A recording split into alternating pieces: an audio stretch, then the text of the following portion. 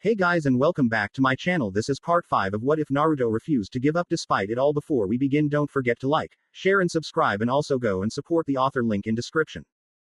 Kakashi's Path, Traversing Land of Iron. Kakashi and several other interested shinobi leapt from the roofs of various buildings as they rushed toward the Iron Arena. But Kakashi was barely focused on his surroundings or even present company. Many of them had their minds in a similar place themselves. Especially the ecstatic Anko, who raved that Ino was now a killer. The silent eagle, determined to be quiet, now yelled, countering that Neji would defeat her if they should meet. Showing that even the trained Anbu was somewhat invested. Doubtless, both had been charmed by his cute little genin. But they were also followed by more. Kushina, whose face was best described as agonized. Makoto, luckily, was less affected and calmly dissuaded Kushina's impulsive ideas about ensuring her son won. Asuma and Kurenai were here as well, silently whispering to each other. Kakashi was sure they were sweet nothings, but based on the money both held, it could have been just as easily a bet. Guy was also present, ranting and raving on how his Lee would shine bright today, trying to goad Kakashi into whose genin would go further. Shisui was also present, playfully gaslighting Kushina's more foolhardy ideas and ducking swipes from Makoto for the trouble. But none of that occupied the Cyclops. Truthfully, this month had been odd. His only reason for becoming a Junin sensei and retiring from his position as Anbu captain was the chance to be Naruto's sensei. Allow him to meet and grow close to his own sensei's son. It had worked well. Team 7, despite its frequent hiccups and despite the current one Ino and Naruto were going through. We were a solid and close-knit team. Kakashi hadn't even been going to the shrine, a monument left for shinobi who were killed in action. Many of such names were ones he knew. Minato Namikaze, his sensei. Tsukumo Hatake, his father. Rin Inuzuka, his friend. Normally, he went daily to grieve, to remember, to beg them to forgive him. He hadn't intended to stop. He hadn't known he could. But with the new responsibility in his life, he felt different from normal. It felt good, freeing even, but he had known they would need specialized help to grow as brightly as they could. He and Anko were old friends, at one time lovers. She minded little helping him out. And though she would never admit it, she had seemed to enjoy her time as a sensei. Kakashi was sure Ino would flourish in these difficult times with a solid female role model. Someone different from her would make her ask questions. Eagle wasn't quite a friend. He wasn't sure he had such things. Eagle seemed to many to be similar to Root, but he had never been a member nor suffered their training. He was simply a man who cared little for the logical way most lived. Yet when Kakashi scouted him after banishment and offered him a role in his Anbu team, he took it with vigor. From then on, the man seemed tied to Kakashi. Between Eagle, Yamato, and Guy, Kakashi felt he needed to pick better friends. Yet it was undeniable that Eagle would be a good teacher. Even better, he could relate to the troubled genius. He had initially intended to train Naruto himself, but once Jiraiya had made his intent clear, he had figured it was best to let the Godfather do so. Besides, Jiraiya was one of the few shinobi that were not only more powerful than Kakashi but had more wisdom as well. Kakashi sighed as they leapt forward. He missed his team and knew this may be the end of them. Chunin had no need for a Junin sensei after their promotions. But he shook such thoughts from his head as the group of shinobi arrived at the Iron Arena. The large construction before them knocked Kakashi from his internal stupor. Despite the simplistic name that would surely earn a disappointed Taki from Ino, the Iron Area was a sight indeed. It is an absurdly large compound with thick concrete walls decorated with ornate panels of bright tan wood. The name must have referred to the roof due to the roof being a standard shingle roof, the difference being the shingles being made of metal. The snow that layered the roof as it did everything else made it shine. A simple yet beautiful structure, fitting for the samurai, he supposed. The group proceeded toward the entrance of the large structure. Unlike the last time Kakashi had been present, there was an assembly of various less than pleasant samurai, each exuding a thinly held tension. The samurai would much rather run them through than allow entry. It was odd, but Kakashi knew they often distrusted their more subtle neighbors. The large wooden and iron ornate door covered the entrance, and to ensure protection, an absurdly large man wielding a large polearm stood directly in front of the door. Despite the unknown tension, the samurai offered them no trouble. Instead, they carefully gazed at them as they passed by. Kakashi and Kushina led the group impatiently, speed walking to the large man. He eyed them with professional wariness and seemed ready himself. Identification, please, the man gruffly asked. Don't have time, Kushina said with an icy face, casually stomping past the man.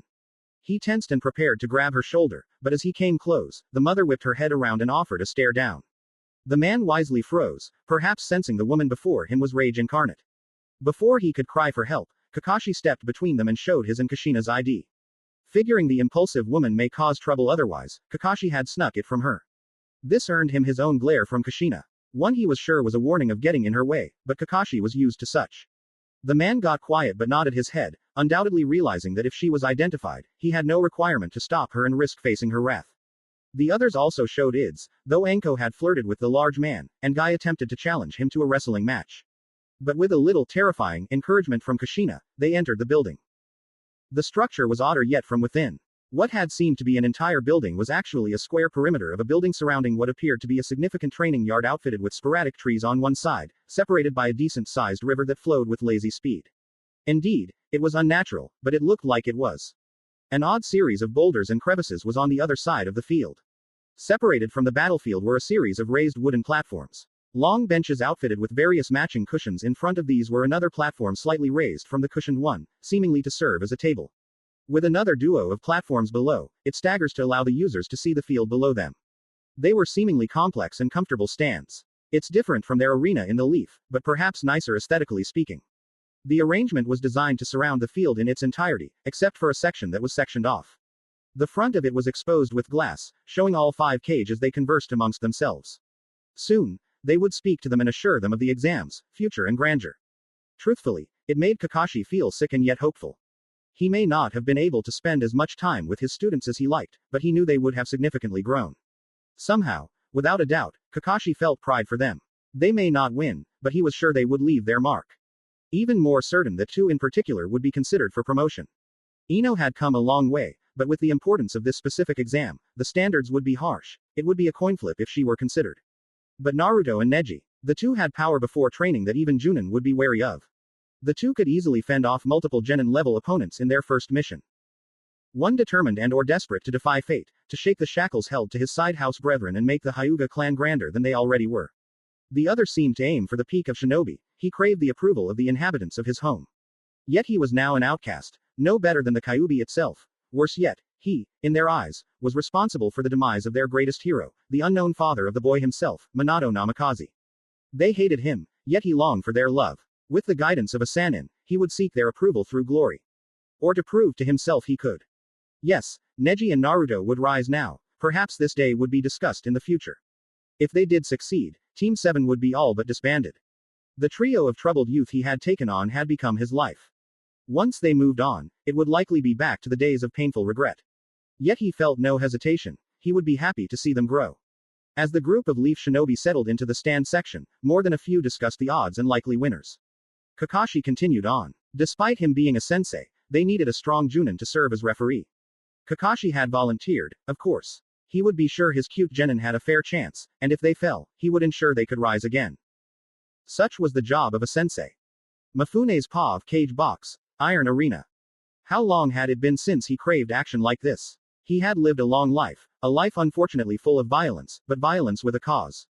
Mifune had honorably served his homeland well, with grace befitting a samurai such as him. Within recent years, relative peace has been established. Mifune, a seasoned warrior, had seen the time for peace and had fought hard outside of battle to develop it. He had hung his sword and raised his pen as all good samurai did. The struggle was never ending, but often it came to a lull. The job of a true warrior was to adapt as needed. He had recognized that his time as the general servant of the Land of Iron had ended. He became a politician and then fought for his home with words and pens instead of his blade. But as he aged, it became clear he needed a successor. While his men were brave and indeed skilled, none seemed to have the qualities a leader of his home would need. Far and wide, he had searched his homeland, seeking the truest of warriors, seeking a man worthy of the task Mifune would hand them. He had no shortage of candidates, of course. The way of the samurai called to those deserving, and Mifune found some. Then he met Reizo. The choice hadn't been apparent at first. Reizo had attacked them as they searched. He had been adopted into a bandit group from a young age. Somehow, he had discovered how to use his powerful bloodline. The way of the blade seemed to come naturally to him. Even as a petty bandit, his swordsmanship had shamed some of the men Mifune had brought. His bloodline ensured he could slay even skilled men. Mifune, of course, defeated him. No untrained man could hope to kill him. But Mifune spared him and offered him a purpose: serve the Land of Iron as Mifune's private or die by his blade. Reizo had accepted. While rough, Reizo quickly became one with the principles of samurai, never quite perfect, but no man was. Over the years, Mifune had grown confident that Reizo was the choice. His eventual replacement had brought him peace, knowing he would leave his home with a new warrior to take his place when he died. Then Reizo had been slain, not only him but even their best men killed. A cruel trick from the man Ikam Uzumaki. Mifune felt his rage but held it with iron discipline. He focused back on the cage before him. He would have time to figure out how to avenge him later. My question was simple. Give me one reason not to remove your kid's head, Yugura. You think we have forgotten the Reign of the Cloud incident? I asked with only mild contempt, more looking to start an argument than earnestly raising a complaint. While that event was certainly villainous, my predecessor ordered it. If you remember, I killed that villain myself. Yugura countered calmly. Villain. Hey, you youth forget yourselves. It's never black and white. Life cannot be so definitively defined. Onoki interjected. Onoki speaks with wisdom. Such titles are meaningless and subjective. Hiruzen agreed with a smile. Onoki sighed with a frown. Having Hiruzen agree with him felt wrong. Rasa noticed this and allowed a microscopic smirk. That's why they call you the fence sitter, I suppose. Mifune sighed inwardly. His home often hosted these sorts of meetings.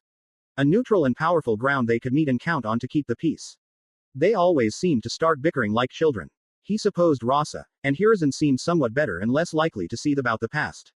Though both were manipulative and had their own flaws. Rasa tended to snipe at all parties, seemingly content to keep everyone tense. Hiruzen also had a habit of playing devil's advocate. This all amassed into a massive headache for the samurai. Cage, may we perhaps focus a bit? Mifune interjected patiently and politely. Each nodded their head, instantly putting aside their squabbles for the moment. Despite their penitence for violence, there was no doubting the wisdom or power of the cage. They were prepared to discuss business. I will start if no one objects. Hiruzen began. Excellent. As always, we should celebrate another successful Chunin exam. Let it be a testament to the tense peace we have achieved. Keep the tree-loving gospel for home. A rudely interrupted. He's crass, but it would be nice to stick to the point. There is no need for such formalities between us. We are all familiar with the game of politics you play. Heroes have no need for mincing words. Yugura added. Mifune and several of the cage gave him odd looks for this, but he seemed unaffected. Hiruzen, with a weary sigh, continued. The exams present an opportunity to increase the bonds between our villages and display our shinobi's unique strengths and talents. This would suggest the villages with shinobi do well, which will surely lead to an increase in business. As such, as the 5 cage or at least the forces present, we meet and discuss the exams ahead of time to address any specific issues that may need addressing. As such, are any such concerns to be raised? I have nothing. I prefer to watch my shinobi show your weak men up. I answered shrewdly. Your men will soon meet some of my own. They will be lucky to survive the encounter, Yugura answered with a sneer. I have no such concerns. Heroes need not be political. I don't know if it's politics, but we are doing the standard fine for needless killing. Onoki asked. Of course, I would not be here otherwise. Anyone responsible for slaying my kin will pay dearly. Rasa darkly answered. Then I am content for now. Onoki finished with a nod. I have nothing to add. Do you, Rasa? You've yet to truly answer, Hiruzen said. In fact, I would like to propose an informal wager to you all, Rasa answered. You, of course, Mifune, would be free of this. Mifune nodded to show his agreement. But I am rather confident in my sons or other 2 children being the victor. Rasa said, adding air quotes to the victor. So much so I offer a friendly wager. What did you have in mind, Ginger? I asked with a raised brow. Mifune, Onoki, Yugura, and Hiruzen stayed silent, content to hear them out before interjecting. Simple, Rasa said, now smirking openly. Seemingly unfazed by A's jab. Whoever's men in the tournament or finals, you refer to it. Wins and or performs the best. They earn their village a small trade agreement with the other 4 villages. The specifics of such, of course, would be decided at a later date, but an agreement towards some sort of deal would be in place. A hero never backs down from a challenge, Yugura said defiantly. Seemingly unable to let such provocation stand. I'm no hero, but I'm no coward either. I also responded in compliance. Mifune watched as the faces of Onoki and Hiruzen tensed. They were wise to think it over, unlike the other 2. Doubtless, they had as well, just as he had gained wisdom from his long life. But truthfully, he knew they would accept. Such a deal was undoubtedly risky, but the benefits outweighed the risk. The winner would receive a great deal of profitable trade and a reputation boost. It would be a massive boon enough to have a noticeable effect. Along with the pressure of not having it themselves was the pressure of allowing the others to have it. It was no great shock to Mifune that both eventually offered consent. Then I am also content, Rasa stated, smiling openly. Mifune had the oddest suspicion. Rasa seemed sure of his own victory. Then let's begin, Mifune offered. The 5 leaders nodded and rose. All stood before the vast glass double door that provided access to a large platform hanging slightly over the arena, made specifically to deliver speeches. Mifune marched forward slightly ahead before turning gracefully and respectfully, bowing to the 5. They each matched one before returning to the crowd of various citizens and shinobi from all over the world. Each watching with rapt attention. The gathering of all 5 kage was a rare thing after all, even more occasional than the combined presence of samurai. Below in the field, in a straight line, stood the genin. Each looked different from when Mifune had first laid eyes on them. Obviously, each had worked themselves to the bone for this opportunity. Mifune smothered his rage and grief over Reizo and his other men. Instead, he served as he always had. Welcome one and all to yet another Chunin exams. Mifune hollered, his voice echoing throughout the arena. He paused as rampant cheering went off. Civilians loved a few events like the Chunin exams. After all, it offered them a relatively safe view of the shinobi world. We will soon begin testing our Chunin hopefuls by combat, but first, a word from the 5 leaders of the shinobi before us. With this, Mifune stepped back. A located at the left end of the line of cage stepped forward first. A of the cloud, the 4th Raikage. I'm not one for formal speeches. I am a man of action, not empty platitudes. But let me assure you that today, you will witness the strength of the cloud. We will strike out and show our superiority. For those not one of us, we offer you a welcome for witnessing us. A said simply before stepping back. Rasa, located next to him, walked forward next. Rasa of the Sand, 4th Cage. The Sand is a group of diligent and durable people. Today, we will show as such. I thank you for coming today and wish all those who seek glory a successful attempt. Rasa said simply, seemingly pulsating smugness as he spoke before falling back. Next was Yagura, who marched forward with grim determination. Yagura Karataki, hero of the Mist and 4th Mizukage. Today, we will discover those who are strong and those who are weak. The strong will trample the weak today, and such as just might decide right in this world. Yagura said many of the crowd could be seen confused by this. But his speech continued, and the man was unaffected by the reaction. Let us know who is mighty and, as such, just. He stepped back, seemingly pleased with his words. Onoki floated forward, hovering at the same height as the other cage. Mifune's supposed image was everything as a leader. Onoki of the Stone, 3rd Tsuchikage. Conduct yourselves as expected as with your responsibilities, and you will surely see success. Finally, Hiruzen stepped forth. Hiruzen Sarutobi, 3rd Hokage. I wish all combatants to do well and end these exams well. I want to see each village grow closer through this peaceful practice. And I know these exams will be quite the spectacle indeed. With all 5 Cage Haven spoken, they filed into the box for them, settling down to watch the events unfold. Mifune stepped forth yet again, addressing the crowd and feeling the tension of the genin, crowd, and cage as they awaited for it to begin. With that being said, please, all genin except for Tenten of the Leaf and Naruto Uzumaki, vacate the field. The exam referee shall appear and give a breakdown of the rules. Mifune then marched into the room and sat. His mind wondered now if he could afford it, too. He did not wish to listen to the endless childish bickering that often became a meeting of the 5 Cage. Kakashi's paw of courtyard, Iron Arena. Kakashi watched as all the other genin vacated the courtyard, leaving only Naruto and Tenten. Both stood at a distance of about 10 feet, locked into a staring match that often began fights. Kakashi felt excited to see his students finally show off their growth. He was worried if they were truly ready, but he willed such emotions to the sidelines. While he may have been unable to ensure their success, his duty was to ensure they lived with their failure. Furthermore, he could not afford to show his students any favor. Despite that, Kakashi poofed into the arena, smoke billowing from around him as he posed to look nonchalant. His body flicker had been intentionally mistimed to land him to the left of Naruto instead of between the two. The crowd, more than a few, likely recognizing the infamous Junin, roared in approval. Kakashi nonchalantly waved at the crowd, seeming to maintain his aloof demeanor, but he subtly whispered to him as he passed his student. Kakashi's mind swirled as he did, attempting to discover the best words, advice, and plan he could offer his students. But that would only be allowed if he thought he could provide more to Naruto. The young man had always held an internal strength that showed in his eyes. Wary but determined, he boldly stared past Tenten, seemingly towards the crowd. It was clear he needed not a plan, simply reassurance. He spoke the only words he could offer now. I'm already proud of you. Just be yourself. They'll see what I see in time. Kakashi whispered his mask, helping disguise his discreet last-minute words to his pupil. He side-eyed Naruto and saw him seemingly straighten up from the words. His eyes seemed brighter. Somehow, his gaze was more intense. Kakashi smiled inwardly as he settled himself between the two and then stood alert, flaring chakra and killing intent in equal measure to grab the audience's attention. He felt their gaze settle on him and the 2 genin before them. I won't waste too much time here. My name is Kakashi Hatake. I will serve as the referee to these matches. There is no need for a tournament that is too bloody today. So, let's talk about the rules and get to it. Nay, firstly, and hopefully, obviously, the first rule is no needless killing. If a Chunin candidate decides to surrender, the match is over. And I will move to ensure no unnecessary damage is done. That being said, in such a move, if needed, I will not hesitate to repel your attacks and painfully discourage you from continuing.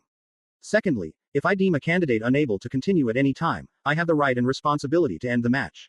That is my call alone, only able to be disputed by the cage. Killing and other such considerable injuries are within the rules as long as they do not violate previously stated rules. You are limited to the area of this courtyard and unable to receive outside aid. Tools of any kind are permitted but must be checked in on your arrival. Finally, any such order given to me during these matches is not to be disputed. If my orders are ignored or rules broken, you will face immediate disqualification and further punishment, depending on the severity of the crime. This includes, but is not limited to, career termination, banishment, incarceration, and good old execution. Now that the rules have been established, allow me to ask.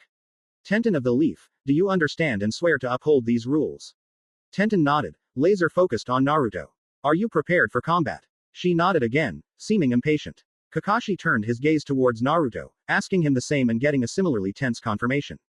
Kakashi nodded as he raised his hand, the crowd lifting in volume as he did so. Then let the Chunin exams begin.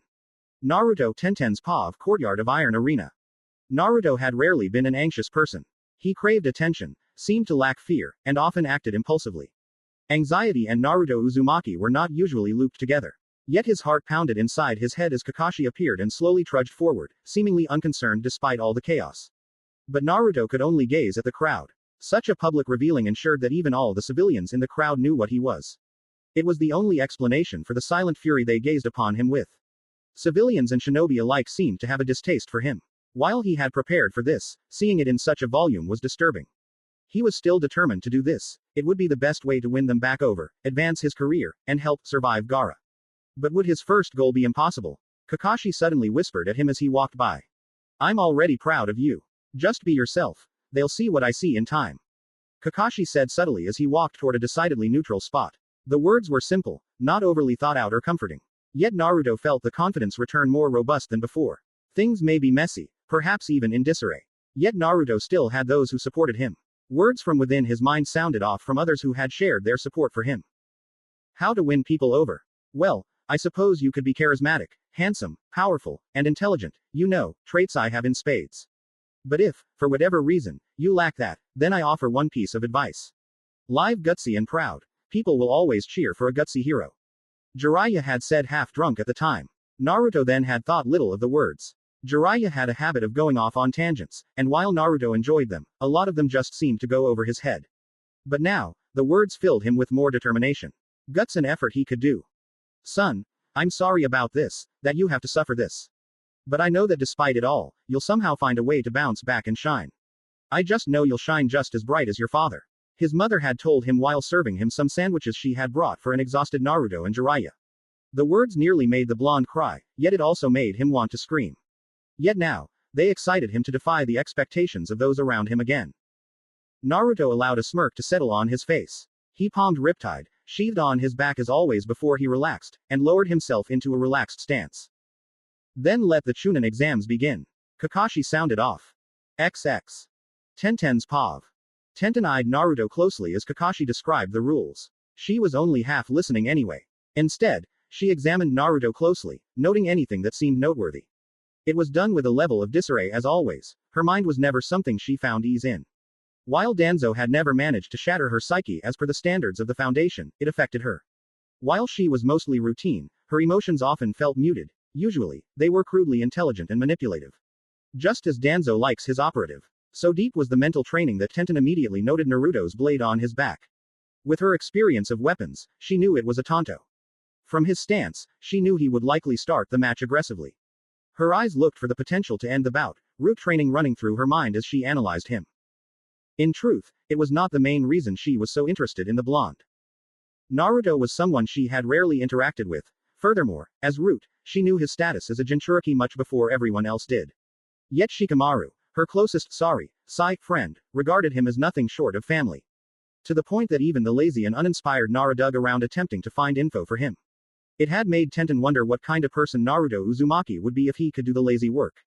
Was he a natural charismatic leader? Could a secretive genius Shikamaru relate to? Blackmail. Tenten was unsure and doubted she would find out while fighting him. But the interest made her focus on him all the same. Then let the Chunin exams begin. Kakashi ordered as he jumped back. Tenten's instinct kicked effortlessly and mindlessly. She fired 2 groupings of kunai aimed at Naruto with laser accuracy. As she did so, she jumped back. From what she had heard, Naruto was a close-range fighter. As such, she should maintain distance and overwhelm him. Naruto surged forward, seemingly fearless. He drew his blade and deflected the kunai one by one with ease, not slowing at all as he did so. Tenten merely continued her backpedal with graceful flips and backward running. She expertly fired off kunai in waves as she did so. Subtly activation seals on her wrist allowed her to replace the kunai she threw with unnerving speed. Naruto slowed as he continued his charge, but no kunai came even close to hitting him. Tenten nearly ran into a tree but, with practiced grace, flowed around it, determined to slow Naruto down. She quickly drew a scroll and activated it with a surge of chakra. She looked up and inwardly flinched at Naruto, who seemed quicker than her. Tenten did not slow, though, her training coming in handy as she summoned a bow staff and used it to launch herself into the air, rising 20 feet with ease. Naruto barely missed a horizontal slash, effortlessly slicing through the bow staff. Tenten let go of the remaining staff in her hand with a slight frown and grabbed 2 scrolls. She threw them with dexterity, causing them to twirl through the air as she fell, long enough to reach the ground, looking like spirals of paper as they fluttered. Naruto looked up with a small smile, lowering himself into a defensive guard. Tenten merely smirked a tiny bit. He had no idea what she was capable of. Twin rising dragons, she called, a technique she had made herself using her own improved storage seals. It was easy to collect the ammunition for technique having the ties she did, and she doubted many would think to use it the way she did. Quickly, with many small bursts of smoke, a litany of weapons flew out. Swords, maces, spears, axes, daggers, spikes, nails. A wall of sharpened steel flew from the scrolls directed toward Naruto, who watched the storm of death approach with a shocked expression. Sorry, Naruto, I was taught to end things quickly. A good shinobi does not play games, they end their opponents as quickly as possible. Naruto seemed to regain his composure, somehow finding the happiness to smile at the storm of weaponry. He lowered his stance, gripping his blade with both hands and tensing as if preparing for one of his most substantial slashes. Tenten was befuddled by this, but her body flickered directly above the blonde, unseen with the weaponry approaching.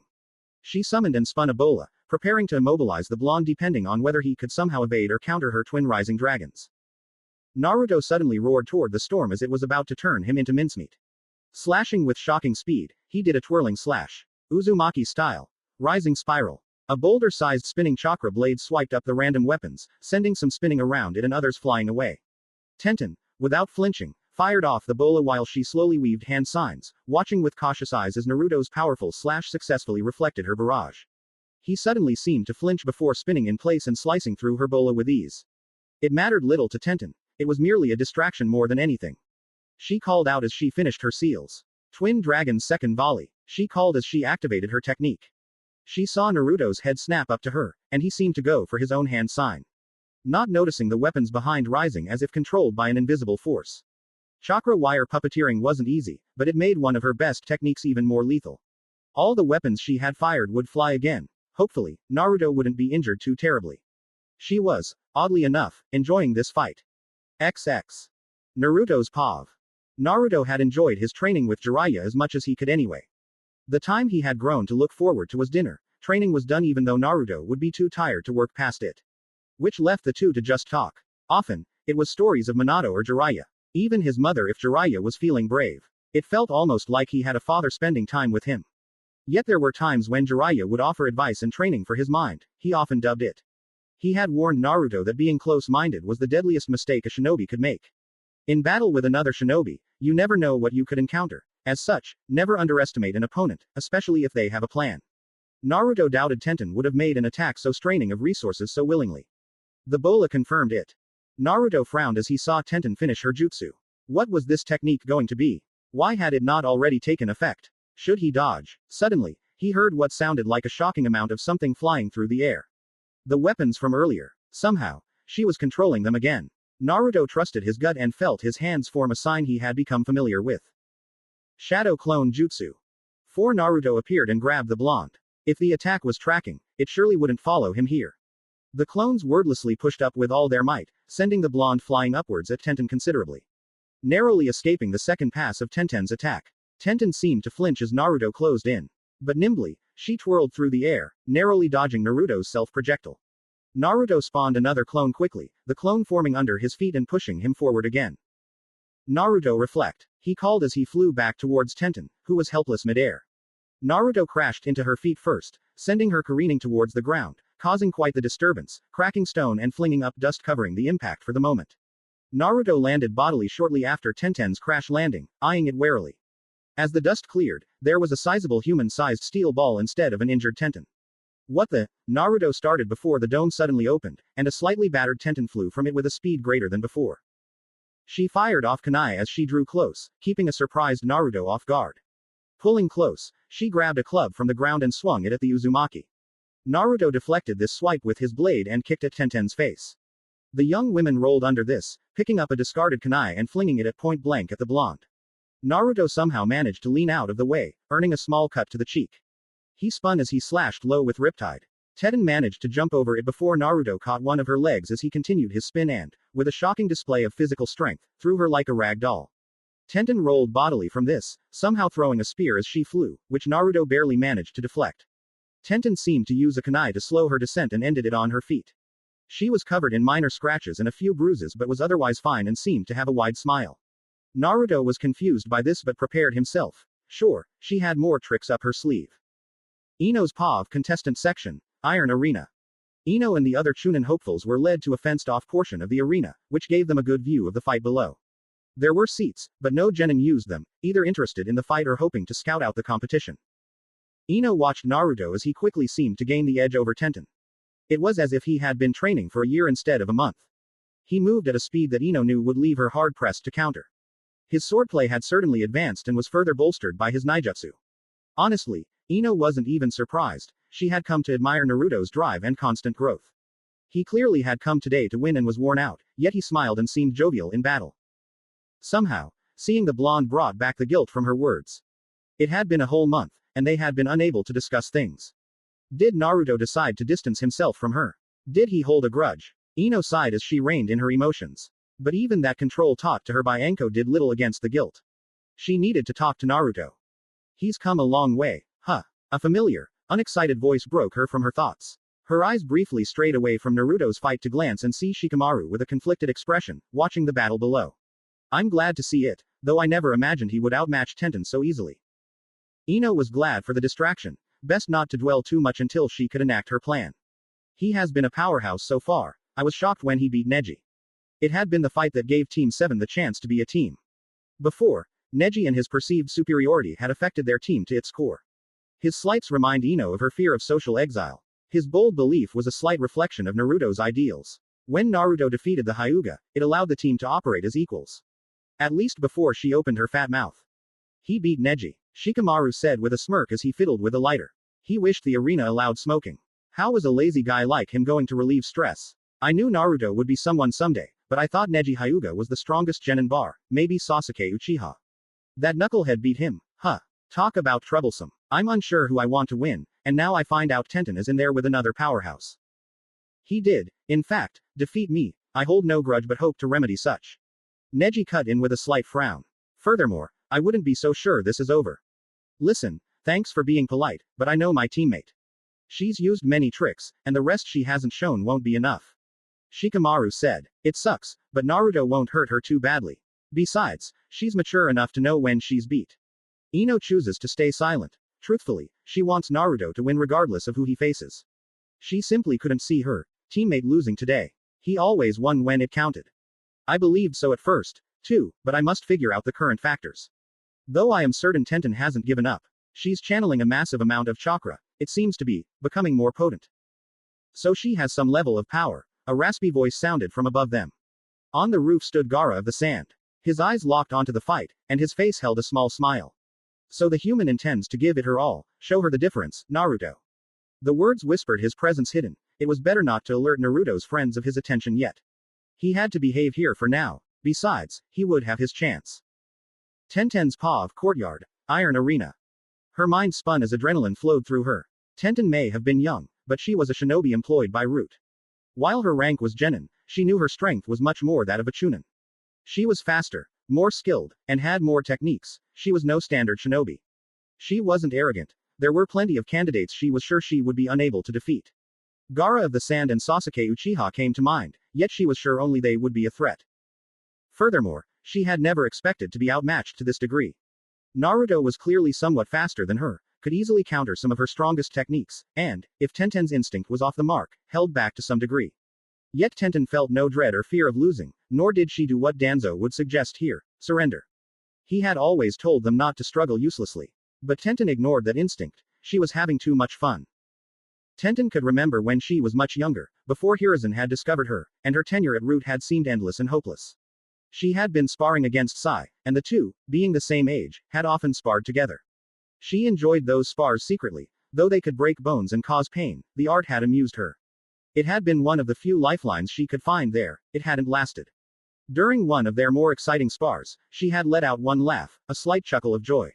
What a foolish mistake it had been. She couldn't remember how they punished her, it had faded with the other memories they had taken. Tenten flinched, looking at Naruto. Luckily, he stood with the same easygoing smile as if the fight was fun for him. Yet it wasn't from an arrogant perspective, it seemed Naruto was genuinely enjoying their fight. Why am I so distracted? This isn't the time for reminiscing. She felt her chakra flare oddly right as her mind drifted yet again. Tenten wasn't sure where the memories came from, she couldn't recall thinking this before and certainly didn't remember them as the past. Yet she was sure they were real. Her chakra flared further, causing Naruto to look at her quizzically. He was seemingly content to see what Tenten was planning. A man stood before her. His hair was done in a neat bun with a golden pin with a symbol Tenten couldn't fully remember. He had the same brown eyes as her, though it was hard to stare him in the eyes with his face full of terrible scaring. Yet the man looked upon her warmly. Nothing about him made her fearful. Even without context, it was clear that the man held nothing but love for her. But who was he? She focused on the memory, forgetting about her match in the moment. The man spoke. His voice was deep and gravelly. The man, indeed, had damaged vocal cords. We are a proud family of warriors who long ago managed to seal an unholy deity. It's why we named you Tenten. It means heaven, representing the noble deed you will one day do as we all have before you. You likely have access to our great ancestral power. When we sealed this being, we tied ourselves to it. It allows certain members of our family to wield its power. The power of what, Daddy? Tenten heard what sounded like a much younger version of herself. This man was her father. Chiyu, a land far from this one in a time long ago, Chiyu was revered as an evil god of war and weapons. He formed a clan of powerful and terrible men to serve him, arming them with some of the strongest weapons on this earth. Our founder somehow manages to seal the god into an artifact, a creation of Chiyu's, funnily enough. This ended his reign of tyranny and led to the ascension of our clan. So remember, my dear Tenten, when you wield this power, do not forget that battle is not merely a terrible bloody thing. If done with purity and lack of malice, it can be beautiful. Remember, daughter, battle is fun. When was the last time she enjoyed a fight? When she was young, she had been killed and witnessed extreme violence in her life often. With Root encouraging it, she had grown to hate battle. Yet now she was enjoying it, even losing, she was having fun. If only she could do more to hang on, she wasn't sure she could defeat Naruto. You okay? Naruto asked with concern, even in the middle of a fight. I was kinda hoping we could keep going. Tenten wished she could, but what was the point? Why fight when she can't win? Yet Tenten's chakra flared yet again, seeming to be buzzing. It made her determined to keep going. To desperately claw for victory. To enjoy this thrilling fight, test her limits. Naruto had been enjoying the battle from the start. It was time she showed him just what she was made of. Words drifted into her mind, and her hands automatically formed hand signs as she said them as if she had always known them. Avatar of Chiyu. Emergence, Tenten said. Suddenly, her chakra seemed to surge inside of her. She felt lighter and energized. The pain from the battle so far has completely faded. She didn't remember summoning a weapon, yet she wielded a tanto in one hand and a smooth club of metal. Around her floated an array of weapons which lazily drifted around her. Each was made of a soft and dark metal, and each seemed to brim with her chakra somehow without her effort. I'm so glad I waited, that's so damned cool. Naruto said, forgetting himself for a moment.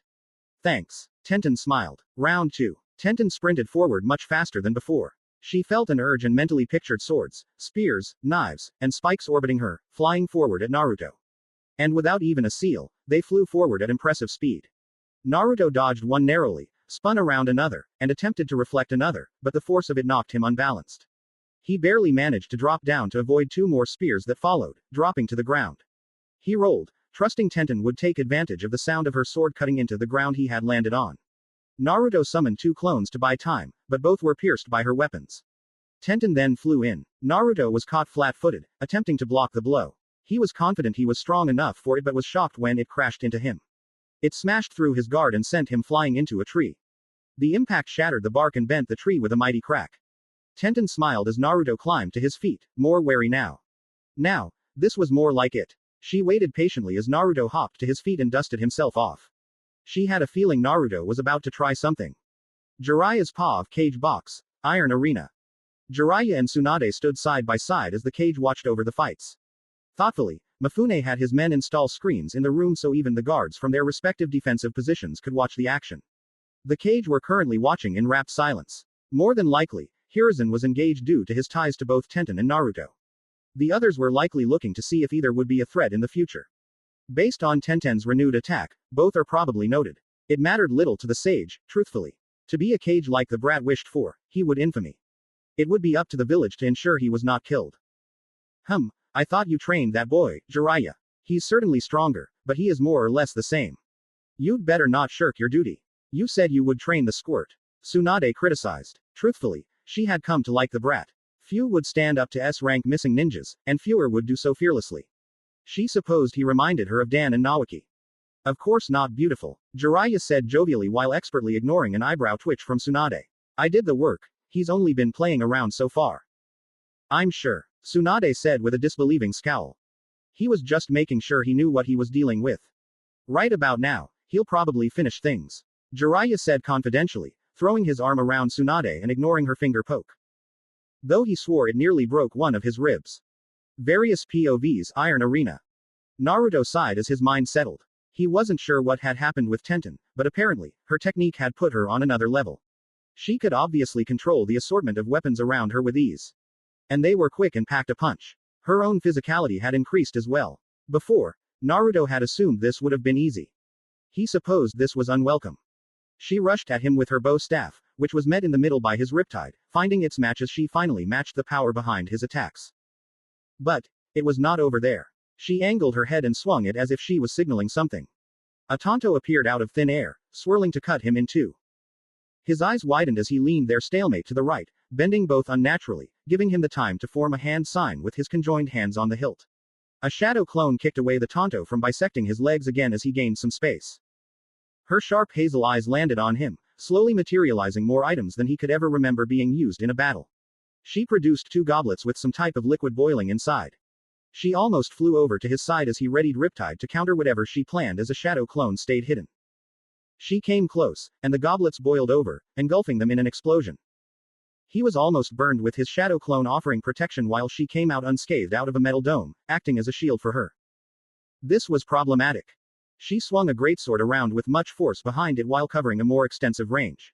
He had to close the distance to match the absurd strength of the weapon by attacking closer to the hilt. The other cancelled their attacks, making space between them, but she twisted midair with the greatsword taking the shape of a bow as she pulled the string. The arrow appeared in of itself with its point glowing while it traveled the distance at an absurd speed and precisely at his face, taking a lot of space and making it hard to dodge. He had to use the blunt side of his blade while getting pushed back as she appeared in midair, finger going in specific seals as an array of needles appeared above him. Her hand crashed down midair as if casting judgment upon him. The needles flew down at absurd speeds, covering all escape areas as he was forced to constantly block the attacks with his sword swinging at an equally ridiculous speed. He forced himself to take it and qualify without revealing his most significant attacks to his opponent. But the only thought that crossed his mind was, why am I trying so hard? A mirage of images flashed by him, the face of his final opponent appearing in his mind. He had faced cruelty. Had been ostracized. He wanted the respect of those around him, but he needed to demand it, not allow them to walk all over him. His eyes glowed whitish blue. Riptide held on as a shadow clone temporarily took his place. He crouched as the wind gathered around his palms, rotating around himself while another pulled the hand seals for it. A bluish-white chakra surrounded his form while spinning angrily. Without notice, he was climbing towards her, her needles swallowed by the wind as he steadily gained her altitude. Her body formed a shield but was blasted across the field as soon as his leg came in contact. His eyes were hooded as he passed her in the air. Everyone in the stadium was in awe of the jutsu used to bypass the deadly attack, but his gaze found the one trained bloodthirsty eye in the stands. Gaara looked on with a crazed smile in response to his determined one. XX. Jiraiya's pav. His eyes widened as he saw the jutsu in action. Tsunade's eyes widened as well at the rapid developments. But it was all worth seeing Jiraiya's mouth hanging open as if he was a man who had attempted to catch flies. She smirked while saying, "What? You did teach him that month, right?" He shut his mouth while coughing into his hand. "Of course I taught him. Don't forget we're talking about the prodigy of the great Jiraiya here." He spoke while guffawing like a madman. He totally learned that from a different person. Tsunade exclaimed while laughing at his expense. I can't believe he decided that his master of a Sannin was no good master. Jiraiya regained his bearings and pride before explaining. No, he didn't learn that from any other master. He mastered it himself. Tsunade's eyes gleamed at the information. Even more than any jutsu, she really liked the boy's eyes. Those determined eyes. Maybe he really was Minato's kid. XX. Naruto's POV. At the peak of his ascension and at the apex of his victory, he was utterly ignorant of it. Instead, his staring match held all of his intentions. The smile on his face felt almost forced as both projected their intent unknowingly. The indescribable bond of Jinchuriki allowed them to be practically linked. It wasn't focused on communication but more of a projection of experience and emotions. Their wills clashed, ideals combated, lives compared, wills pushed upon each other. Naruto was shocked by the amount of pain he felt from Gaara. Naruto had never been the type to measure the struggles of his life upon others, yet he could tell Gaara had struggled in a way that Naruto was ignorant of. It was as if he could taste the betrayal, loneliness, and despair from Gaara. It seemed to be tempered by a cold intelligence, a mind that had been forged by pain. But at the end of this wave, Naruto felt malice. The negativity of his life had made Gaara aim it outwards. He had rejected his humanity. He hated humans. He intended to change the world for those who suffered his burden. Yet it was done not out of any love or sense of justice. Gaara intended to do so by any means necessary. Violence wasn't a drastic measure for the redhead. Gaara used it as a mere tool. He wanted to make Naruto see his logic in joining him as a brother. Not only to help him reach his goal, but Naruto could almost swear he could feel Gaara needed companionship. Naruto felt almost smothered by the presence, his jutsu even flickered. He growled as he focused and sent out his own wave. Just as Gaara had done with him, Naruto sent a primal wave of intent. He showed the love he had experienced, the side of humanity that Gaara had never been exposed to. Happiness, loyalty, and the most human of all emotions, hope. His will flared, and his chakra seemed to do the same. He sent his defiance, refusal to allow Gaara to continue, and his wish to be there for the lonely monster. He saw Gaara blink as if shocked. Their momentary link, unintentional as it was, had faded. But Naruto's full power did not. Chakra is powerful, plentiful, and seemingly suffocating. It surged throughout Naruto, its power weighing on everyone present as if it was imbued with Naruto's power and pain. He felt awed as his full power flew through his chakra pathways. In the month, it seemed his chakra had become more powerful, his mind sharper, and a cold focus would cover him. He felt it now, his mind becoming more focused and logical. Naruto's eyes almost glowed as if they had spotted his goal and knew how to reach it. The same mindset that had taken him in training settled over him now. Naruto welcomed it. It was time to show them. XX. Tenten's POV. She barely crawled to her feet, glancing upon her shield as she did. Tenten winced as she saw it was dented and nearly fragmented. It had been her strongest shield, and the blonde had somehow kicked it apart. She was low on chakra, and Naruto had seemed to somehow become even stronger. He had been holding back this much. Why did he seem like a different person? Were his eyes always this intense? Tenten decided his eyes unnerved her. This was a completely different person from what she had seen before the Chunin exams. That person was terrifying. Still, she regained the gleam in her eyes. As much as she would have liked to say, she was afraid. The adrenaline running through her veins wouldn't let her back down. She formed a desperate plan as she resummoned her goblets. She flared her chakra into them, overloading them. Danzo had always approved of sacrificial plans after all. Naruto landed and slowly marched forward. He had deactivated that absurdly powerful wind technique, likely realizing the goblets may cause such to backfire. But Tenten was under no illusion they were on even ground. Naruto seemed to be fresh as ever and had shown that he was much more of a threat than she had believed. He knew this as well, clear from his cautious yet confident approach. Tenten grimly smiled as her goblets bubbled menacingly. Naruto's eyes widened as he somehow caught on. He managed to form a simple seal, but that was all. Her goblets spilled over in a more enormous explosion than any previous ones. Hundreds of blondes flew through the cloud. Most were crushed and burnt by the explosion, but Naruto had somehow summoned hundreds to effectively smother the explosion. Her mind warned her, but it did little good. Naruto grabbed her by her shirt. With a grunt of effort he hauled her around to build force before spiking her into the ground. Tenten did not even feel the impact, just an explosion of darkness in her vision. Tenten was sure she was dead at first before the shock wore off. This new technique must make me more durable, her tired mind decided. Naruto landed slightly behind her in a slow controlled fall. Tenten somehow crawled to her feet instinctively. Her world was spinning with all the blood rushing through her mind. Her balance was gone. She stood up on wobbly feet, before a silhouette of the man came into view, whispering, "You're in the way." That was all she got before she was knocked unconscious by his blade. XX. Naruto's POV. Naruto sighed as he lowered Tenten onto the ground gently. He had intended to make her surrender, but she had pushed his hand and forced him to knock her out gently. So out of it, the shockingly powerful Tenten had been, that he merely jabbed his handle of riptide into her gut. Kakashi poofed behind him with his classic orange book in hand and looked at it all as if uninterested. But Naruto could see the eye smiles the man somehow communicated with. He was even prouder than he had been. Naruto smiled, but the moment was somewhat ruined by the stony silence of the audience. Some muted applause came from shinobi in the crowd who had no choice but to respect a battle that was clearly Chunin level, but there was a silent minority that seemed to only spotlight the majority silence. Kakashi crouched down to check on Tenten, gingerly doing so in case she was injured before nodding, allowing several medical officials to come onto the field and aid Tenten off it. Kakashi then stood straight and flared his chakra to get the crowd watching. The first round of the Chunin exams finals is complete. The victor. Naruto Uzumaki. Hiruzen's POV Cage Box, Iron Arena. Hiruzen smiled slightly, proud of both genin. They had fought well, conducted themselves proudly, and ended a battle as Hiruzen wished all fights would with smiles and companionship being found in battle. His happy mind was interrupted by Yagura this time. So that is your Jinchuriki then. He acts as if he's human. Nor did he show its power. How odd. Yagura offered as the fight wrapped up. As always, you damn tree huggers make everything so emotional. I complained. And your weapon has a bleeding heart like that. He could have ended the fight before it began if he hadn't held back. It is certainly a foolish trait for shinobi. Rasa agreed. One could argue he is saving some techniques for later.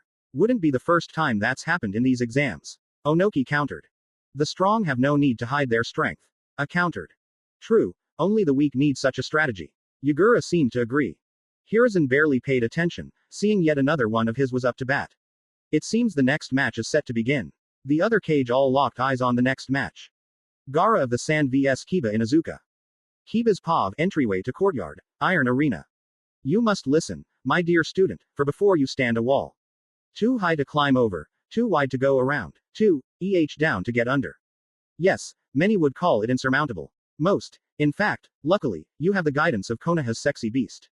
Indeed, you are armed even further, the power of you. Might Guy continue to lecture Kiba? Much to the Inuzuka's chagrin, Guy habitually did so. Even the most benign of activities were treated so mainly. Standards are to be held at all times, even throughout his hellish training. Kiba stayed with the team due to his friendship with Lee and Sakura, but it was hard.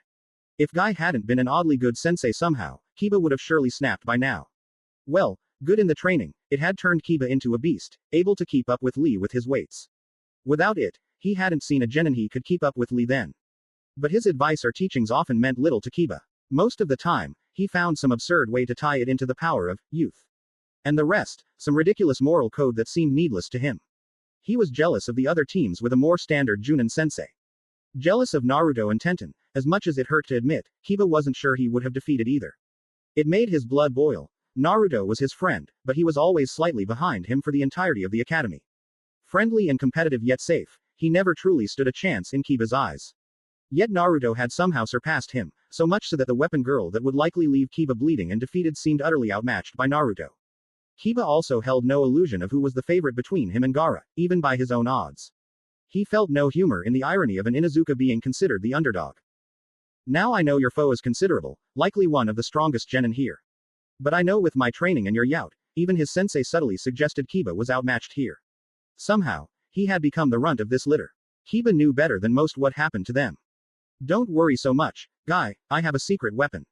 No one in the exam is ready for me now.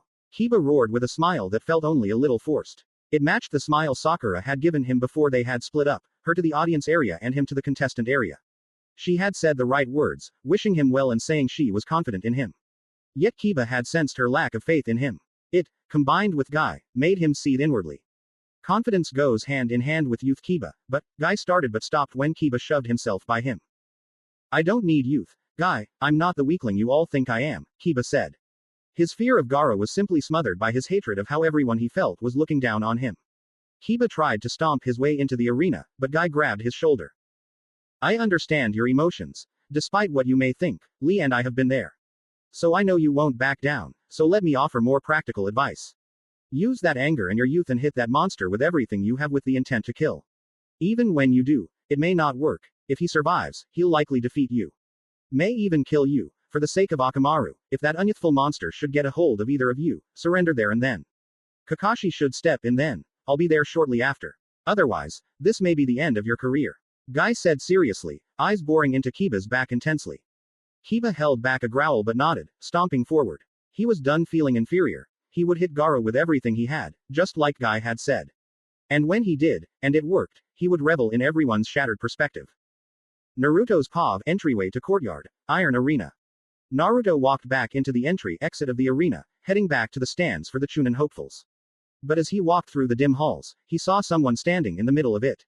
It seemed Gaara had been following and had decided to wait for him. Was it time? Had he chosen not to stay and try whatever plan he had now? It would be bad if he had. In the enclosed hall, Naruto thought even his training wouldn't allow him to do too much. Gaara could merely drown the hall in the sand, and Naruto would have nowhere to go. Naruto steeled himself and drew Riptide from his back. Maybe he could cause the hall to collapse if he had to. That may slow the monster down. Gaara, creepy as ever, silently eyed Naruto as he got closer. I'm not even flinching at seeing Naruto draw a weapon. Naruto understood it. He doubted Gaara's power that he was ever unarmed. Naruto had prepared himself for their eventual fight. He wouldn't fall here. Calm yourself. Your time is soon, but I cannot risk taking you yet. Gaara said simply. A risk it would be, Naruto replied stiffly. Have you learned anything in the month? Gaara asked with a knowing tone. Naruto felt his frown deepen. Gaara had indeed predicted it. I have, Naruto curtly replied. And do you see why we cannot exist with humans as is? No, I see that I have to work harder than others. Naruto snapped, his anger towards the villagers bleeding towards Gaara. How dare he mock him now? Did he think he'd lose his mind instantly or something? Ha, you hold on to that false hope. Such keeps you human. You think it's good, but you will need much more than humanity to survive our encounter. Gaara promised as he stalked on. Naruto would have replied angrily, but something about Gaara's words weighed on Naruto. He growled as he marched on reaching the area. He glanced around before seeing Shikamaru, Shino, Neji, Yuno, Sai, Hinata, and Lee gathered on the left side of the area, standing near the railing and still waiting to notice him. Omoi, Samui, and Fu sat in the seats chatting. Samui offered Naruto a wink upon seeing him and Fu an excited wave. Tamari and Konkuro sat in the back by themselves, looking bored. Konkuro seemed to make a tiny stick figure do an impressively dynamic dance. While Tamari busied herself by throwing wads of paper at Shikamaru and Sai. Who were, from Naruto briefly heard from her, on her, shit list. Shikamaru seemed to dodge these effortlessly, always doing so as efficiently as possible. Sai seemed to think this was a game and patiently let her tee off. Each time Sai was hit, he would attempt to bring the wad back. Tamari didn't mind the auto-reload much, either. But Naruto didn't see Ino anywhere. He glanced towards the crowd, figuring maybe she had decided to watch with Sakura, the two being good friends. But he didn't see her anywhere. Before he could ponder much further, Naruto felt someone tap his shoulder. He turned to see Neji and Shikamaru both standing before him. Come on, Blondie, Neji stated before returning to his railing spot. Shikamaru nodded before explaining. Very nice victory there. I didn't even know that scary woman was so strong. She's such a drag. Anyway, the next match is about to start. I have a feeling this will be troublesome. Shikamaru said darkly. Naruto nodded and headed over with them. He hoped Kiba wouldn't die here, maybe even do well before losing. But as much as it hurt him to say, he was sure he would lose. Surely, Kakashi-sensei wouldn't let him die. But still, Naruto would be ready himself. He could step in if needed. He wouldn't watch as Kiba would die. As he gazed down into the courtyard, he saw that the match had begun. Kakashi had hidden his presence, and Kiba could be seen tossing something to Akamaru. Suddenly, the dog turned red, and with a bark and roar from Kiba, they both became beastly versions of Kiba. It seemed Kiba was ready. Somehow, Naruto knew Kiba was wrong. Gaara's paw of courtyard, Iron Arena. He watched as the human roared and his dog barked before becoming a merge between man and beast. Gaara supposed, for a human, it was interesting at the very least. He certainly wasn't opposed to becoming less human. Yet their so-called beast mimicry was aptly named. He knew the absolute beast. They were much more impressive than this human's mimicry. The human weaved more hand signs, seemingly aiming to activate another technique. Gaara supposed he could summon his sand to chase the man around, but he was sure he'd be a squirrely one. Better to go with plan A. So he merely watched as the human finished his signs. He and his dog were in sync. You should have stopped me. Letting an enemy activate a technique is a dumb move. Kiba roared as he prepared to set off. Maybe for weak humans like you. For me, it makes little difference. Gaara lectured simply. Kiba roared as he raced forward, activating his technique. First up, fang over fang. He roared before becoming a tornado of gray. His dog followed up as both slammed towards Gaara. Gaara did not flinch as a wall of sand intercepted them.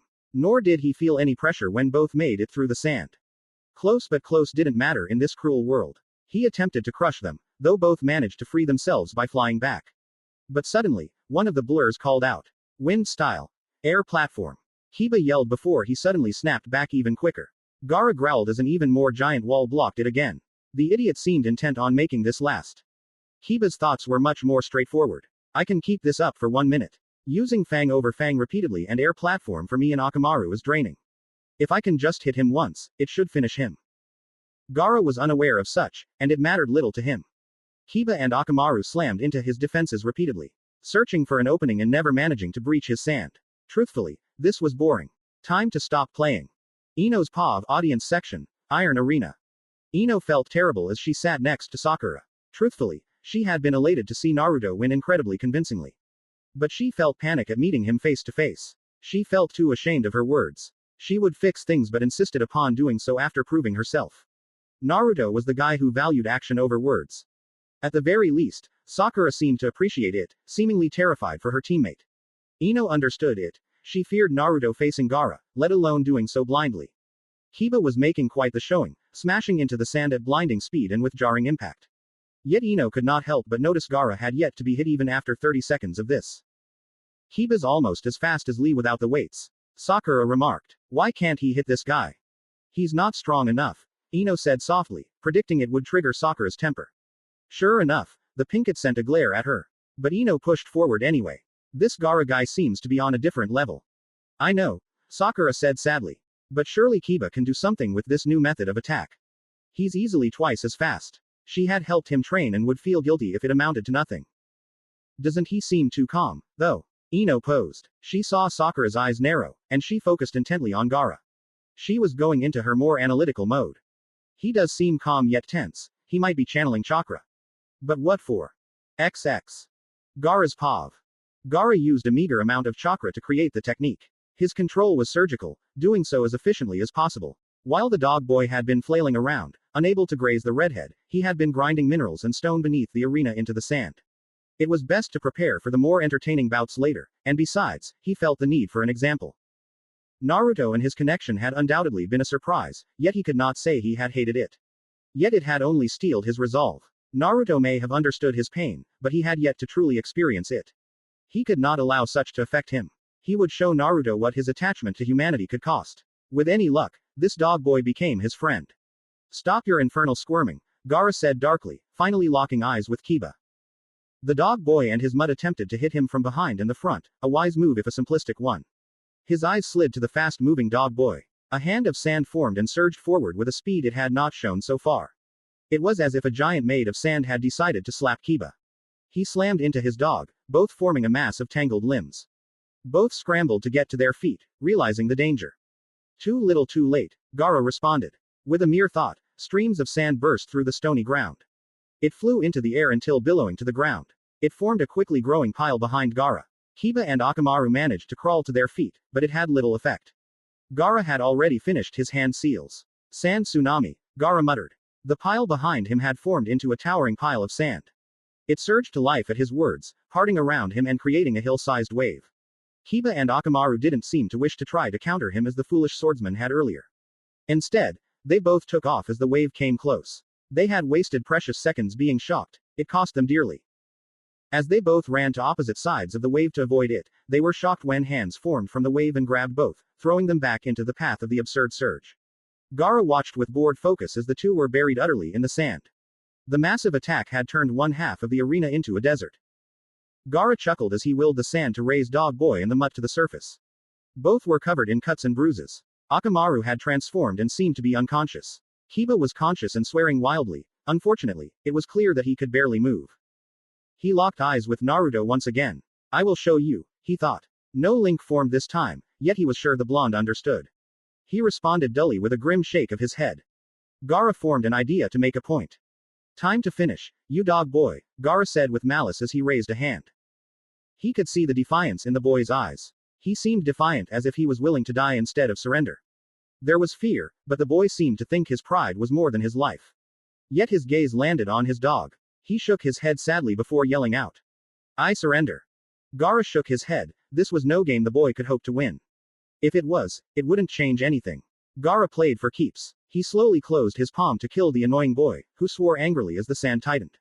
Before the actual fun could begin, Gaara felt a presence fly by him, stopping to glare at him and tap his shoulder. With a silent warning, Gaara attempted to speed up his execution, but the presence quickly jumped to both strands, holding his victim.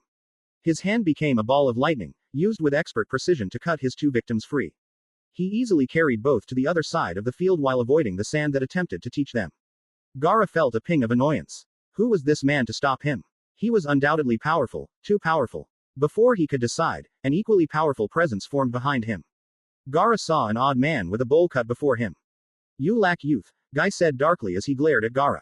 "Should you ever attempt to harm one of my wonderful pupils again, I'll crush you." Gaara raised a brow but realized he was outgunned for now. Besides, the dog boy was hardly worth the trouble. Ross's paw of cage box, iron arena. Rossa watched with glee as Gaara easily smashed the competition. He wasn't often thankful for failure, but he was glad the assassins hired in the past had failed. Gaara ensures that Sand's recent problems are solved. It wasn't often a genin so easily bested another. Though he would have to speak with his son about stirring unnecessary trouble. One would think children would be obedient, yet they often were poor tools. "Another one of us," Yugura stated with interest. He was holding back considerably as well.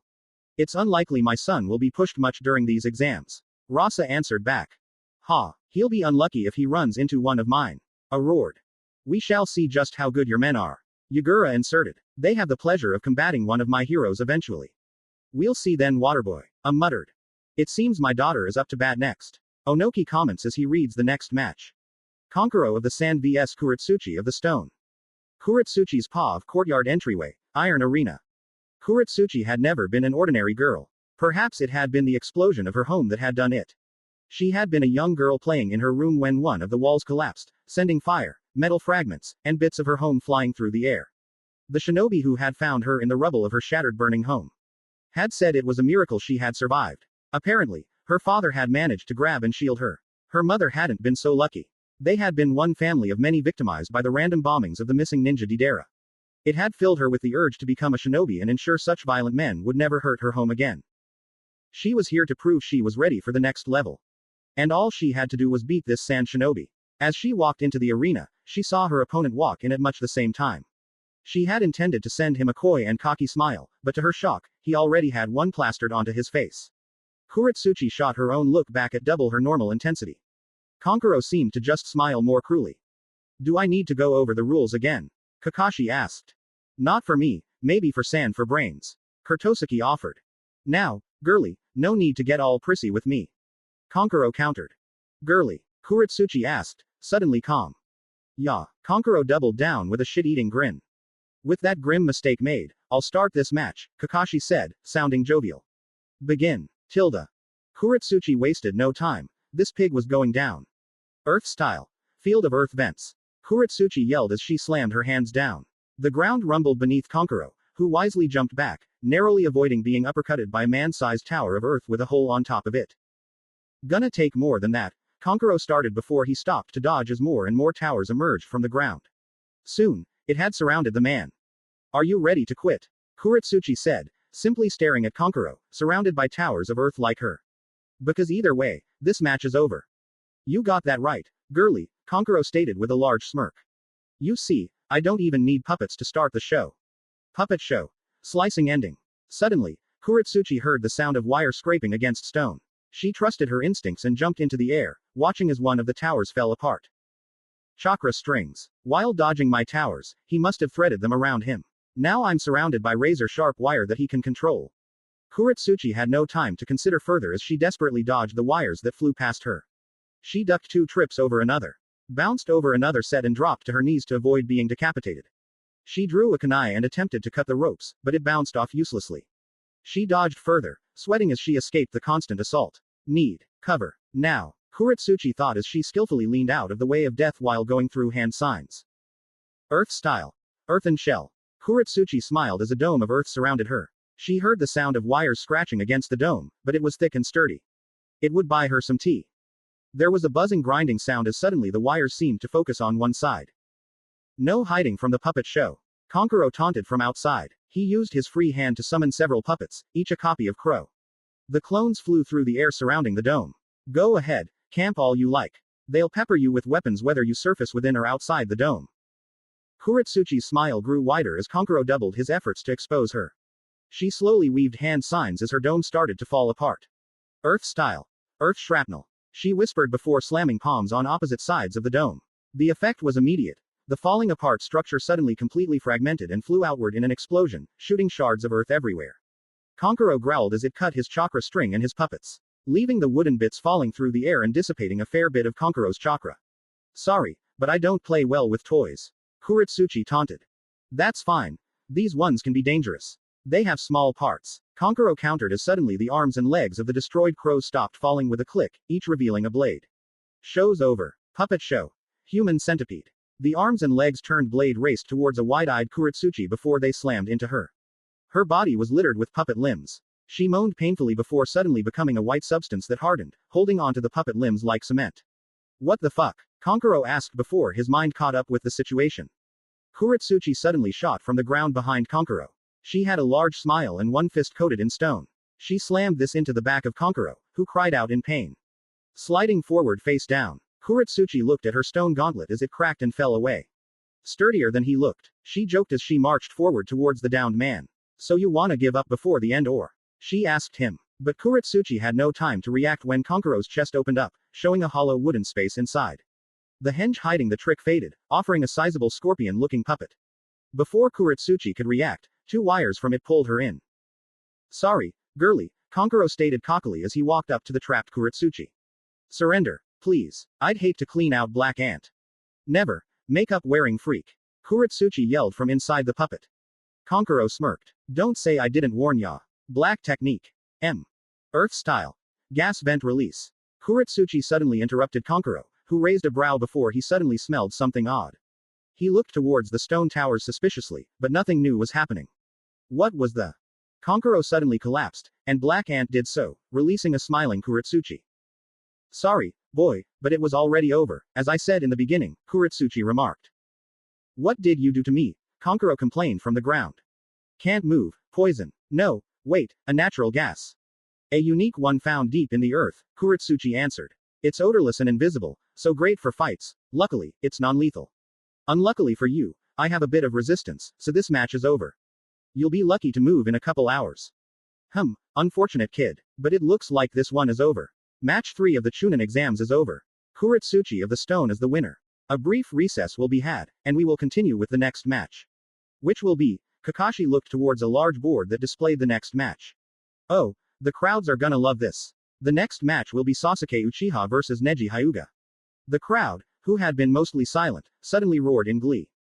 Neji and Sasuke, both in the competitor's arena, glared at each other as if unhappy the other was in their way. Kakashi was sure this next one would be a doozy. Mifune's Pav Cage Box of Iron Arena, Land of Iron. It seems fortune frowns at you, old friend, Rasa said while radiating joy.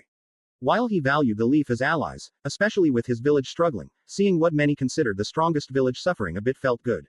Besides, the shrewd elder likely saw the bright side. While you may have shown some talent thus far, you are losing genin like flies. Your chances of victory dwindle. Only if one is short-sighted, my old friend. Hiruzen countered with a friendly smile. The tournament is merely a method to display talent. The victory of it means little. I am grateful my genin are being tested so thoroughly. Besides, next are 2 of my most promising genin. Ah, you refer to the genius of the Hyuga and the ashes of the Uchiha, Onoki added glee. Knowing one of Hiruzen's best prospects would be out brought him a petty joy. If he was fortunate, they may just kill or maim each other. The Uchihas are still alive and well. Several members survive and continue to live, and we are about to see one who proudly continues his clan. Hiruzen responded as if not fazed by the subtle reminder.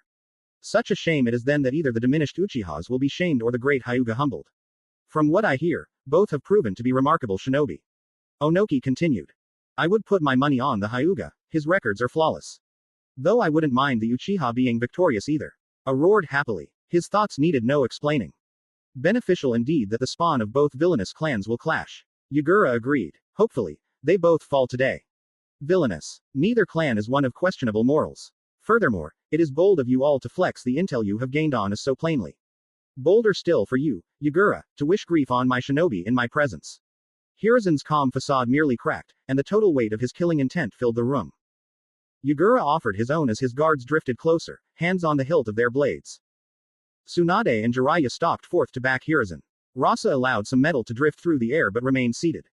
His guards watched warily but watched all the same. Onoki Ina laughed at the spectacle, seemingly unaffected by the intense air. They have killed many of my men. Of course, they are villains. Yugura said darkly. Such is the nature of war. We did not start them. Hiruzen countered. We may have benefited from them doubtless. But it would be most ironic to hear you judge others for spilling blood. He makes a fair point. You know, Rasa added. Your home is called the Bloody Mist for a reason. Yugura growled but sat. Regardless, one of them will not continue on. I will enjoy watching your men tear each other apart. Of course, otherwise, it wouldn't be fair for you. Hiruzen countered evenly. Mifune could only sigh. Cage never changed all that much. Hiyashi Makoto's POV audience section of Iron Arena, Land of Iron. It seems fortune frowns at you, old friend, Rasa said while radiating joy. While he valued the Leaf as allies, especially with his village struggling, seeing what many considered the strongest village suffering a bit felt good. Besides, the shrewd elder likely saw the bright side. While you may have shown some talent thus far, you are losing genin like flies. Your chances of victory dwindle. Only if one is short-sighted, my old friend. Hiruzen countered with a friendly smile. The tournament is merely a method to display talent. The victory of it means little. I am grateful my genin are being tested so thoroughly. Besides, next are two of my most promising genin. Ah, you refer to the genius of the Hyuga and the ashes of the Uchiha, Onoki added glee. Knowing one of Hiruzen's best prospects would be out brought him a petty joy. If he was fortunate, they may just kill or maim each other. The Uchihas are still alive and well. Several members survive and continue to live, and we are about to see one who proudly continues his clan. Hiruzen responded as if not fazed by the subtle reminder. Such a shame it is then that either the diminished Uchihas will be shamed or the great Hyuga humbled. From what I hear, both have proven to be remarkable shinobi. Onoki continued. I would put my money on the Hyuga, his records are flawless. Though I wouldn't mind the Uchiha being victorious either. A roared happily. His thoughts needed no explaining. Beneficial indeed that the spawn of both villainous clans will clash. Yugura agreed. Hopefully, they both fall today. Villainous. Neither clan is one of questionable morals. Furthermore, it is bold of you all to flex the intel you have gained on us so plainly. Bolder still for you, Yugura, to wish grief on my shinobi in my presence. Hiruzen's calm facade merely cracked, and the total weight of his killing intent filled the room. Yugura offered his own as his guards drifted closer, hands on the hilt of their blades. Tsunade and Jiraiya stalked forth to back Hiruzen. Rasa allowed some metal to drift through the air but remained seated. His guards watched warily but watched all the same. Onoki Ina laughed at the spectacle, seemingly unaffected by the intense air. They have killed many of my men. Of course, they are villains. Yugura said darkly. Such is the nature of war. We did not start them. Hiruzen countered. We may have benefited from them doubtless. But it would be most ironic to hear you judge others for spilling blood. He makes a fair point. You know, Rasa added. Your home is called the Bloody Mist for a reason. Yugura growled but sat. Regardless, one of them will not continue on. I will enjoy watching your men tear each other apart. Of course, otherwise, it wouldn't be fair for you. Hiruzen countered evenly. Mifune could only sigh. Cage never changed all that much. XX. Makoto's POV. Well, of course, I think my baby will win, Makoto answered with confidence only a mother could have. Sasuke barely does anything these days except for training, not to mention he's my little prodigy. Kushina laughed but accepted the logic quickly enough. Not worried about him fighting the prodigy of the Hyuga. They say the only person that can beat a genius is another genius. No, my son, the attempted coup of the Uchiha was always something he seemed to feel strongly about. He always felt the Uchiha must have been framed or tricked somehow. Makoto explained. Shisui and I spent a lot of time explaining that our brethren in the Uchiha had earnestly made a selfish ploy against our home. But even if that were the case, Sasuke would continue. He intends to find out the truth, as he puts it. Redeeming our clan in the process. He has trained with that idea in mind. Seemingly attempting to forge himself into a legend so great that people have no choice but to celebrate us again. Makoto sighed to herself as she finished. She appreciated what Sasuke was trying to do. Kami knew she missed Fugaki and wished he had not been involved. But she simply wanted her child to be happy. Sasuke sometimes seemed only to live for his ambition. XX. Hiyashi's POV. That's what he's trying to do. Hanabi asked incredulously. He's trying to change the very traditions we follow. The branch has always served us. Indeed, Hiyashi answered. He has forged himself with this goal in mind. He works tirelessly towards it. His mind learns everything as quickly as possible. He seems to have talent in all fields. He has become what some call a prodigy, a genius. The title matters little. The point is that Neji has become a shinobi that may well surpass even myself. Surely you exaggerate, Hanabi asked. Hiyashi did not answer as his mind dwelled on the night that Hizashi was sent to his death. He had been beside himself yet had hidden it well. Hizashi had been a brother for whom he had been grateful. One that, after his death, Hiyashi felt he was undeserving of. It had been the best choice, as Hiruzen had remorsefully told him. Hiyashi knew his clan could not survive without him. As such, he had agreed to his brother's plan. It had worked as they thought it would. Hiyashi, as both clan leader and brother to the fallen, had been left with the duty of telling Neji. Neji had begun training at that point and had already shown his level was above his peers. It had been a training session Hiyashi had interrupted to tell him the news. Hiyashi, as much as he felt for the child, had to maintain his image. So he had said the news bluntly and harshly, hoping to skip the denial phase.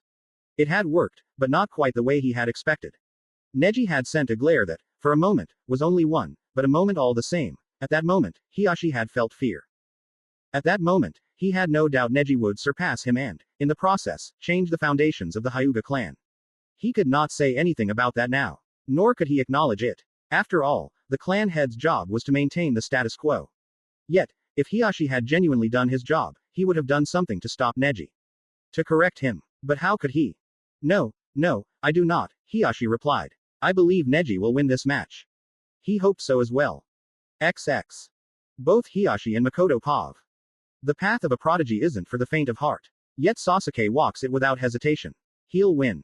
The path of a prodigy isn't for the faint of heart. Yet Neji walks it without hesitation. He'll win. Both Makoto and Hiyashi said with utter confidence. Yuno's POV contestant section of Iron Arena, Land of Iron. Who do you suppose will win? Shino asked simply. I had hoped to get the opportunity to fight either of them. I must admit I doubted my ability to best them if such did happen. Yuno shook her head at Shino. Personally, she hoped to fight someone who was relatively unskilled. But Shino was a subtle battle junkie, seeming to enjoy growing as a shinobi and testing himself. Her mind drifted to her other friend, who nervously tapped the seat she sat in. Yuno inwardly sighed as she glanced over at Hinata. She loved the shy girl to death. She was one of the few people other than Yuno and Makoto who could hold Sasuke's attention. Even rarer, she somehow befriended her antisocial teammate. At first, Yuno thought the gentlewoman might have won over her cousin's affection. Yet time proved it to not be the case. Instead, he seemed to simply enjoy Hinata's kind and respectful demeanor. Yuno swore Sasuke needed to date someone. Even a guy. She wouldn't judge. He needed to go out more somehow.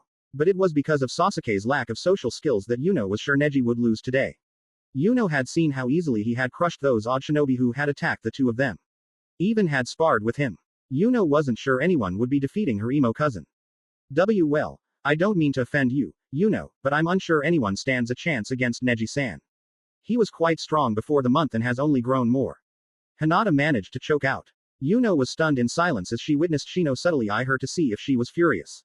But she was nothing of the sort. Hinata was slowly coming out of her shell. No way, Hinata, you've grown so much, cutie. Yuno yelled as she hugged the shy girl, who turned red and seemed to try to pry herself free. She really was adorable. But sorry, but emo down there ain't losing today. I also side with Neji, Shino said, easily betraying Yuno. We spared a fair bit back in the academy. As much as I hate to admit it, I never did come close to defeating him.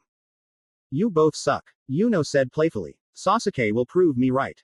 Yuno inwardly chuckled as Shino visibly reacted to the childish insult. And Hinata spat out apologies. She loved her friends, even when they were incredibly traitorous. Naruto's POV contestant section of Iron Arena, Land of Iron. Naruto eyed the field intensely, only somewhat listening to the conversation around him. I simply can't decide between Duckbutt and Monk, Sai said with a slight frown. In truth, he was copying a frown he had seen earlier. Being normal took hard work, after all. Duckbutt and Monk, Lee asked, confused. I don't know who you are referencing.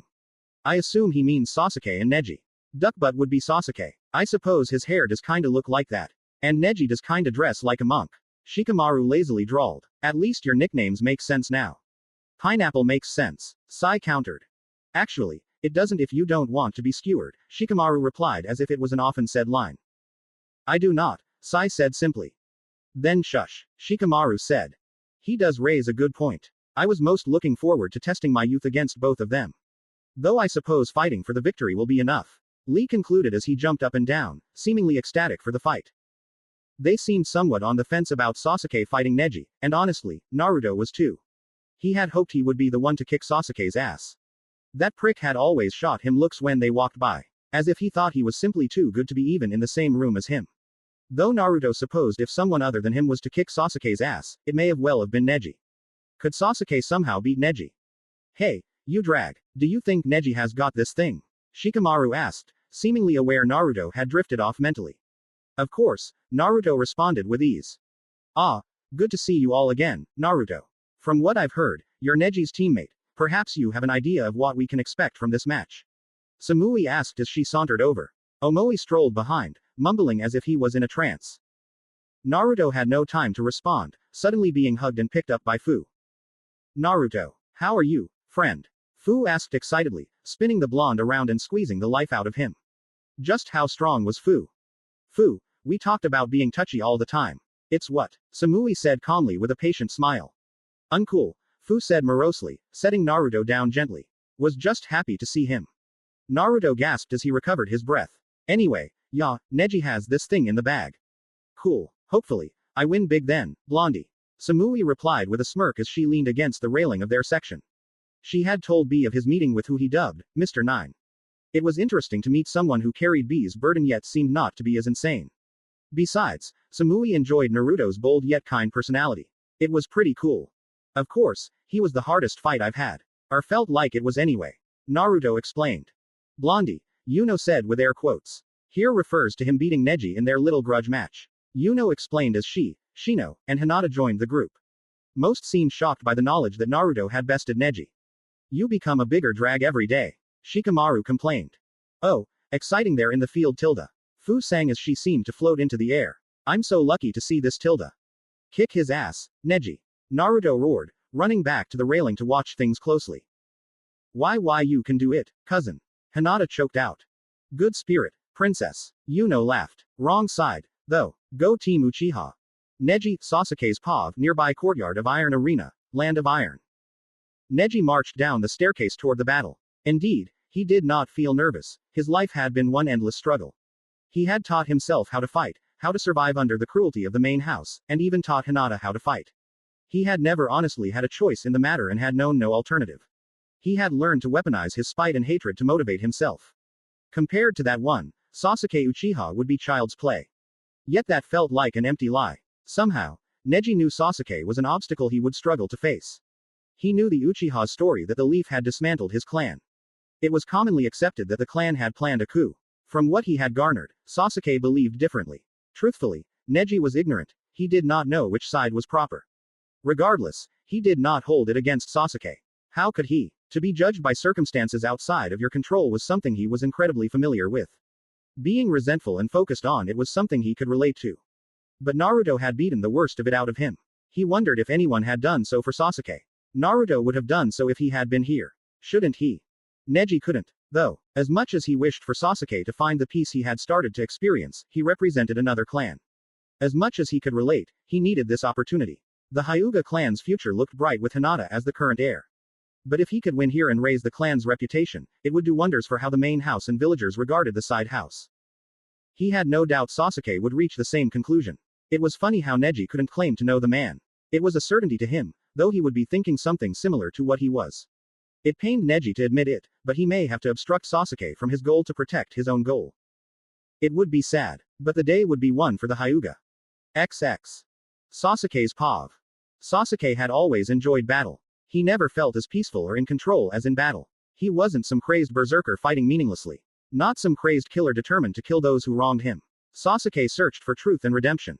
The best method of obtaining them had been apparent from the start. He had to become a shinobi so great that he could have the influence to learn what he needed to know. He was so powerful that he alone would redeem the clan from their past sins. So, he had learned to excel in battle and love it. Sasuke's gut told him he was indeed in for quite the battle. Neji Hyuga was someone he could respect. The man had always been the rival to his first place spot in the academy, often switching places over the years. Sasuke, when he was younger, slightly resented it. But as he aged, he had learned to appreciate the competition. It made him better. Yet he could not deny he would enjoy finally settling the matter. Neji is undoubtedly a tricky opponent, but it is not an impossible hurdle. He respected his quest to attempt to rise in the station and offer his brethren the same. Sasuke even wished him success. None of that would stop him, though. His ambition would clash with Neji's, the one with greater ambition would overtake the other. The day would be for the Uchiha. He finally entered the courtyard. As he did, Neji marched in as well. Sasuke noted his eyes fearlessly locked with his. He seemed just as sure of his victory as Sasuke was. It mattered little to him. Truthfully, he knew he would win today.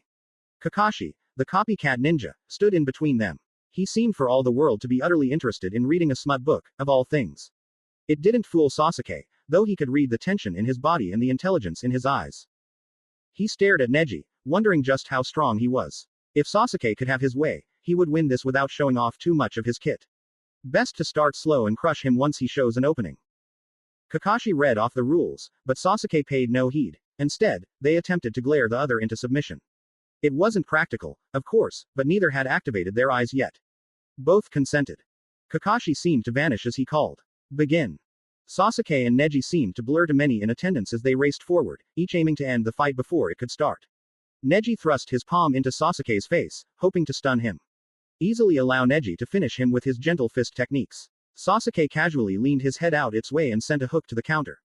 Neji slid under this, turning it into a slide tackle. Sasuke smirked as he allowed himself to be knocked off his feet, going with the force and drawing kunai as he did. This allowed him to meet eyes with Neji as he flipped now above him. His arrogance showed as he flicked his kunai for Neji's chest. Take a small amount of care to aim for non-vital areas. Neji didn't even seem to flinch as he flicked his fingers against the dull side of the kunai, deflecting them. They both skid as they turned, facing each other again. They blurred forward, Sasuke electing to launch kunai and shuriken at absurd speeds. Neji somehow deflected these with his bare hands as he met the charge. As they got within swinging distance of each other, Sasuke watched as Neji deflected and caught a kunai swinging it for his throat. Sasuke caught it with his own blade. The two paused as they attempted to overpower the other. Sasuke had to stop laughing as he released the kunai and landed a jab on Neji's ribs. The Hyuga grunted but, instead of flinching, landed a low kick that made Sasuke stumble. Sasuke used the stumble to dodge a palm to the chin. He barely managed to see Neji attempt to slam a palm into his ribs and desperately locked his hand with his. This seemed to shock Neji, and Sasuke used his hand to form a technique and smirked as Neji, this time, did flinch. Fire style. Fireball jutsu. Sasuke called a giant fireball and raced forward. He lost sight of the Hyuga in the flames. Sasuke smirked before suddenly a wall of pulsating blue crashed into him. He saw darkness for an instant before he saw the ground racing towards him. He skidded on the ground painfully before he flipped onto his feet. He saw Neji standing about 20 feet away. The ground in that distance looked smooth as if someone had sanded it. My Kaden technique is quite large now. Makes for a brilliant counter. Neji said smugly. Neji looked relatively unscathed, though the ends of the sleeves of his robes were charred. I suppose that tickled Hyuga. I was hoping to end this quickly. But you're not just hype. I should offer you the honor of taking this seriously. Sasuke offered graciously. Typical of a Uchiha to look down on someone, Neji responded. You shouldn't play with your betters. I haven't met any of those, Sasuke said with a wide smile. His Sharingan was now active. Despite the banter, both smiled at each other. A bit of respect had been won by the first clash. But now it was time for Sasuke to show just a little more. Did you know just activating the Sharingan offers a Uchiha a litany of boost to the user? By activating it, my chakra grows, my speed increases, and I become more powerful.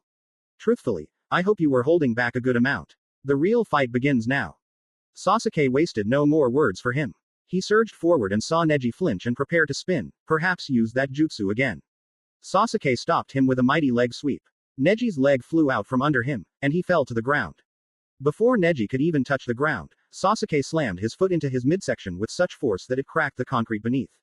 He attempted to hit a fist into Neji's face, but the Hyuga managed to kick Sasuke back. It only stalled him for a moment. Neji wisely tried to rise to his feet. It only gave Sasuke a good target. He savagely slammed his knee into Neji's face. He skidded back as Sasuke weaved through hand signs. He's nearly twice as fast. Neji thought as he attempted to land on his feet. Fire style. Fireball jutsu. Sasuke called his jutsu, smaller than a human earlier, the size of a large boulder. Impressively, Neji managed to jump to his feet and call out his own technique. Kaden. He barely managed to get it up in time. The fireball was quickly dispersed by it. But Sasuke had expected such. He raced in just as the dome dissipated. Only to nearly be beheaded by a palm to his face. He stumbled back, shocked Neji had managed to react to him. Byakugan. Neji called out with a frown. The two paused to glare at each other. Damn it. I wanted to end things before he could get going. XX. Neji's pav. He nearly finished me before I could even get warmed up. Neji thought angrily. Sasuke Uchiha had thought he was an easy mark. Time to show what hand-to-hand with a Hyuga was really like. Neji surged forward. Sasuke looked to dodge a palm strike and was shocked when Neji jabbed his left forearm. Sasuke flinched in pain at that. Neji launched a kick for his face on his left side. Neji saw him attempt to block the kick, but his arm lagged behind, likely useless from the gentle fist strike. Neji's foot slammed into Sasuke's face, sending him skidding along the ground. Neji shared the same ruthlessness Sasuke had shown earlier, chasing him down and hitting his palm into Sasuke. Sasuke screamed shrilly before bursting into inky smoke that wrapped around his limbs. Kai. Neji screamed, allowing him to see Sasuke throwing a kunai at him as he leapt back. Neji dodged it messily, somewhat out of sorts but confident despite it. He eyed Sasuke, who seemed to be scanning his arm with his Sharingan. Painful, as I'm sure you are aware of. Closed-off chakra points can be quite the injury. A single point shutdown can affect an entire limb. You are skilled, but can you fight when down an arm? Unlikely. Sasuke replied plainly. Though not impossible to fix. Neji nearly laughed at this. Perhaps if you were a Hyuga instead of a Uchiha, sure. Though your eyes will be unable to locate the chakra point. They lack the visual prowess to do such. I ensured that you aim for one you are blind to. No bigger than a grain of rice. I see it, Sasuke replied. Before Neji could offer his doubt, he saw the chakra surge healthily in the affected arm. Sasuke drew a scroll with shocking speed and summoned a giant windmill shuriken. He spun in place to increase the speed and power of the throw, buying Neji just enough time to leap to the left of it. His eyes allowed him to see a second one spinning through the air behind, aimed to bisect him. Hidden in the shadow of the first. Wise. Neji thought as he fired an air palm against the ground to raise him above the blade. Expected. Sasuke countered calmly. As he made a hand seal, the shuriken below Neji exploded into fragments. Several scratched Neji before managing a mid-air Kaden to repel the rest. Sasuke merely yanked his hands back, revealing wire held in both. The wire tightened around the Kaden, but suddenly, the Kaden faded, allowing the wire to tighten around Neji. Disappointing, Sasuke said with a frown before he weaved yet more hand signs. Fire style. Dragon Flame Jutsu. A powerful, searing stream of flames raced along the wire set to incinerate Neji before suddenly Neji stomped, and two pillars of earth shot up, breaking the wires and blocking the fire. Sasuke's eyes widened as he shifted his stance with a grin. He was holding back. Earth style. Earth shrapnel. Neji called as he slammed his hands into the pillars of the earth. Both suddenly broke down before the debris of such shot forward with a whistle through the air. Sasuke stumbled back, managing to dodge most of it but suffering a scratch on his cheek. Neji wasn't bothered as he suddenly was launched forward by a plank of earth that launched him like a catapult. Neji was within striking distance by the time Sasuke turned back. Sasuke surged forward. In a split second, Sasuke had summoned his famed fiery katana. It mattered little, for Neji's technique was bigger. Ten Yari. Neji yelled as he spiraled his own body towards Sasuke. A chakra shell similar to the Kaden formed around him but was more of a rough line than the sphere it usually was. The mass of chakra smashed into Sasuke, sending him flying into the forest. Neji bounced off the ground once disorientated from the spinning before landing on his feet roughly, waiting to see if Sasuke would. XX. Sasuke's pav. That was way too close. If that had hit fully, it would have knocked me out, if not killed me. Sasuke thought as the unaware Neji was rendered speechless by Sasuke's knee driving into his ribs. Neji stumbled back. Sasuke allowed such as he suddenly was behind Neji, stomping a foot into the crook of Neji's knee. Neji cried out as he dropped to his knees. Sasuke slammed his foot into Neji's back, forcing him against the ground. The Hyuga, likely shocked or in pain, was frozen as Sasuke lowered his head to address him. I am much too fast for you, Sasuke said simply before he flickered away. Neji rose to his feet with a roar, seeming infuriated by Sasuke's behavior. Sasuke merely smiled as he prepared his next assault. Neji seemed to flinch as Sasuke punched him in the face. Neji, with grit, managed to stay on his feet, lashing out with a wild palm thrust. Sasuke merely appeared above, driving both his feet into Neji's skull and slamming him into the ground. You should surrender, Sasuke offered to the damaged Neji, who rose to his feet. You won't be able to contest my technique. I learned from a good friend that one shouldn't back down merely because the odds are against them. Neji offered. Besides, every technique has a weakness. Sasuke felt his rage fly at those words. He had said them before he had been taken and accused of helping the Uchiha. Every technique has a weakness. He had said it plenty of times when he helped Sasuke train. How dare you? Sasuke said furiously. Neji raised a brow quizzically, but Sasuke only saw red. Kakashi's paw of Courtyard of Iron Arena, Land of Iron. Kakashi had watched with rapt attention as the two battled. The dominating person switched as often as they swapped blows. It was easy to watch Naruto's fight. He had been holding back for most of it, and once he had shown some of his true power, he had trounced Tenten quickly enough. Neji had not drawn so lucky. When the teams were first made, there had been whispers that Kakashi would be given Sasuke. At the time, he had been the only Junin sensei they believed would be able to help a Uchiha efficiently grow. In fact, the original draft for Team 7 had Sasuke, Naruto, and a young woman named Sakura Haruno. Kakashi had been willing, but Shisui had come and offered to be Sasuke's sensei. So, the current Team 7 was born. Kakashi had come to love his not kids kiddos. Neji, in particular, had reminded him a bit of himself. He had also been held as a prodigy, in some ways a greater one than Sasuke or Neji. He had also at first been cold and distant, if not outright antagonistic, with his teammates. And also had carried some significant family baggage. But unlike Kakashi, Neji had turned it around without anyone dying. Go figure. Sasuke was similar to him in specific ways, all the ways that made Kakashi worry. He held the same determined gleam in his eye. Neji had it, too, but Sasuke held a level of desperation and intensity Neji hadn't gained. The falling of the Uchiha clan had been a harsh affair, taking the heir to the most prominent clan in the Leaf, almost a prince, really. And turning him into a pariah in some ways. While still treated relatively, the dishonor clearly offended Sasuke, and he would change it. Sasuke had no doubt. He wasn't arrogant or simply uncompromising. Somehow, something Neji had said seemed to have set off the Uchiha. And what had been a competitive back and forth became a one-way beatdown. Neji seemed helpless in the face of Sasuke's barrage. Each time he managed to see him, it would be just in time to be hit. If he counter-attacked, Sasuke appeared behind, smacking him down harshly. Neji crawled to his feet and fell into his stance. Sasuke appeared above Neji, aiming for another head stomp. Neji barely managed to dodge, merely to walk into a stunning jab. Sasuke appeared on the opposite side of Neji, uppercutting him into the air. Neji landed painfully but, within a second, climbed to his feet. Neji looked battered and rough. Covered in bruises and minor cuts, it was clear he was overwhelmed by the impressive speed Sasuke could achieve. Yet his eyes glared at Sasuke without fear or hesitation. Sasuke smiled as he blurred forward with his signature flicker. In desperation or perhaps simply guessing, Neji fired off an air palm, which somehow managed to smack Sasuke out of the air. Sasuke grunted in pain but soon continued his flickering. Will he figure it out? Kakashi wondered as Sasuke suddenly flickered above Neji, smacking him into the ground. Eagle taught you. Neji, show me you learned about his guts. Neji crawled out of the ground with a groan before springing to his feet. He spun with a screaming, Kaden. Sasuke disappeared before it could smack him but suddenly reappeared, bouncing off the Kaden. Sasuke bounced off the ground with a groan before standing up slowly. Kakashi was happy to see Neji show some ingenuity in extending his Kaden, but he would need a lot more. Earth style. Dance of the Hyuga, Neji called. I see the weakness of your technique. Sasuke eyed Neji warily, likely realizing the fight thus far was in his favor. Therefore, it would be risky to rush in when his opponent was switching tactics. Neji had tapped the ground once with his foot. Sasuke raised a brow at this before suddenly leaping high into the air, narrowly avoiding an earth spike. Sasuke merely smirked, glad to see Neji still had some fight in him.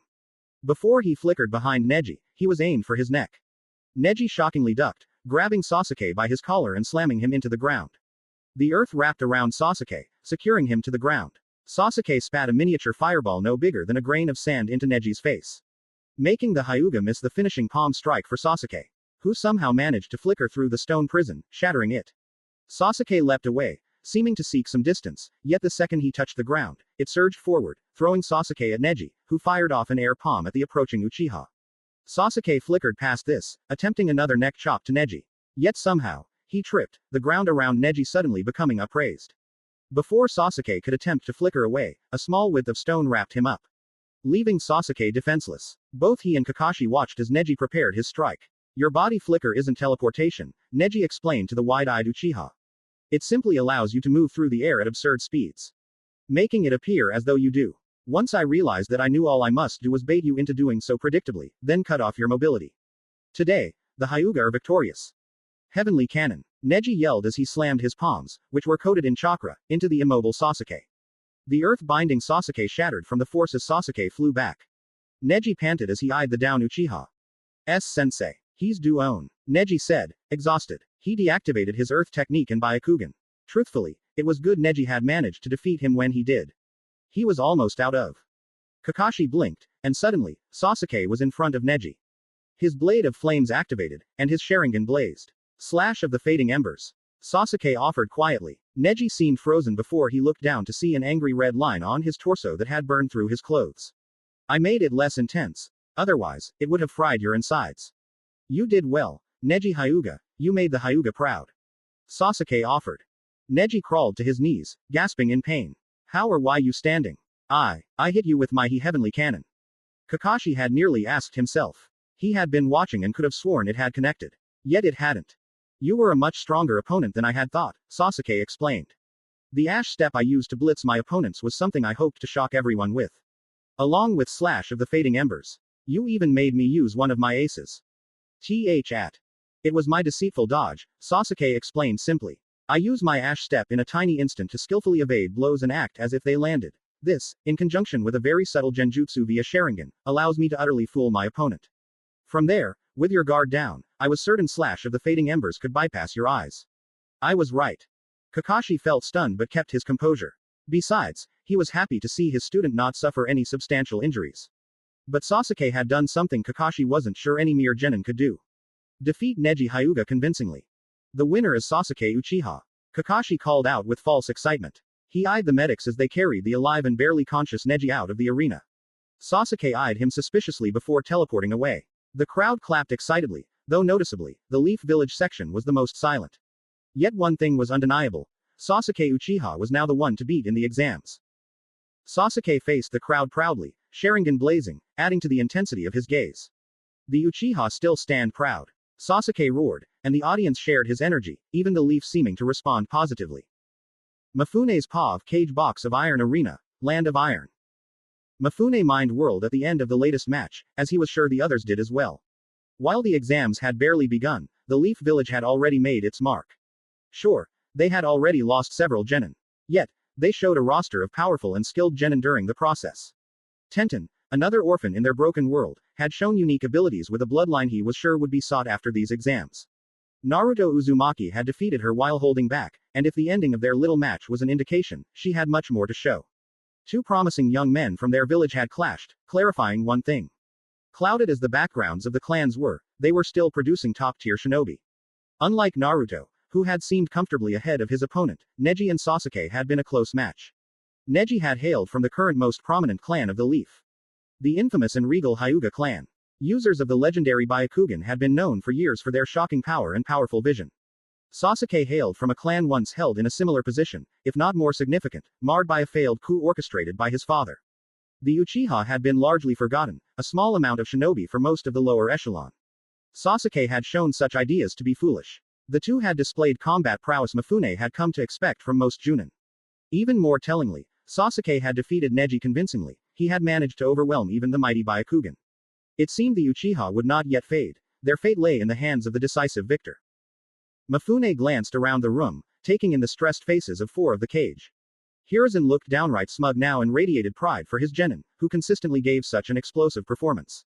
Mifune knew if he had felt a small crumb of worry seeing the future of the Leaf, the others must be feasting on it. The only one who looked remotely comfortable was Rasa, seemingly happy to have Hiruzen as an official ally now. Well, seeing the Uchiha remnants do their clan proud is good, Rasa said with wary cheer. He also knew that even as an ally, this didn't bode well with the other four. Yet Mifune sensed he still held that old confidence. What was that Sandman planning? A proper showing from the Hyuga as well.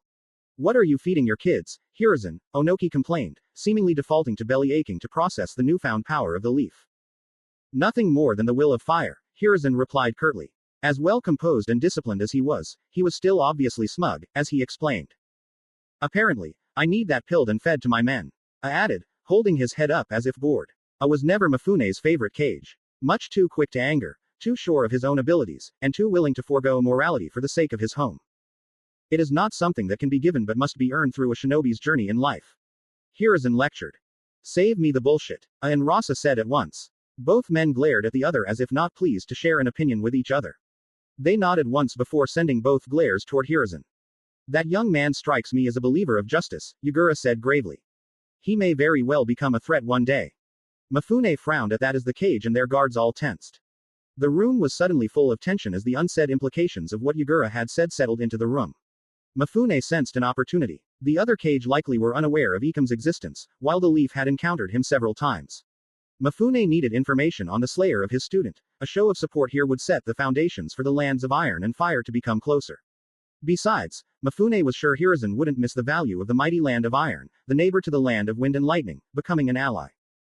Perhaps so, but we are all at peace for now. No need to concern yourself with a battle that hasn't happened. Mifune offered diplomatically. Indeed, Sasuke has shown himself to be loyal and dedicated, Hiruzen added. Yet he offered the glory to his clan as opposed to his home. Onoki sniped with a smug smile. Clans often try to be independent even from their own homes, Yagura said darkly. Please refrain from speaking, Rasa asked darkly. Yagura quirked a brow at this but shook his head and allowed the point to die for now. Mifune wondered if the exams could stop being so exciting. Unknown POV perimeter of Iron Arena, land of iron. He and his comrades moved silently and unseen around the Iron Arena. The groups were not from one village or organization but a joint unit of several different groups. Stone Anbu, Mist Anbu, Cloud Anbu, Sand Anbu, and the Leaf were the mysterious, fully blackened Leaf Anbu chosen for this. They were a group of experienced Anbu set to guard the exams as they went on. After Ikam attacked the Land of Iron, the samurai were on high alert and assisted all 5 villages, providing additional security if they were to go on. This had been the force created to do such. Yet the 6 members from the newly formed Leaf Anbu group had stopped the patrol, staring at the field below with an intensity that baffled the other Anbu. He has become quite the shinobi, he takes after them both. One spoke. Seems the 2 of them kept their words. The other offered. Guys, we all know we can't afford to draw attention. A third female voice called out. The one who had complimented Sasuke walked on. Yet the one who spoke of an oath stared still. That's a different life now. The female voice spoke sadly. The first man turned and walked on. I know, he offered simply. I just won't forget. Naruto's POV contestant section of Iron Arena, Land of Iron. It took more control than Naruto thought he could offer to stop himself from assaulting Sasuke. Only Neji, still alive and conscious, stopped him from doing so before checking on his teammate. In all honesty, he was shocked. He had been sure Neji would defeat anyone he ran into. Well, other than Gaara and himself. His battle with him even now stood as his most challenging fight.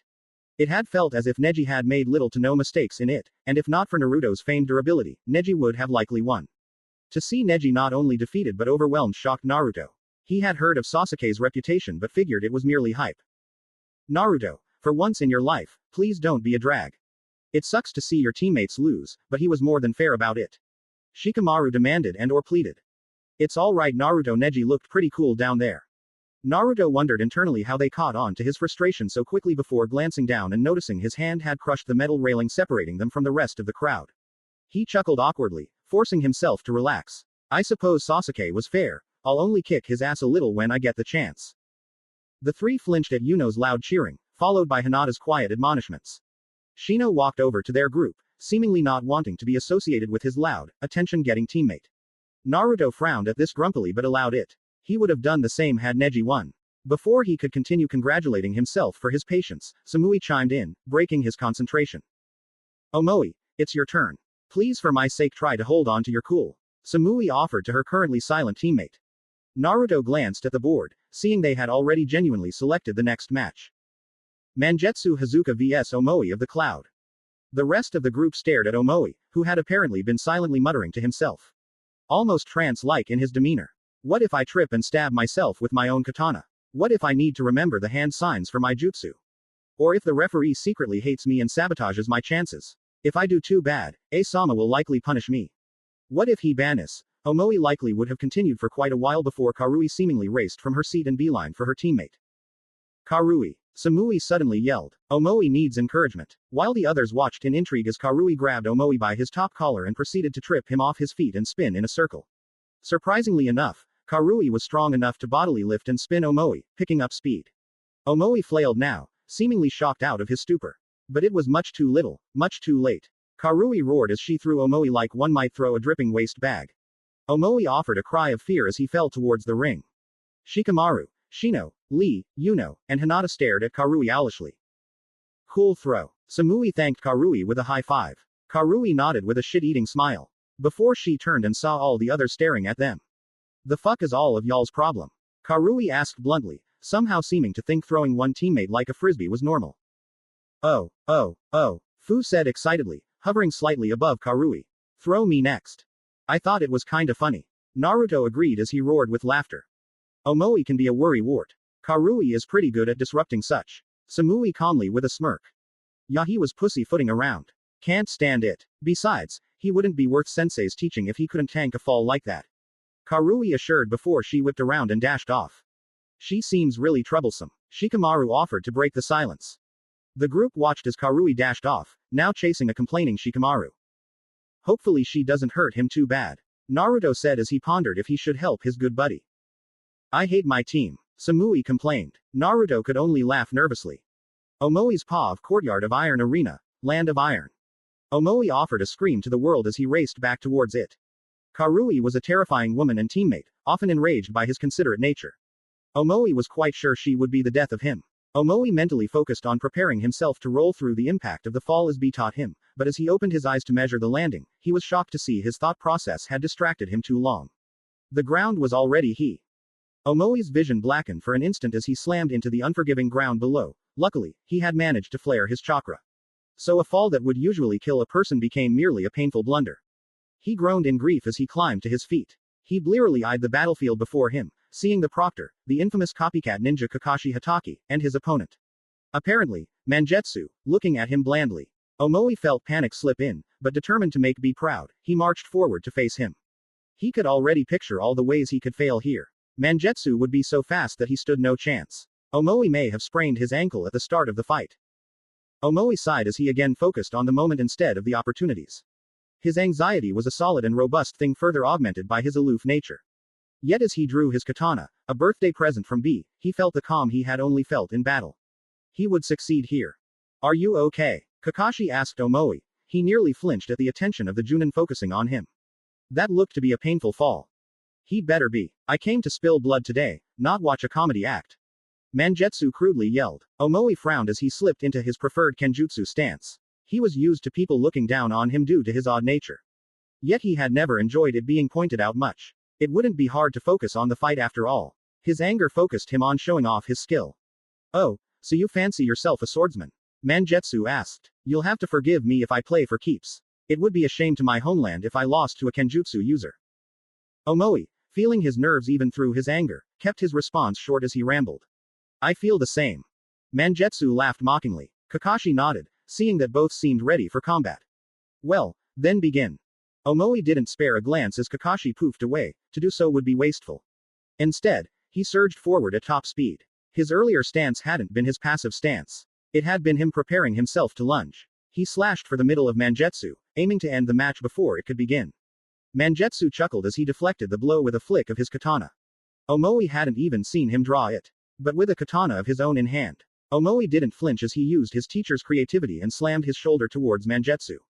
The older boy laughed more as he jumped over him and lashed out with his blade intending to behead him. Omoi desperately ducked the slash, nearly being beheaded. He's trying to kill me.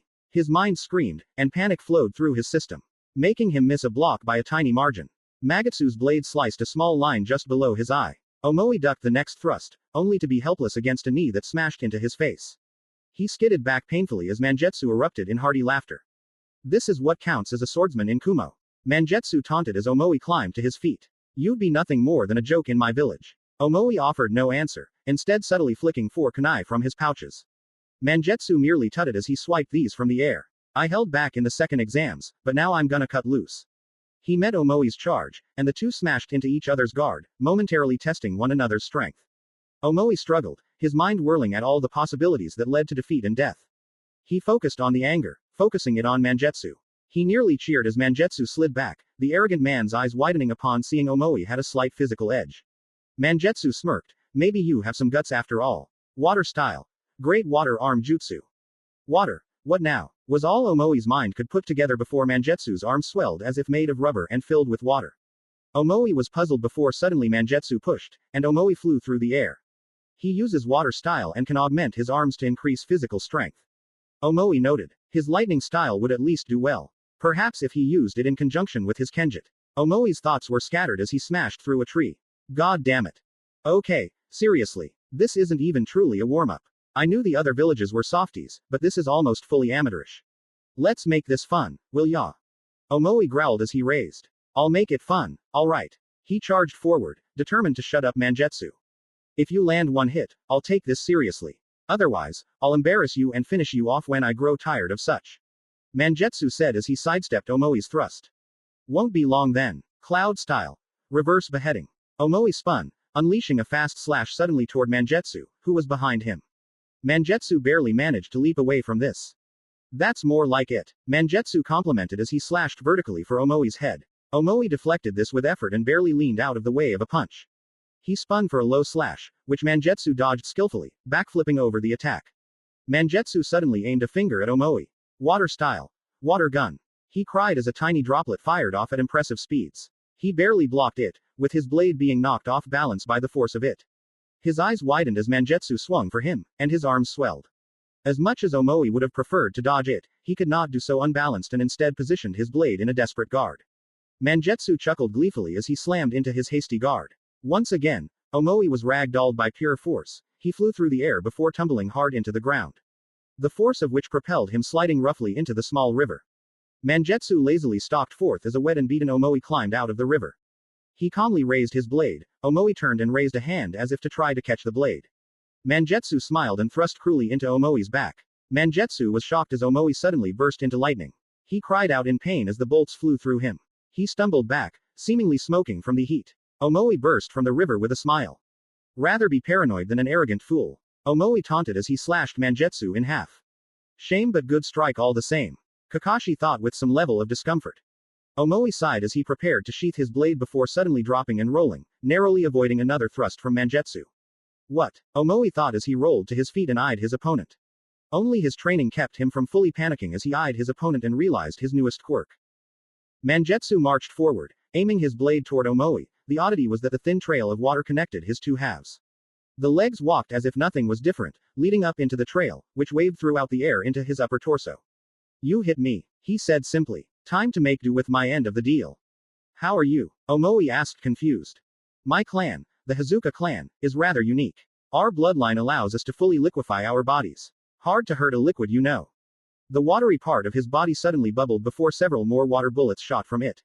Omoi surged forward, desperate to end the match before the opponent could utilize his full power. Cloud style. Crescent moon beheading. Omoi called, slashing through each with a pink trail and into Mangetsu. Magetsu chuckled as the blade parted through his watery body harmlessly before suddenly becoming nothing but water and wrapping around Omoi with shocking speed. Sorry, but the fun part is over. Mangetsu said with a smirk. His head formed out of water drifting above the struggling Omoi. This is my water style. Anaconda Vice. Surrender, or I'll slowly crush you to death. Why you know my sensei used to warn me of a situation like this. Omoi grunted as his bones grated together. No pain, no G gain. Sound useless. Mangetsu, this time, was cut off as Omoi screamed. You're weak to lightning style. Let's see if you can tank this, too. Lightning style. Thunderous strike. Mangetsu's eyes widened, and before he could remove himself from Omoi, lightning boomed. A large bolt suddenly slammed down from the sky, completely covering both in count, slamming into both, frying them painfully as they cried in painful harmony. Mangetsu's form seemed to soften, becoming gel-like as he oozed to the ground. Omoi's body smoked his outfit, and his skin was burnt in patches. Omoi croaked as he collapsed onto the ground. Sorry to let you down, B-sensei. Was his last thought as consciousness overtook him. Kakashi's paw of Courtyard of Iron Arena, Land of Iron. Kakashi winced as he checked on the downed form of Omoi. He knew of the jutsu he used, a powerful one, to be sure. It had taken a level of guts he hadn't known the young man had. And if memory serves, he observed as the gooey form of Mangetsu started to slowly rise, forming an old mimicry of Mangetsu as if he were made of slime. Yep, good old Hazuka clan. In the last war, they had managed a heavy body count. Weak to lightning as they were, it was meaningless if not done well and taken advantage of properly. While doubtless, Omoi had brought Mangetsu to a weakened state, he had not come close to defeating him. It had been wise of him to notice electricity was the trick, yet to do something so risky was almost undoubtedly foolish. A shame the young man likely would not be praised for his performance. He watched as Mangetsu struggled to release his technique. He knew they took a while to resolve once they received a strong shock. He figured the boy would be unhappy with his performance as well. He supposed there were always awkward fights in the exams. He remembered Guy accidentally knocking out Kurenai while in a genjutsu. This felt similar to that. The winner of the match. Mangetsu Hazuka. There was a polite level of applause. The mist roared their approval. He was known as one of their champions. Kakashi supposed their propaganda was going well. As Mangetsu marched off the field, he handed a card to Kakashi. He glanced at it, seeing a mailing location. If any of you change your mind. Mangetsu said briefly as he marched on. Kakashi frowned, having heard the offer from Hiruzen earlier. It was odd, but he supposed harmless. They were desperate for help. They suffered greatly if even half the rumors he had heard were true. Hiruzen's POV cage box of Iron Arena, Land of Iron. Onoki and Rasa both laughed heartily at the match. They had been for a full minute, during which Yagura had seemed to turn red, and had already crushed the armrest of the chair he was seated in. Not every match will go smoothly, part of the battle was unpredictability. Hiruzen reasoned with a smile on his face.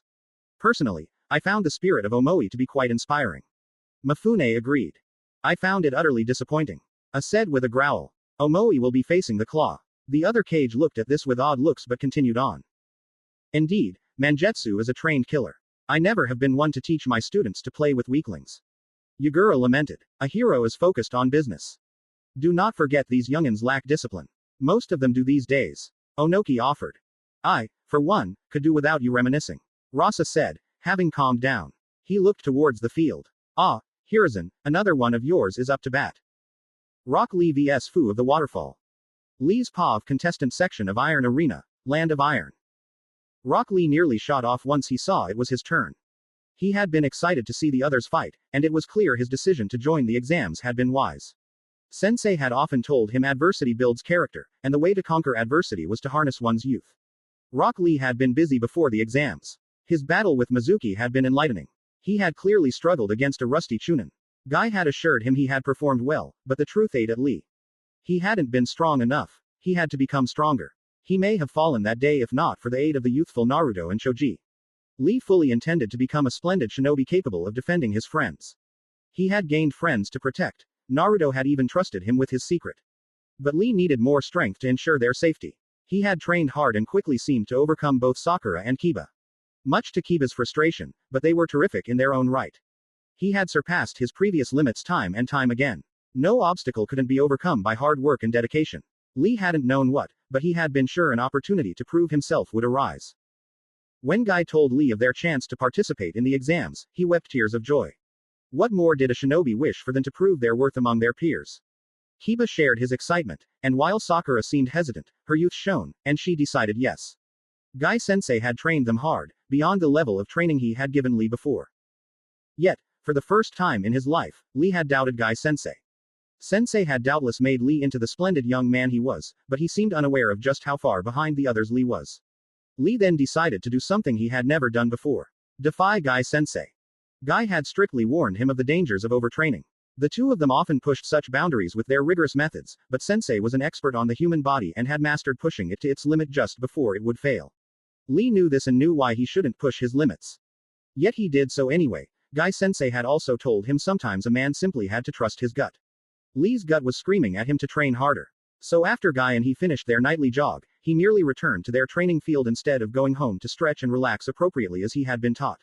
It led to an exciting result in his technique, one he was still determining if Sensei would genuinely approve of with its drawbacks. Yet it had made Lee feel at ease. He had surpassed even the limits Guy-sensei had set for him. Indeed, he was ready. Guy often said the more severe a technique, the more severe the flaws. Lee now knew what he meant by that, but despite it, Lee would show everyone youth can prosper.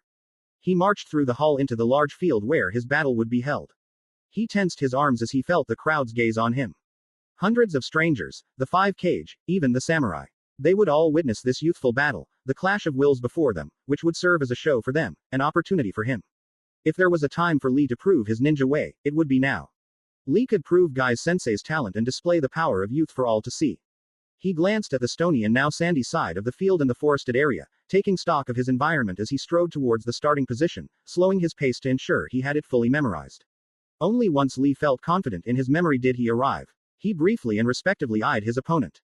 He knew little about her. He knew she could fly, and some impressive strength, and was a friend of Naruto's. The flight could be a problem, but Lee was confident he could circumvent this. Fu would likely face him head-on. One couldn't win without attacking. The strength seemed relatively inconsequential as well. Lee could crack concrete with his jabs alone, so he felt he could match it. It helped she was likely a stand-up shinobi as well. Any friend of Naruto must be a great shinobi. Further supporting Lee's assumption, Fu waved happily and smiled at Lee as he approached. Lee waved as well, sending his best smile as he settled into his starting place. Kakashi was someone Lee had heard a lot about. Guy was the strongest shinobi in the village, bar the Hokage or Sannin, yet he claimed Kakashi was his equal. Kakashi eyed Lee and Fu warily, likely sensing their camaraderie and power and being amazed. Weird kids. It was Kakashi's true thoughts. Hello, opponent. Despite the circumstances, I hope we can befriend one another and have a splendid match. Lee said charismatically, popping the smile and pose Guy had taught him. The young woman across from him gasped excitedly. Hey there, weird guy. Sure thing, buddy. Nothing wrong with some sparing among friends, Fu roared back.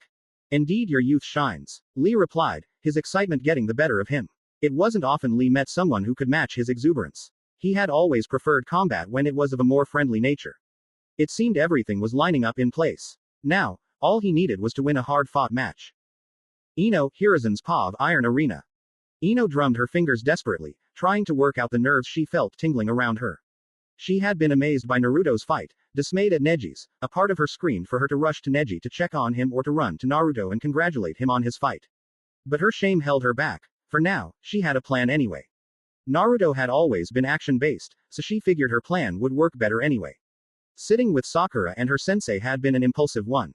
When she arrived, Sakura had signed for her to retreat, which had done the opposite. Ino had sat with her, sure her life was in danger, only for Sakura to lament that sensei would be back soon. I had been confused by this, but soon he arrived, and suddenly, Ino understood why Guy was so odd. It was as if someone had altered a clone of Lee to make him look older. His bowl cut was the same, yet somehow, his eyebrows were thicker. His face was chiseled, but his old attire made this pointless. He was, for lack of a better term, a fashion disaster. Though the man had brought drinks, offering his own to Ino and racing off for another for himself. Okay, he certainly looks strange, but isn't it cruel to write him off? Ino asked. She had been the one to avoid strange people back in the day, and Sakura had always been slightly more tolerant. Just wait for it, Sakura replied dryly. She seemed utterly spent somehow, though she had recently gained a haircut and looked more confident. And yet seemed defeated. Before I could question her further, Guy returned, popping a smile that seemed to shine as he sat to Sakura's left. Ino shrugged as she prepared to watch the next match and consider her plan. Suddenly, she was yanked from her mind by what could only be a giant roaring. Yash, go forth with youth, my young pupil.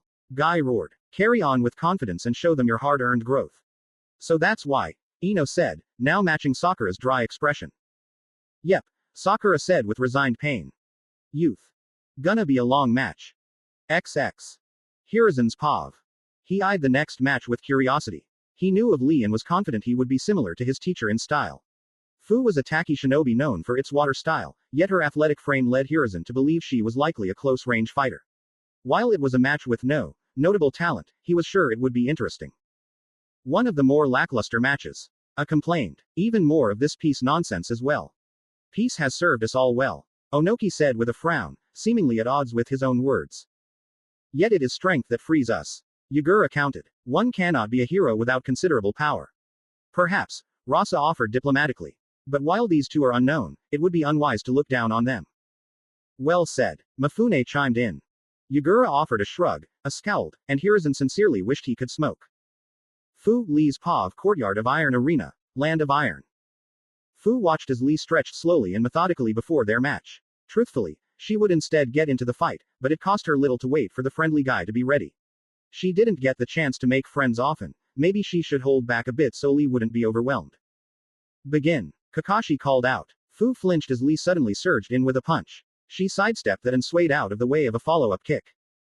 Rude, the match has barely started yet. Fu admonished as she effortlessly weaved around a relentless series of jabs and hooks aimed at her head. Also rude to interrupt, don't you know? She finished suddenly, kicking out. Lee raised both arms to block the blow, the force of which sent him skidding back. She needed to be careful with him. Lee nodded as if the exchange was nothing before racing back in. Fu shook her head, annoyed as she did the same. She swung for Lee's head, but he dropped low to the ground. Fu attempted to sweep his legs. But the man hopped over them before falling to the ground to smash his elbow into her head. Fu kicked back, narrowly avoiding this, only to blink as Lee kept the distance at close range, now attempting to slam his forearm into her face. Fu backflipped continuously as Lee tried to catch and strike her. She couldn't help but giggle as she kicked into the sky. Her wings, two for now, popped out of her back and allowed her to hover over Lee. So are you holding back or? Fu asked innocently. I suppose I am, Lee answered earnestly. Well, you better stop. I was told I have to do well here. Fu answered simply with a small smile. Beetle bomber. Repeated volleys. Suddenly, a second pair of wings sprouted from her back as she raced through the air at high speeds. Lee's eyes raced to keep up with her, but Fu could tell he couldn't match her speed. As she flew into Lee's blind spot, she flew in even faster. Lee must have heard something because he dived to his right at the last second, barely avoiding the human missile that was Fu. Fu smiled, glad to see it wouldn't be overkill, before she quickly readjusted, this time flying in from above Lee. Lee sat still before his head suddenly whipped up to her.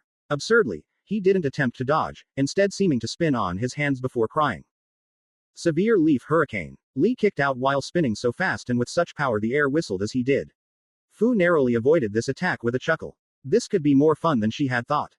You can keep up. Barely, but managed to keep up all the same. Fu congratulated Lee happily. Yes, I see your youth shines bright. I was wrong to assume I could hold back so heavily against such a splendid kunoichi. Lee said with a bow. Fu eyed him warily as he fiddled with the leg warmers he wore. Eventually, a pair of weights were removed from them. Weights? Isn't that really uncomfortable? Fu asked innocently. Absurdly so, Lee answered honestly. Now it's my turn to see if you can keep up. Fu could not answer, and suddenly, Lee raced forward twice as fast as before.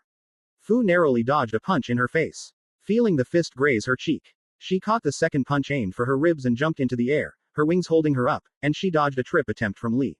With shocking strength, Fu chucked Lee across the field into the sandy and stone-infested side of the courtyard. Lee skidded against the sand for a few bounces before landing on his feet. He frowned openly before he zigzagged back in. This time, he appeared behind her, successfully sweeping her legs and finally catching her hands as her wings stopped her from falling. Lee started to spin with Fu, managing to spin her bodily with pure strength. Fu cried excitedly. It seemed Lee wasn't weak. Lee released her, finally sending her crashing head first into a stone with a massive boom. XX. Lee's POV. Lee waited for the other side of the field to clear of dust before he assumed he had won or relaxed. Neji and Sasuke had shown the folly of such. But truthfully, he was worried. An impact like that could be fatal. Perhaps he should have. Suddenly, the dust was expelled back as Fu was seen floating in the sky. Her wings cleared the dust so everyone could see her alive and well. Lee blinked as he looked at her. No one should be able to tank a hit like that casually. Not bad at all, new friend, but you'll need a lot more than that. Fu taunted in a friendly tone. Lee grunted as they released the first gate silently. Guy had told him to only use it in emergencies, yet his failing here would surely count as such. He raced forward at the same speed as before. Fu somehow kept track of him, spinning to block his punch aimed for the back of her head, yet it was faint. Instead, Lee hit the ground and rolled in front of Fu. Before she could react, he sprang up, kicking Fu into the air with a kick to her chin. More than that, too. Lee appeared behind her as bandages wrapped around her and bound her to him. No worries, friend, this next one packs a punch. Front lotus. He slammed her head first into the ground below, kicking off her to impact her harder and propel himself away from the collision. The technique ended with a sickening crunch of stone. He admired his handiwork as he fell to the ground, looking for any sign of her. Lee was suddenly stopped midair. He blinked once, twice, 3 times before his mind caught up and realized his situation. How was he floating? Sorry, but I'm pretty tough, Fu said cheerily, holding Lee above the ring. She was covered in dirt but otherwise somehow seemed unharmed. Slowly, they were rising with lazy flaps of her wings. So you seem cool and strong, so forgive me for this, but I'm gonna just get you real high into the air and drop you if you don't surrender. Lee knew Guy had taught them not to let their pride get the better of them. Failure was merely a part of life. It was better not to risk oneself to avoid it. Especially when she held him so high in the air. It would likely break a few of his bones, if not kill him. Yet Lee refused. His anger boiled at the suggestion of quitting, and he released 2 gates instantly. With a flex of his muscles, he freed himself from her grasp, and with a casual kick, he sent her careening back to the earth. Lee landed on the ground after Fu smashed into it, causing another crater.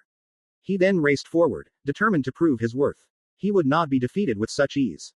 Fu rose casually, dusting herself off and raising her head to match Lee's gaze. Perfectly timed to allow her to eat a haymaker, the force of the blow cracked the stone alone yet only made Fu stumble, somewhat stunned. Lee appeared behind her, landing a powerful roundhouse that managed to send the green-haired woman flying back through a tree. Li chased after her, attempting another punch to the face. Fu managed to block this with her forearms but was hapless to stop Li from sweeping her legs. Before she could touch the ground, Li swiped her as if she were weightless and bodily threw her through another tree. Once again, Fu attempted to rise, but Li knew he could not allow such a thing. Although he was in the gate of life, Fu had seemingly been affected by his barrage thus far. He growled as he prepared his following technique. He could hold nothing back. Li blurred as he sprinted forth. Fu, now somewhat used to his speed, flinched and dodged an earth-shattering jab. She sniped her own blow, but Li merely jumped over her. Fu spun with her guard up, and Li landed in an odd posture. Leaf Rising Gale, Li called as he sprung up into a flexible high kick, smashing into Fu's guard. The woman block managed to protect her, yet she was launched into the air. XX. Fu's pav. Fu growled as her wings sprouted from her back. She prepared to launch herself back at her suddenly speedy opponent before she heard a wish of air behind her. Gate of Pain. Reverse Lotus, Li screamed. Fu was shocked as an even more powerful blow suddenly smacked her face. So fast was it she could barely tell what kind of strike it was. She flew from the air, pumping her wings to gain control of her flight. His punch actually hurt. Her mind whirled as suddenly Li appeared again, smacking her downward with a double hammer fist swing. I need to find a way to. Li kicked her back into the air, this blow robbing the air off from her. She could offer no defense or counter as she was battered around the air. I wanted to avoid using this, but I have no choice, her mind decided as she was battered repeatedly. Fu rose high before bandages wrapped around her, ripping her even higher into the sky. Fu merely focused her chakra, whispering to herself calmly. As she did such, Li was revealed mere feet away, rearing his fist back for what would surely be a decisive blow. Just before the blow landed, Fu finished her whisper. Chomei style. Beetle form. A green hue surrounded Fu, her two wings returned much larger and glowing brighter, and her eyes shone orange. Li smashed his blow all the same into her stomach, roaring in pain and effort as he unleashed his power. Yet Fu's wings merely flapped fast, the woman somehow not budging despite the force she had been subjected to. Li looked at her in shock, the display managing to distract him from his pain. Fu grabbed his arm with a smile. Sorry, buddy, but it'll take more than that. She then whipped him through the air as if he were weightless before throwing him towards the ground with incredible power. Li's impact shattered concrete and buried him in a hole. The crowd, which had been buzzing throughout the fight, fell silent. Most expect the battle to end after such a violent and impressive display of power. Fu wasn't happy to use such force, but Li had been shockingly powerful. His blows were some of the few to manage to hurt her. She rubbed her cheek, where a bruise was forming. Her nose dribbled with blood, and her body ached with fading pain. It was sadly ineffective. Chomei would ensure such a minor would heal shortly. She was lucky like that. XX. Li's pav. Li rose slowly, painfully gasping as he stood. His jumpsuit was torn throughout, and his warmers had been effectively shredded. His skin was bruised and cut all over. The pain was all Li could feel. It took all his concentration to stand and focus on maintaining the fourth gate. He briefly considered opening the fifth, yet he wondered if it would even give him the power to match her. Furthermore, he was much too damaged to use it for too long. No, Li would have to use the technique he had been working on in secret. He needed to be in the gates to use it and would surely be defeated if he didn't. Guy-sensei, please watch me. I must become a splendid shinobi, whatever it takes, Li screamed in pain as he flexed his meager chakra. He manipulated it roughly, but it was more than enough. He could feel the energy start to trickle into him, the pain increased tenfold, his consciousness flickered, and he stumbled.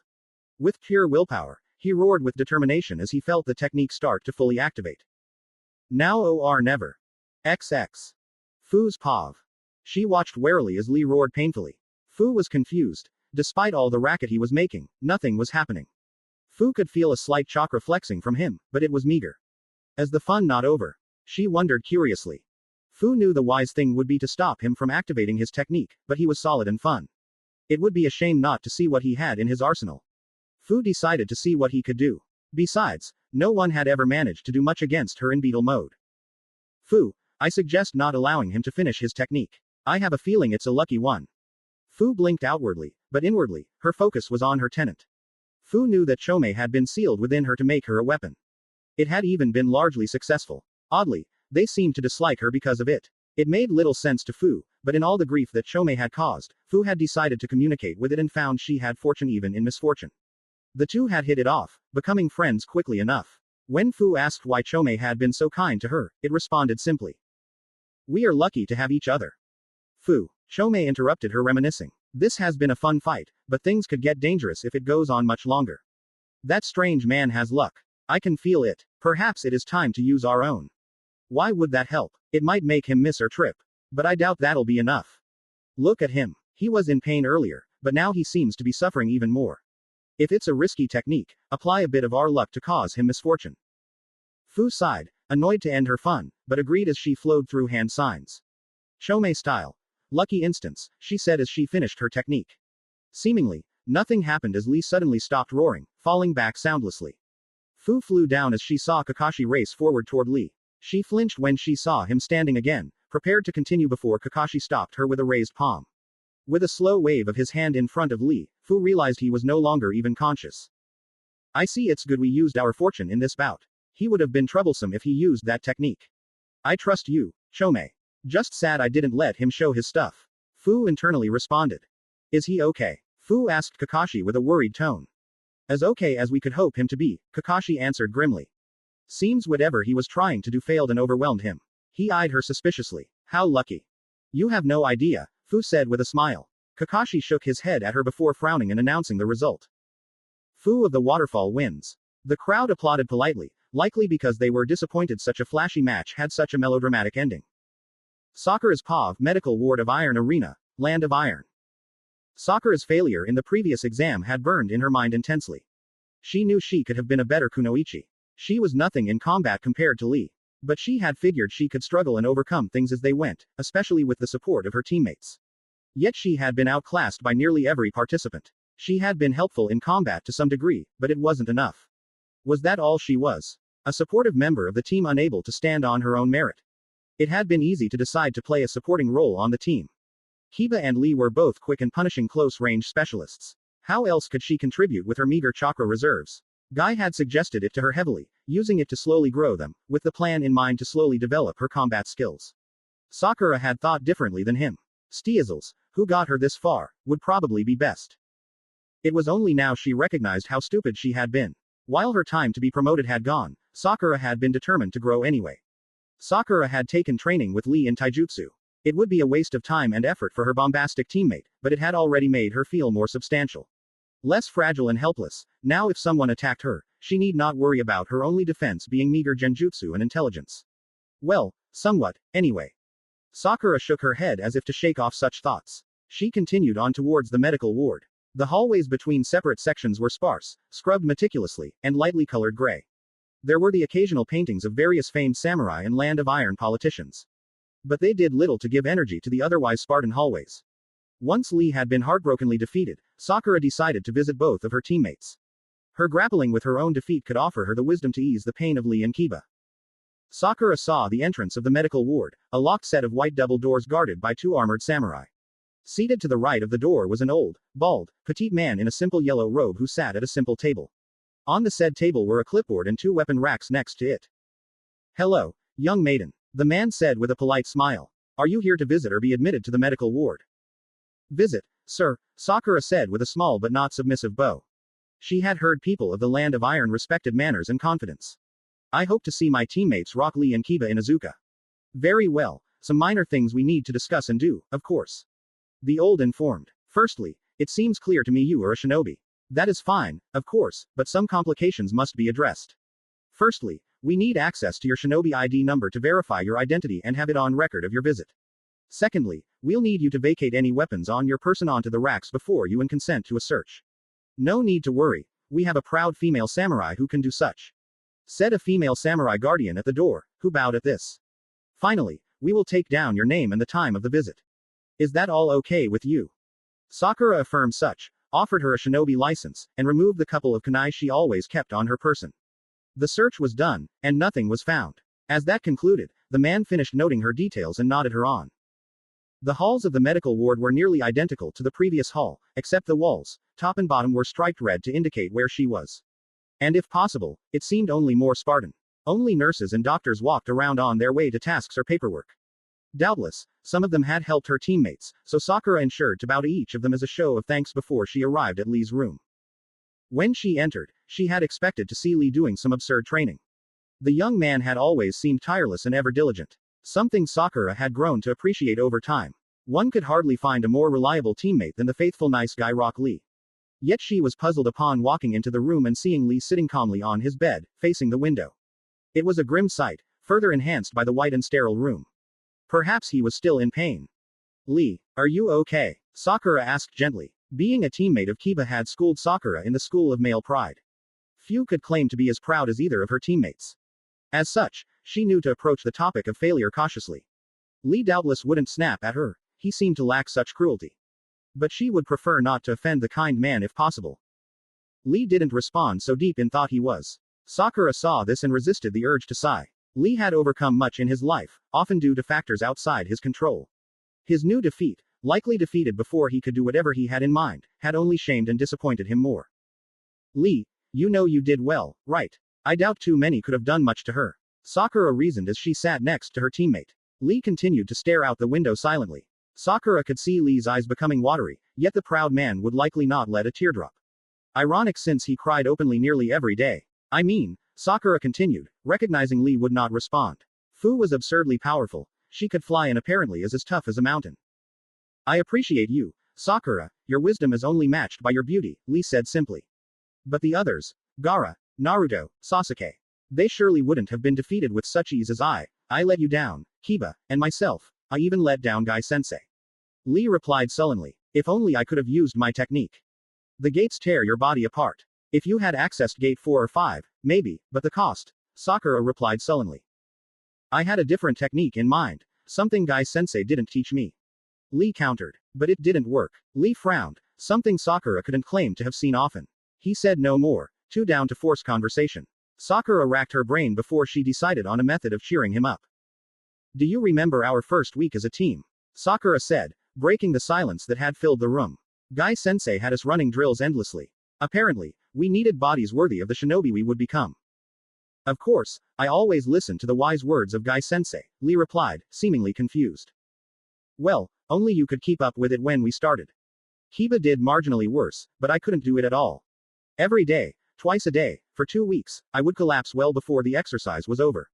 I almost quit being a kunoichi. Sakura explained with a small smile. It seemed impossible. How could I ever keep up?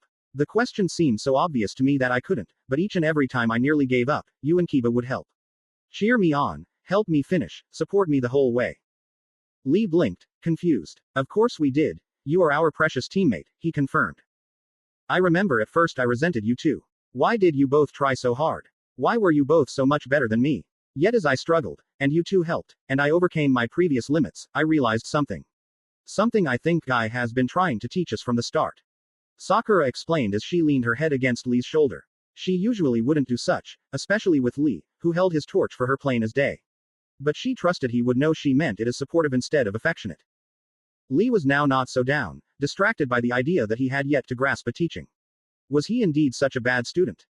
It's something you know, just have forgotten in the moment. Failure is merely a part of growth. It only is a true failure if we fail to learn a lesson. Sakura finished with a smile. Guy-sensei said that at our first meeting, he always says it. I see you are most youthful, Sakura. Lee said as he stood, his eyes containing some of the fire they had lost. Clearly, he was still down, but at least he seemed determined again. Thank you, Lee, Sakura said as she got up and walked to the door. Let's go visit Kiba now, alright. Yosh, Lee yelled as the two marched on. They briefly discussed various topics, but they soon arrived at the door. Lee, ever the gentleman, knocked on the door and waited for Kiba's answer.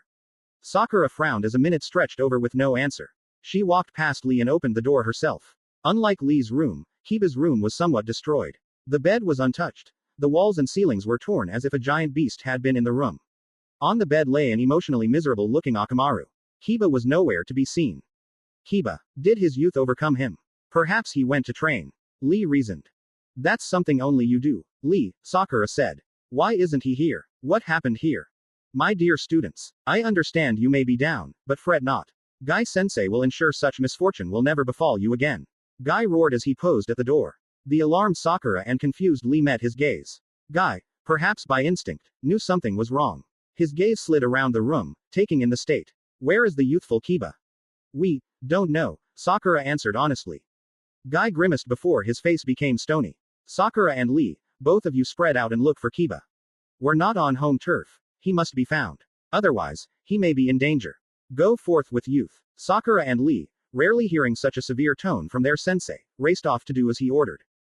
Guy sensei waited a moment before he, too, raced off.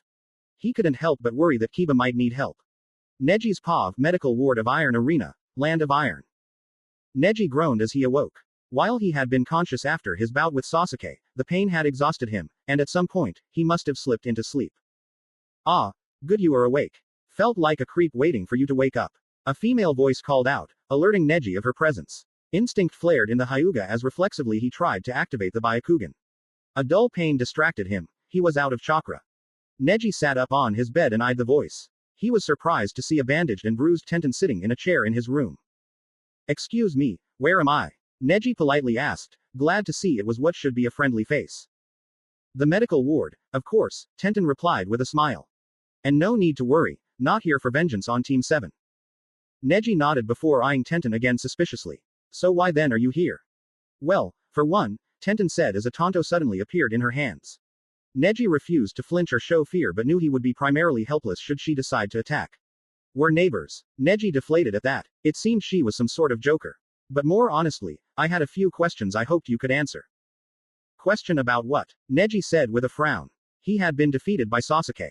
It felt like these days, for a genius, he seemed to be constantly being defeated. It annoyed him. He had aches and was very much not in the mood for a conversation, especially one that appeared to be a hidden interrogation. About your lovely teammate, everyone's favorite, blonde knucklehead, Naruto Uzumaki, Tenten replied bluntly. Before you tell me no and to leave. Tenten stopped him from doing just such. I just need to know him better.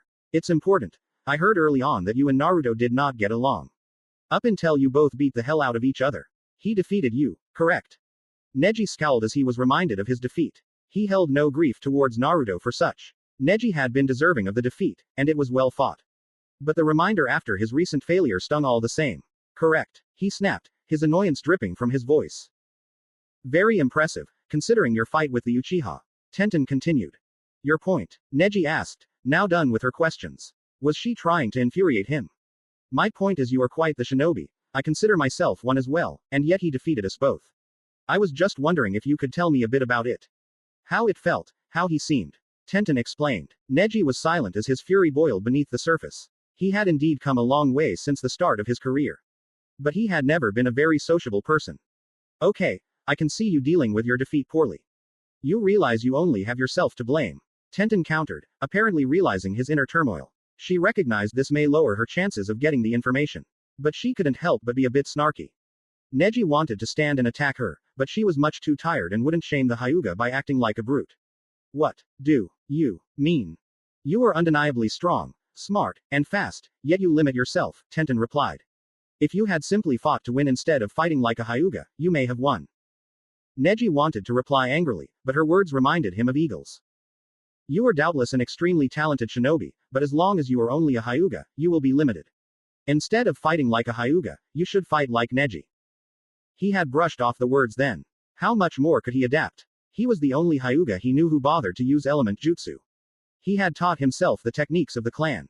But he tempered his anger. Perhaps he needed to think more. He decided to answer her question for now. He would need time alone to think. He could sense she wouldn't be leaving until satisfied. The battle was one of anger and pride. Naruto was a placeholder for my frustrations. I had no true reason to resent him, and yet I did. To my shock, he was bold in standing before me. Although I was held a genius of our year, he was confident he could stand as my equal. In the fight, I had been assured of my victory and fought as such. Naruto never backed down, never gave up, and never stopped. He matched me blow for blow, took my worst, and gave better. He never seemed to be aiming to hurt me, yet I cannot say the same for him. It was odd how determined he was to defeat me, yet I never sensed him enjoying the pain he caused me. Soon, he met my strongest defense with an attack I could not defend against. It was shocking, yet it felt like we somehow had gained a level of understanding. It made me respect him. Similar to my own experience then, Tenten said, trailing off as she seemed to focus on something else. Neji raised a brow. She thought she would grill him and then offer nothing in return. I answered your question, now answer mine. This isn't everything. Why are you so interested in Naruto Uzumaki? Neji replied stiffly. Tenten chuckled but decided to answer. I have hated combat for years. Unlike some, I've seen the real thing. Men and women mercilessly killing each other. Oftentimes, it is for reasons that seem awfully unjustified. I've been trained to do the same. Combat to me for the longest time was merely a prelude to death. You were one of the genin in the root, weren't you? Neji replied casually. Rumors were spread of genin being in it, though they never quite mentioned names. Of course, they didn't. It's a law to leave it unknown. I was at root with my teammate Sai. Our original goal had been to investigate various other genin. But we had been active and in use since a very young age. It is why I grew to hate combat. Yet when fighting Naruto, I felt at ease, as if we weren't dancing with death but with each other. It was, well, I wish all combat could be like that. Tenten explained. I just want to learn about Naruto Uzumaki because I'm certain he will be a big name soon enough. He intends to become Hokage one day, Neji added. I often find myself believing in such. Well, then, I intend to stick around him. I could use someone like that in my corner. Tenten said with a smile. Want some company until the healing kicks in. Neji went to tell her no but hesitated. It had distracted him from his anger. Sure. Sai Temari's Pav Courtyard of Iron Arena, Land of Iron. Sai often felt out of depth. The world had always been strange for him. He could scarcely remember his parents. From his small amount of memories of them, they seemed ordinary enough. Loving, kind, and nurturing, they had all the traits parents needed. Sai could not remember specifics, but he remembered being somewhat happy. He loved his family and enjoyed experiencing life as it went. He couldn't remember it, but he had been informed that his parents and his home village had been raised by a missing shinobi. There had been few survivors, primarily children. Sai was one of them. He was saved by an Anbu patrol. Unknowingly, they were not normal Anbu but root leaf Anbu.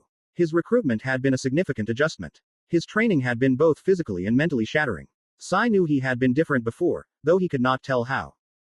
Great sickle weasel jutsu. Temari roared angrily as she whipped her fan forward. A gust of wind flew through the forest. The force of which whipped rock with force and uprooted trees. Not to mention how much of the forest caught in her blast was sliced into pieces.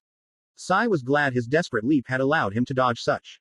He drew another scroll and hurriedly scribbled a series of bunnies, squirrels, and coyotes onto it.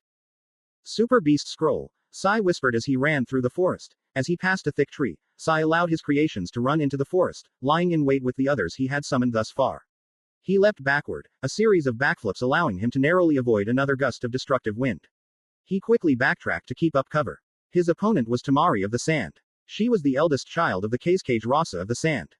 She was a notable mention due to her team's track record, flawlessly completing at least 10 A-rank missions. While primarily due to her sibling Gaara, it would be foolish to assume she had just stood there. Sai had changed. Such had been necessary in his new world.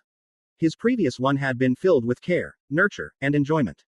His new one seemed full of pain and violence. While he remembered some discomfort initially, Sai, as most children were, was ever adaptive. He had learned to become emotionless. To value the mission more than himself or his happiness, Sai could not hate it, for he knew he needed to do so. Necessity had a way of simplifying matters. Sai could not say he had been happy. Others informed him of all the damage it must have caused. Tenten did so often, lamenting the treatment they had suffered.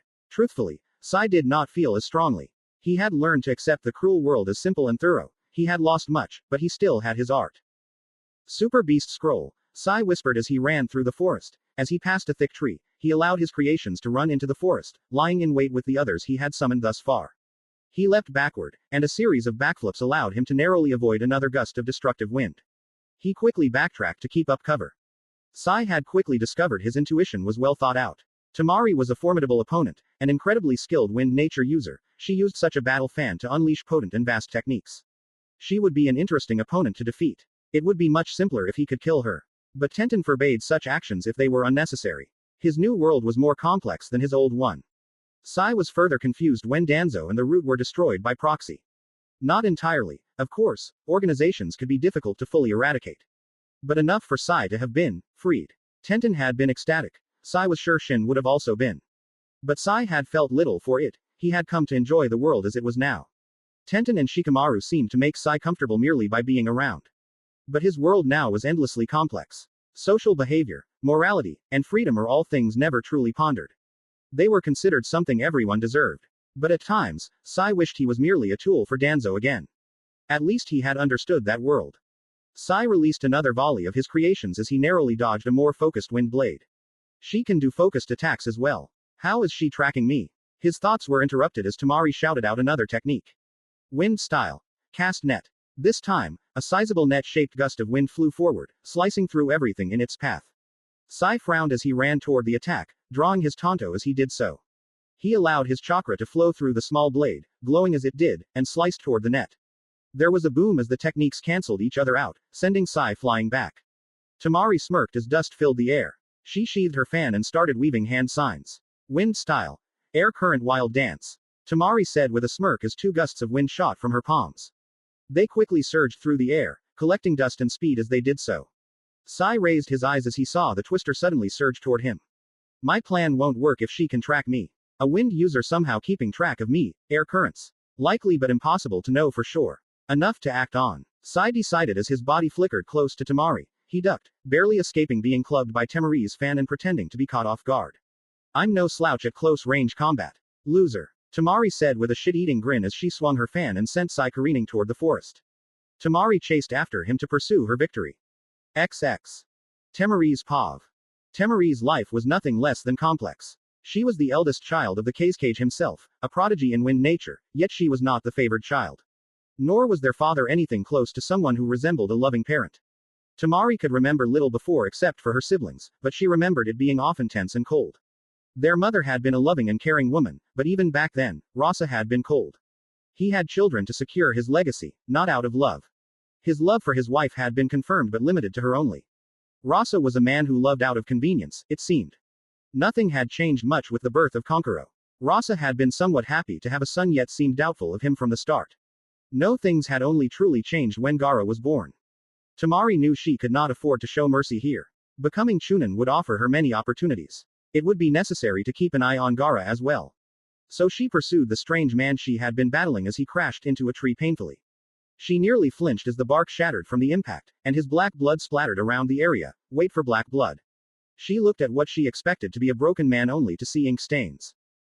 Gaara had been chosen to be a Jinchuriki, so desperate had their father been to consolidate power he had insisted they not wait but seal the beast within Gaara even as he was within his own mother. It had worked. Their mother even managed to give birth.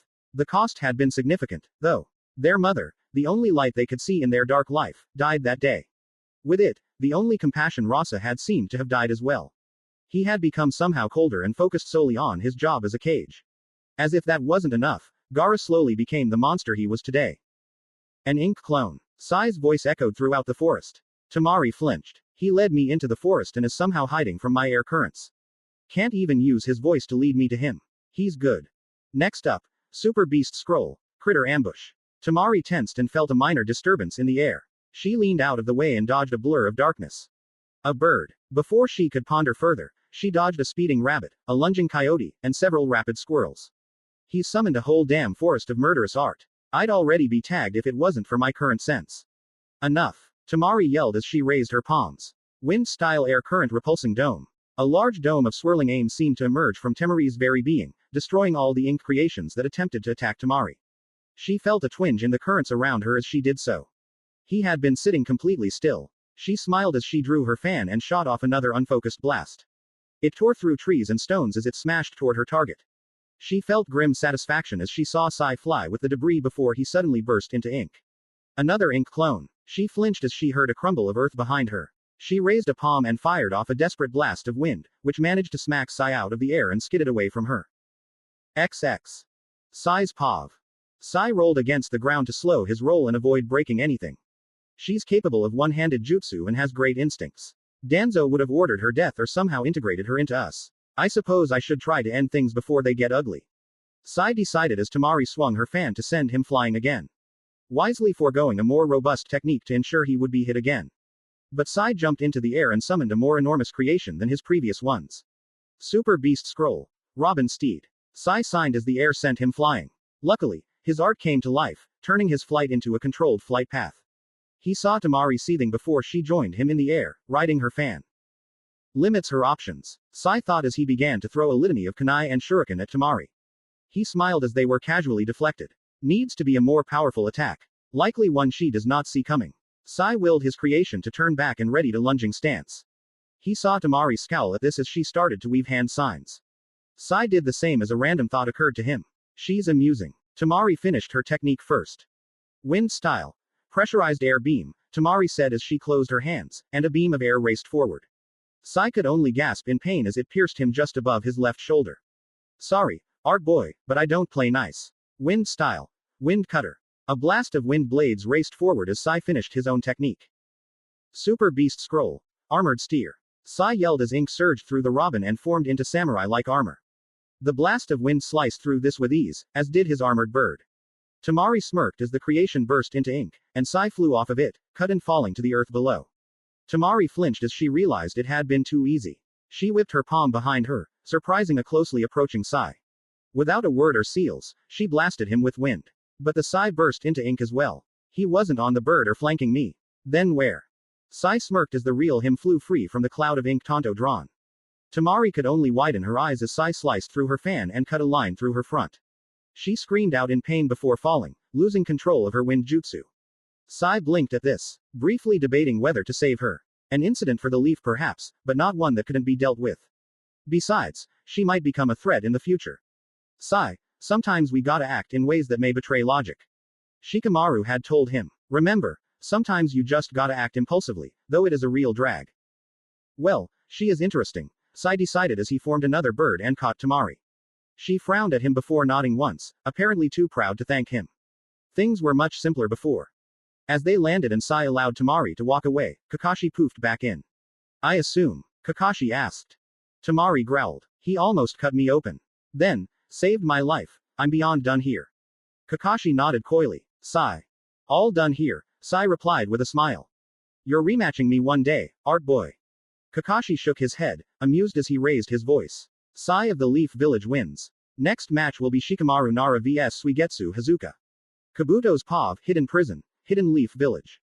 Kabuto cracked his neck as he inwardly processed his damage and spent chakra as the right-hand man of Orochimaru, a former root operative and even a mole for Sasori. He had become quite the threat, dangerous even. His loyalties were to Orochimaru due to his genius and only that. It had been painful and annoying to become a genin to keep an eye on Sasuke. He had been thankful for the emergency, it gave him a reason to break his cover. His butchering of the genin team in the exam had been for his amusement. Orochimaru had correctly assumed that the Sound 4 may fail. Though he doubted, he had expected what had happened. Yuya Uzumaki apparently had turned herself in an aim to give them information. Annoyingly, she had quite a bit of dangerous info to offer. Somehow, it had resisted the installed kill switch in the curse mark. And Uzumaki countering Fuinjutsu, go figure. His freedom of movement gave him time to find her. It was demanding. He jumped to Chunin to get the info. Oh, he had tried to hold out but had given up once Kabuto had severed both Achilles tendons. Luckily, Kabuto offered him the mercy of slicing his heart in two. It had led him to the home of an Anbu, a bit more creative torture had led him here. Of course, there were guards, even with a significant amount of shinobi present at the exams. Chunin, Junin, and even a few Anbu had met him at the entrance. Oh, they were spirited. They had shattered his ribs, severed an arm, even slit his throat. But in the end, they all lay dead on his feet. As they often were, they were bloodless. Looking as if their souls had simply been plucked from their bodies.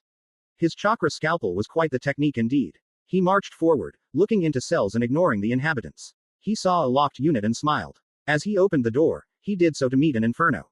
The flames raged through the door, melting his skin and even causing his bones to pop due to heat.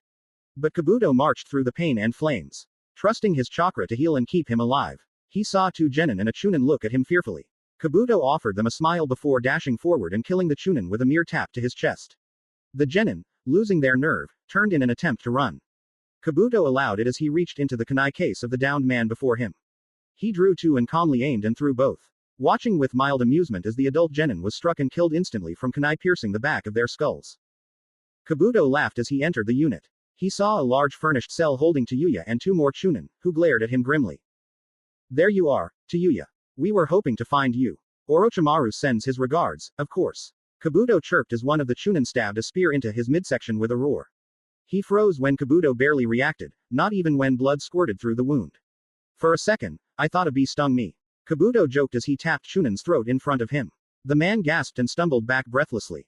The second attempted hand signs, but Kabuto brutally ripped the spear from himself and shot it into the second chunin.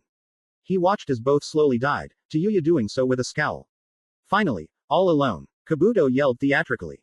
Great, they assigned a bunch of pussy shit guards. And now I have the pleasure of being killed by your creepy ass. At least you creeps can't kill me remotely. Tayuya snarked from within her cell. Indeed, such is the price of betraying Orochimaru. Please be patient. I cannot make this quick or painless.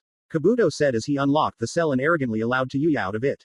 No need to worry. We both know you're no match for me, even with that mark. Tayuya merely laughed, a heavy belly laugh that made Kabuto frown. What pray to tell is such a funny dead woman? Kabuto was annoyed. She seemed to be attempting to take control. How much chakra are you wasting going all psycho killer on the guard's dumbass? Tayuya said in between laughter. I'll admit a fair bit of it. I won't need much to kill you, though. Kabuto countered. How about me, then, old friend? A female voice called out as Kabuto heard a familiar set of heels draw closer. Shikamaru's paw of Courtyard of Iron Arena, Land of Iron. Shikamaru rolled under a speeding ball of water, dived above another, and deflected kunai as he rose. It was a wonder he could even do such. The match had been predictably one-sided thus far. Shikamaru had time before this tournament to look into and prepare for his opponents, and a thinker like him knew to use the time well. Yet if Shikamaru was fully honest, his expectations and predictions had been well and far off. Sasuke he had known little about, but the tidbit of him having something akin to teleportation was sure to leave Shikamaru helpless. He had assumed Gaara would be quite the threat, yet he hadn't considered the idea he could casually send building-sized waves of sand. Naruto could fly and had mastered the nature of wind at some point. Even Suigetsu, it seemed, was prepped to shatter his predictions. He had figured the Hazuka clan used their bloodline defensively, turning targeted parts of themselves into water to avoid damage and further augment their water techniques. They could freely do it to each part of their body reflexively, they were similar but critically different. It meant their defense was much more consistent than he had hoped. It had been made clear from the previous bouts that they were weak to lightning. Unhelpful, considering his nature was fire, and it was easier to harness the power of electricity with jutsu. Luckily, Shikamaru had developed a plan that did not require such. All he needed to do was force Suigetsu to fully become water. Easier said than done. For the past 5 minutes, Shikamaru had done something he had always hated. Fought head-on, he hated close-range combat and trading blows with a specialist. It took each trick and technique Asuma had taught him to survive this long. Suigetsu wielded his sword well, using timed strikes paired with self-powered water jutsu to completely overwhelm the Nara. Shikamaru had been okay with this. He knew he could only force Suigetsu to fully liquefy by offense. Unfortunately, even with his increased training lately, Shikamaru seemed utterly outclassed in terms of physically speaking. After several cuts and painful blows, it became clear that a change of plans was necessary. Suigetsu had shown himself to be rather prideful, showing his abilities and techniques gleefully. That was annoying but undeniably useful. He should be able to bait him. Shikamaru ducked another spurt of water and backtracked into the forest.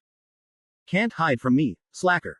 Water style. Crescent wave blade. Suigetsu taunted as he spun and swung his blade. An arc of water fired off the sword and raced toward the forest, cutting down several trees as it did so. Shikamaru barely managed to outpace it, pumping his arms and legs as he sprinted towards his destination. If he could get him there and bait him into doing his will. Stop fucking running, you damn coward. Suigetsu yelled. Strategic withdrawal is the proper term here. Shikamaru replied, the irritation dripping from his voice as he slid into a bush.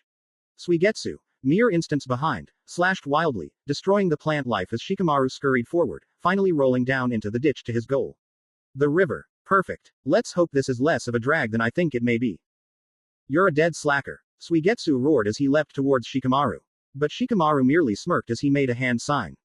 Let's test that. Shadowy grasp jutsu. Shikamaru countered. The first part of his little ploy would be costly but would indeed work. From holes in the ground, the shadows of trees and shadows from beneath the leaves condensed and formed a grouping of long shadowy hands that seemingly mindlessly writhed around the genius. Suigetsu smirked cockily. Have you learned not? Shikamaru didn't allow the mist shinobi to finish the hands stilled for a moment before racing forward. Some slammed straight through the liquid body of Suigetsu, others attempted to beat him into submission, and some even tried to tear him apart.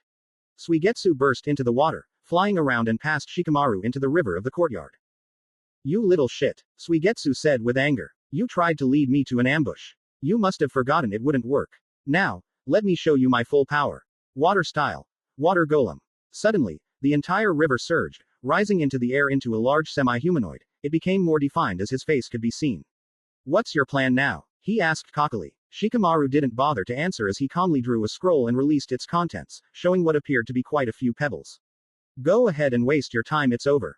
Suigetsu decided with a manic smile as he raised a giant watery fist to smash Shikamaru easily. Shikamaru did not even flinch as he picked up and tossed the pebbles lazily at the giant. As Suigetsu reared back to finish the battle, the pebbles seemed to cause the water to bubble before significant bits of it began to solidify, seeming to become more gel-like than even manjetsu had been. Suigetsu gasped as he watched both his shoulders solidify, part of his chest, and both his legs. Suigetsu growled as he raised a hand sign to turn back. But he could not move well. I can't control my body anymore, it's no longer even water. Suigetsu said with shock. What did you do to me? Ever heard of instant snow? Shikamaru replied easily. Suigetsu growled in angry confusion. Slush powder. What a drag. Slush powder, aka sodium polyacrylate. It's a polymer that's considered a super absorbent. It can absorb as much as 100 times his own weight in water. The genius explained casually as he watched Suigetsu struggle to escape his predicament. So what? So, when sodium polyacrylate is introduced to water, it becomes a semi-solid gel-like substance. I figured you would struggle to control your body in this state. Shikamaru continued. Technically, I still can't hurt you yet. Yeah, I'll enjoy tearing you apart once I find my way out of this. Suigetsu chuckled. Shikamaru shrugged as he drew another scroll and released 3 kunai covered in fuinjutsu. Well, the best part of it is slowly but surely, it will turn your entire body into a solid. I imagine that very well will kill you. Though if you surrender, I can free you. You're lying bastard. Suigetsu roared now, unable to move his almost entire gel body anymore. He gasped as he realized how little of him was still water. If I am, it wouldn't really matter, would it? In that scenario, you die either way. Shikamaru replied as he lay down on the bank of the river and drew a cigarette. With a flick of his finger, he lit the flame using a minor fire technique he knew. Your choice. Suigetsu frowned, seemingly prepared to deny the aid offered before he flinched and nodded his head. Sorry, I know the proctor, we'll probably need verbal confirmation to end this. Shikamaru apologized as he drew a deep drag. I surrender. Suigetsu yelled desperately. Shikamaru nodded as he grabbed the kunai and lazily chucked him into the odd mass that had become Suigetsu. The kunai each stabbed in before they started to glow. Soon, the bizarre mass shrunk as the kunai glowed brilliantly blue. Suigetsu crawled out of the mass of gel coated in such but now entirely average. My chakra I is, Suigetsu started. Only way to force you to revert back, Shikamaru replied. No chakra, no bloodline. Suigetsu only groaned exhaustedly at that. Match over, Kakashi said as he appeared. Then he looked up and addressed the crowd, which roared in approval, enjoying the stylish win. Hopefully, that's enough to get promoted, Shikamaru thought as he lazed. The other opponents wouldn't be so simple. Alright, it's time to leave, Nara. Kakashi informed him. One of my precious students is next. Too tired, Shikamaru complained. Well, as your ally, it's only right I help you then, Kakashi said sweetly. Earth style. Emergent pillar. He said as he stomped. Suddenly, a pillar of earth launched up from the ground, sending the prone Nara flying upwards. He didn't bother screaming. Surely Kakashi wouldn't kill him so casually. My life is such a drag. He thought that as he impacted the competitor section, Naruto and the others narrowly avoided his impact, allowing him to slam painfully into the concrete. How did he even know the mathematics to send me flying perfectly into him instantly? Your sensei sucks, Naruto. Not now, Shikamaru. Naruto replied seriously. Shikamaru glanced up, seeing the next matchup and realizing what had felt off all day. Ino had been missing all day, and Naruto had seemed somewhat down and conflicted now that it was her turn to fight. A couple of problems as well. This day was really troublesome. Samui's POV contestant section of Iron Arena, Land of Iron. Samui scowled as she saw the screen as something occurred to her. Naruto, is your teammate not coming today? Samui asked with a raised brow. It wouldn't be cool if she missed out on her match. I promise not to be too rough with her. She teased. I haven't seen her, Naruto replied honestly. We're kinda in a fight. She hasn't enjoyed the representative that comes with being associated with me. She and I haven't talked since she told me that. Samui felt a spark of emotion fire through her. But she tempered it for now. Losing her head over someone she had just met was uncool. Yet Samui felt earnest annoyance for Naruto.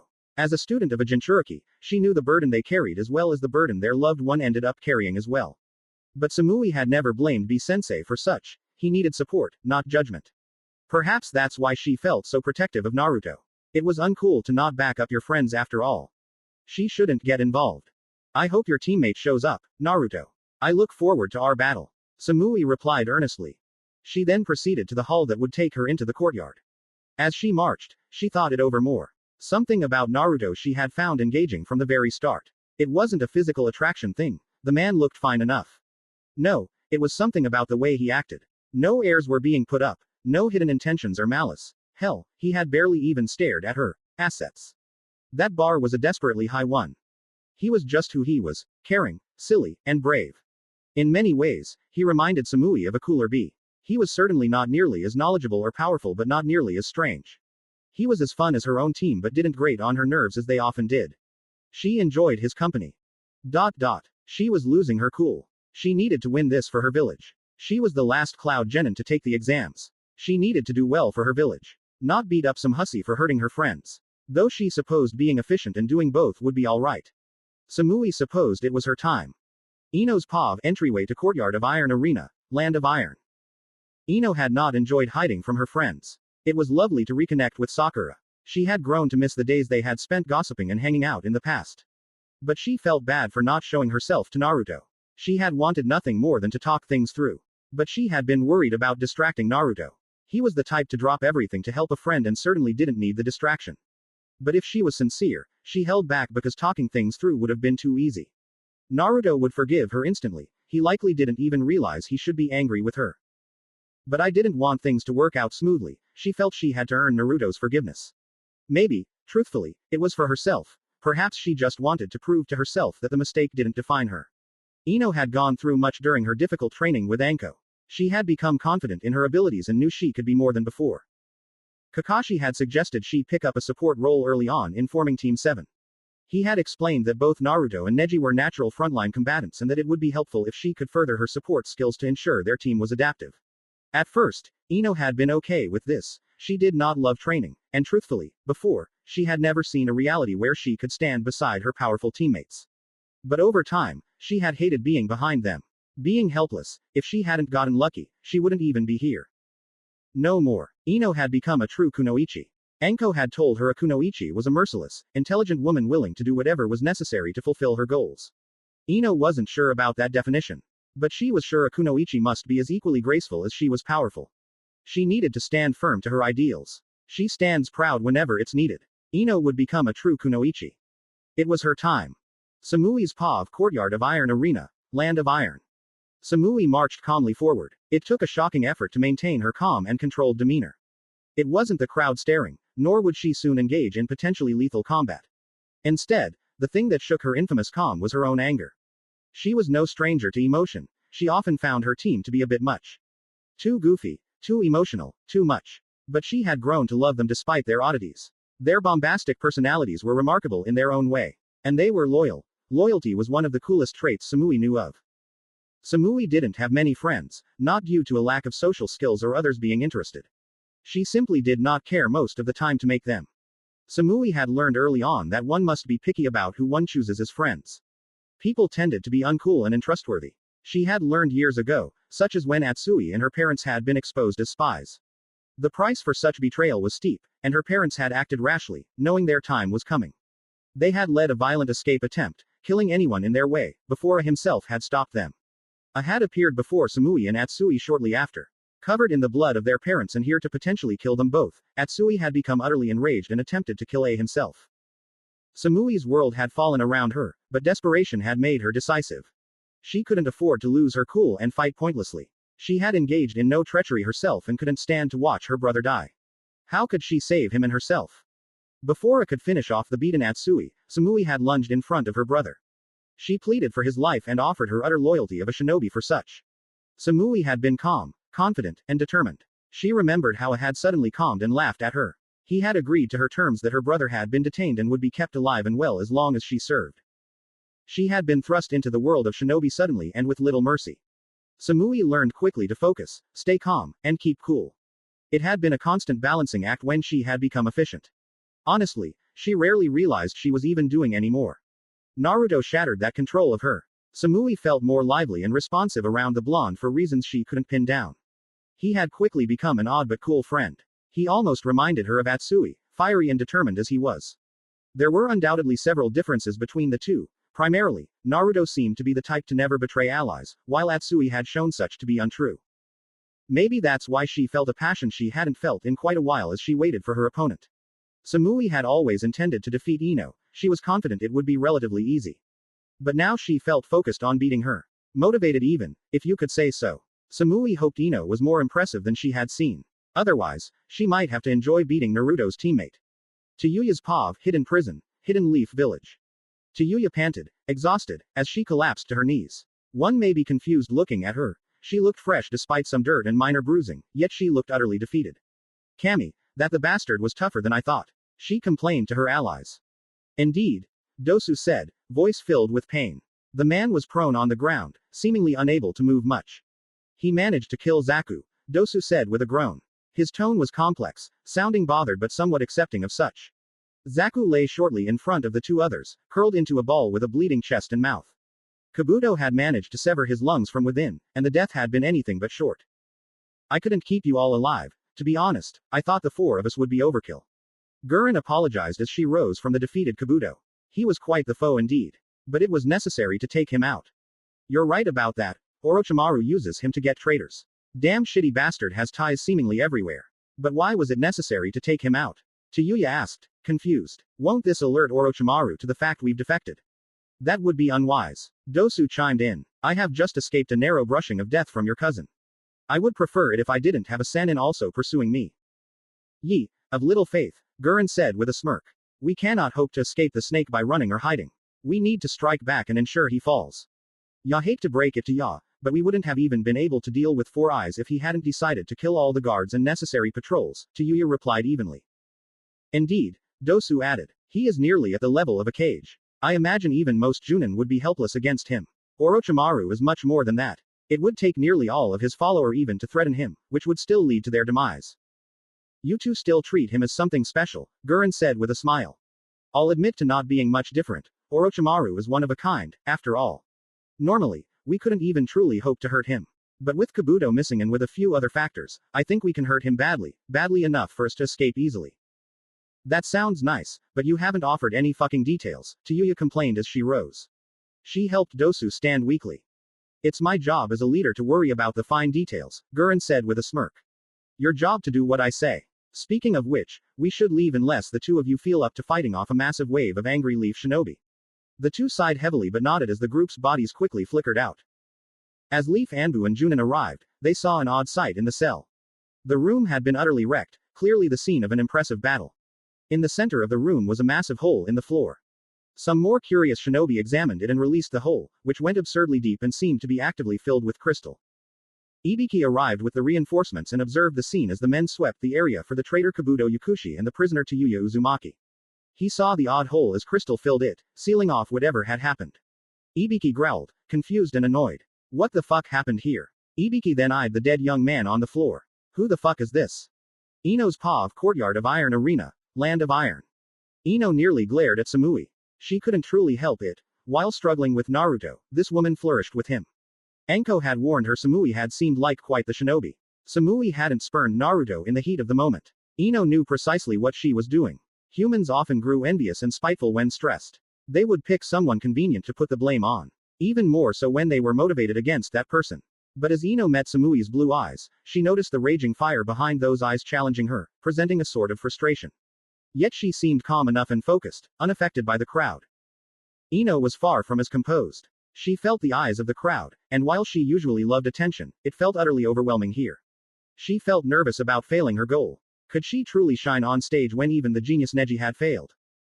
Ino remembered her training before. They had spent the day working on dodging and hand signs. Usually, they would go their separate ways after training. Ino had asked her to go out with her so she could pick her brain. Enko had agreed for sake and dango. Enko-sensei, why do you keep training? Ino asked quietly, sipping at her bottle of sake. No one dared bother the two with Enko present. This was Enko-sensei's favorite haunt. Huh, Enko asked, pausing to consume her dango with gusto. Why would I stop? I have a point to prove. A point? Ino asked, confused. Yep, princess, a point. I wanted to prove to everyone I wasn't nothing like my sensei. Figured becoming a big shot shinobi would ensure it. Still working on that, though. Enko explained before draining her glass with a happy sigh. Isn't that a petty reason to be a shin? Ino didn't get to finish on account of Enko slamming a fist into the top of her head. Damn straight. Whatever reason you need to fight is more than enough. You'll never get what you want pussyfooting around. Enko mocked while she laughed. Ino's eyes narrowed as she finally stood directly opposed to Samui. She could see Kakashi nearby, seeming a little tense. But it mattered little to Ino. She marched forward, stopping in front of Kakashi and turning to face the crowd. She felt judged again but gritted her teeth as she prepared to begin. Then, she suddenly stopped as Samui stepped in front of her with a glare. Ino frowned at it. I need to ask you why you are avoiding your teammate after what you did, Samui asked, her voice calm but with audible fury. Ino's mind was stunned, realizing she knew. I made a mistake. I didn't mean what I said. there was just a lot going on, and, well, I intend to make it right. Which you're doing poorly at. Samui countered. Nothing like avoiding the friend you insulted unfairly. I know. That's not who I am. I just made the wrong choice. Ino growled. You did, and I think that's incredibly uncool, Samui said with narrowed eyes. You better bring your A game, or else I'll crush you. Ino shoved past the woman as she once again faced the crowd. My name is Ino Yamanaka. I am a member of Team 7 and proud of it. I dedicate this fight to my teammate and one of the best guys I've known, and if you don't like him, then screw you too. All of you. His name is Naruto Uzumaki. Ino screamed boldly to the crowd. I'm proud to be your friend. Samui's eyes widened as Kakashi smiled at Ino. Samui recovered and smiled as she fell into a stance. Shifting her balance low and lazily resting a hand on her back, she sheathed her tanto. That was kinda cool. Still gonna have to beat you here. I won't give up. Ino replied with a grim frown. Naruto's POV contestant section of Iron Arena, Land of Iron. Naruto frowned when Samui defended him. He had not intended to encourage her to do such. Yet a tiny part of him was thrilled to be defended. It was ultimately a painful blow Ino had dealt him, and it felt nice for her to be held accountable. But those thoughts had been blown out of his mind once Ino had started yelling. Naruto couldn't help the smile that formed on his face. He had admittedly been offended by Ino's words but had always intended to forgive her. Naruto knew she hadn't truly meant the words, or at least meant them offensively. Though part of him had felt unsatisfied to ignore her when she had been so careless. That part of him was silent now. He had always learned to trust actions over words. Anyone could say the right words. Hell, they could even mean them. But Naruto knew it was genuine when someone did something or tried something. For Ino, she was a treasured friend, but admittedly, she was not the strongest shinobi. To boldly declare her intent to win for, well, him. It meant a lot. Naruto smiled and joined the Leaf Genin in cheering for their Yamanaka teammate. Showing their support for their comrade's bold declaration. But the smile left Naruto's face as he realized something. In the trial of Neo, Naruto had seen small flashes of Samui's skill. It had seemingly been on a similar level to Neji before the exams, a Neji that had very nearly defeated him before his exam training. Naruto did not doubt Ino's ability, she had single-handedly defeated a Junin. But Naruto wondered if she could genuinely bridge such a gap in so short of a time as he had with Gaara. Naruto shook his head with a smile. He wouldn't doubt his friend, not now, not ever.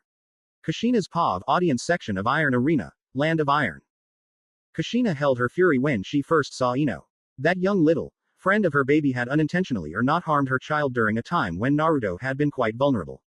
The little floozy had doubtless only done so due to the stress of the situation, the responsible adult inside of Kushina reasoned.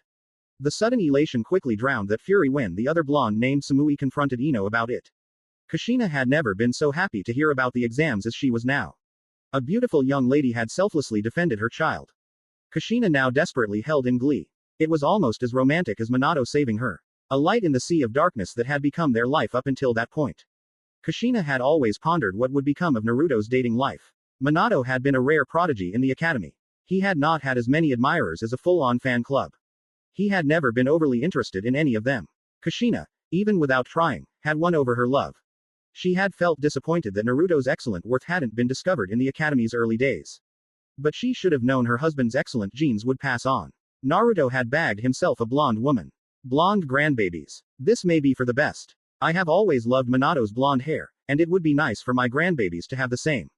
Kushina thought with a smile. She had been determining how best to assist Naruto in wooing the woman. Didn't Ino surprise her further? My name is Ino Yamanaka. I am a member of Team 7 and proud of it. I dedicate this fight to my teammate and one of the best guys I've known, Naruto Uzumaki. Ino screamed boldly to the crowd. I'm proud to be your friend. Kushina could no longer contain her joy as a delighted coo rang from her mouth. Makoto nodded, also smiling at the warm scene. My, Makoto said with an amused smile fanning at her face. Who knew your little son was such a heartbreaker? He has two beauties fighting over him. Guaranteed blonde babies. Kushina cheered now beyond reason. She went to ask a question, but Makoto cut her off with amusement and patience. Yes, they would look adorable. Makoto agreed. Kushina did not answer, merely squealing happily. Don't get too excited now, old friend. Makoto countered. A battle of kunoichi is never a pretty thing. Kushina seemed to snap out of mother mode. She nodded her head grimly. They both seem like the type to not quit easily. However, from what Naruto said, Ino isn't the combat type. This might be a one-sided bout. I doubt that, Makoto said with a smirk. You know something I don't? Kushina asked with a matching smirk. She knows Ino was taught by a certified bad bitch. Anko roared as she sat next to the two. I swore to never teach a snot-nosed brat, but that little blonde princess is special.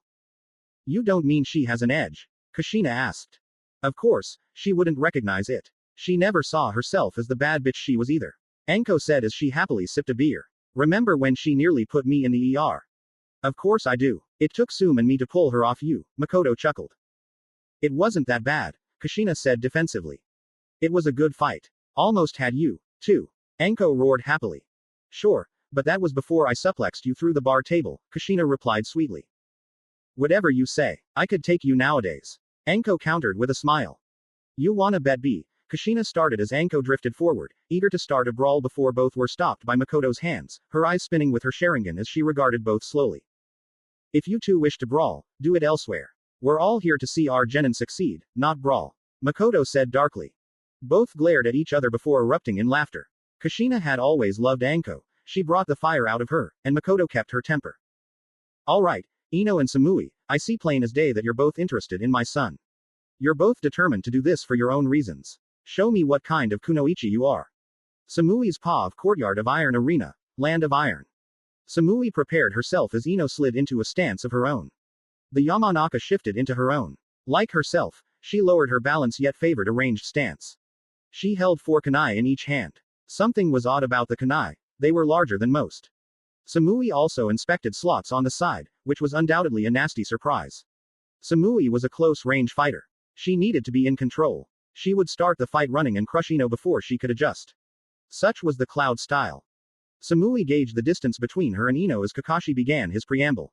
When he lowered his hand and gave the okay, Samui flooded her legs with electric chakra and shot forward. She saw Kakashi blink in surprise, and Ino flinched. She drew her tanto as she drew close, slashing for a blow that would not be immediately lethal. To her shock, Ino managed to barely sidestep the slash. She flicked a kunai at Samui, who deflected with ease as she eyed her opponent cautiously. She managed to react to my cool finish technique. Samui thought curiously. A change in tactic, perhaps. She sprinted forward now at regular speed towards Ino. Even then, it was clear Ino was slightly slower as she desperately backpedaled and threw kunai with haste. She hyped up this performance. Samui easily deflected all 3 thrown kunai as she closed the gap and went for a slash at Ino's legs. Ino managed to backflip, aiming her feet for Samui's chin as she did so. Samui managed to lean back into her own backflip, narrowly dodging such. Both glared at each other before they now charged at once. As they did so, Ino threw all her odd kunai at her.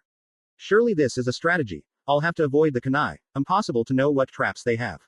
Samui thought as she slashed at Ino. The Yamanaka met it with another unique kunai. The edge curled and longer, unlike most. They tested their strength against one another, and Samui smirked as she slowly pushed Ino back. She suddenly stopped resisting, causing Ino to stumble forward. Samui savagely exploited the mistake with an elbow that had Ino stumbling back. Samui flowed through hand signs as Ino fell to her knees. Lightning style. Electric sprinkler, Samui said as 7 beams of electricity shot out horizontally. Ino managed to bend herself around impressively as she slashed with her kunai several times, causing small bits of flowers to spread out around Samui. Her eyes widened as Samui realized Ino's intent. She willed herself to flicker directly up. Her vision blurred as she suddenly fell towards Ino, watching the miniature explosions that went off. The kunai spreads plant matter, which explodes with a flex of chakra. Admittedly cool to see but uncool to deal with. Ino's head snapped up suddenly as she smirked at Samui. She sealed with surprising speed. Water style. Nature's beauty, she said as 2 groupings of water shot into the sky. Samui raised a brow in confusion at the move before she observed the water closer. Were those flower petals inside the water, uncool? Part 2. Nature's wrath. Samui flew through hand signs as explosions filled the sky above the arena. Samui suddenly cut through the smoke and fire with a slash of lightning. Her tanto coated in lightning had managed to part the explosion. She fell forward towards Ino, her eyes cold as she prepared her following technique. Lightning style. Explosive depth charge, Samui said as she stabbed her sword into the ground while landing. Ino scrambled back, and suddenly, the ground beneath them crumbled, and arcs of electricity burst through. One managed to glance at Ino, who screamed in pain as she rolled away, spasming slightly from the powerful volts. Samui smiled grimly as she stalked forth to end the fight. Ino had been somewhat better than expected, but nothing she couldn't handle. But as she did, Ino suddenly formed 2 different hand signs with each hand, one into a pointed finger and the other into a simple one-handed rat. Samui flinched as Ino suddenly called out. Ninja art. Instinct suppression jutsu. Ino yelled as a blue beam hit Samui, who suddenly froze as her instinct to create distance was suppressed. Ino smirked as she finished her channeling for her other jutsu. Beautiful binding. Rope circus. Ino called suddenly. The discarded odd kunai hissed with smoke before suddenly launching a thick rope. Each rope was tipped with a claw, which shot into the surrounding area. Some stabbed and lodged themselves into trees, the arena wall, and even the ground. It quickly surrounded the two young women. Kakashi appeared at the edge of the odd trap. Samui flinched as the trap settled. The kunai instantly launched the trap. Samui could now see that she and Ino were surrounded by a thick rope web. It would take some maneuvering to get out of the odd construct. So quick and random the trap had been that she even spied a rope between her legs. Samui lashed out with her tanto, attempting to sever the nearest rope.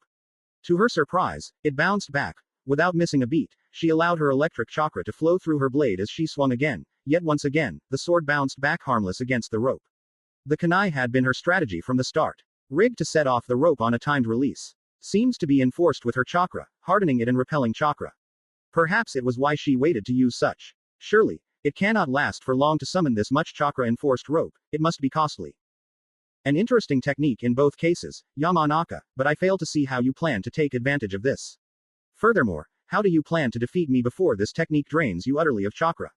Cool look, but what's the place? Samui could not finish her sentence as Ino somehow flowed through the ropes. There were no better words for it. Despite the tough rope making it indeed a headache to traverse, she did so with ease.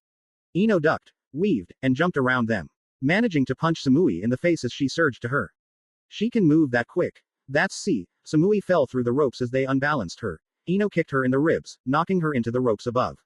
Samui could not even breathe as the ropes suddenly wrapped around her, keeping her in place as Ino suddenly surged upwards, smashing her own head into Samui. Samui grunted in pain as she bounced off the ropes painfully before hitting the ground. How was she to fight back here? The ropes limited her mobility and made Ino's approach hard to predict. Inochi's POV audience section of Iron Arena, Land of Iron. He was speechless as he watched his little princess start to dismantle the Cloud Genin. Inoichi had been proud of her for years, she was his life's gem. But he had always been worried about her becoming a kunoichi. They were either treated as objects to further the Leaf's goal or as killing machines. Inoichi had doubted his daughter had it in her. He thought she might succeed somewhat but had never expected this from her. You've grown up so fast. My dearest princess. Inoichi thought with paternal pride. Samui is in trouble tilde. Blondie's strength has doubled tilde. Yeah tilde. Inoichi glanced over at the strange man who had interrupted his fatherly musing. He seemed to be rapping poorly. Excuse me, mind if you are silent. I'm trying to enjoy my daughter's victory. Inoichi said, annoyed. Choza and Shikaku both glanced over, seeming to sense the odd tension. It is kinda rude, isn't it Shikaku? Choza agreed loudly, making it clear they were involved. Do not involve me, this will surely be a drag, Shikaku replied while sipping beer happily. Oh no. Daddy dearest thinks he knows tilde. Oh no. Samui is about to show them, bros tilde. Whoa a tilde. B rapped in response, standing to dance slightly. Shikaku and Choza seemed utterly perplexed by this but watched with intrigue as Inochi stood up with a father's fury and stood and faced B down. Do you not see my amazing daughter down there? Inoichi roared indignantly. She simply cannot be defeated, he said with the confidence only a parent could have. This seemed to snap B out of his rapping, and he shook his head as if pitying Inoichi. No doubt your daughter has game and style, but I doubt this will be enough to crack Samui. She's made of the realest stuff. Both snapped out of their argument as the mic picked up the next stage of the battle. Ino, Samui's POV courtyard of Iron Arena, Land of Iron. Ino panted as she slid under ropes and slide tackled Samui's legs from under her.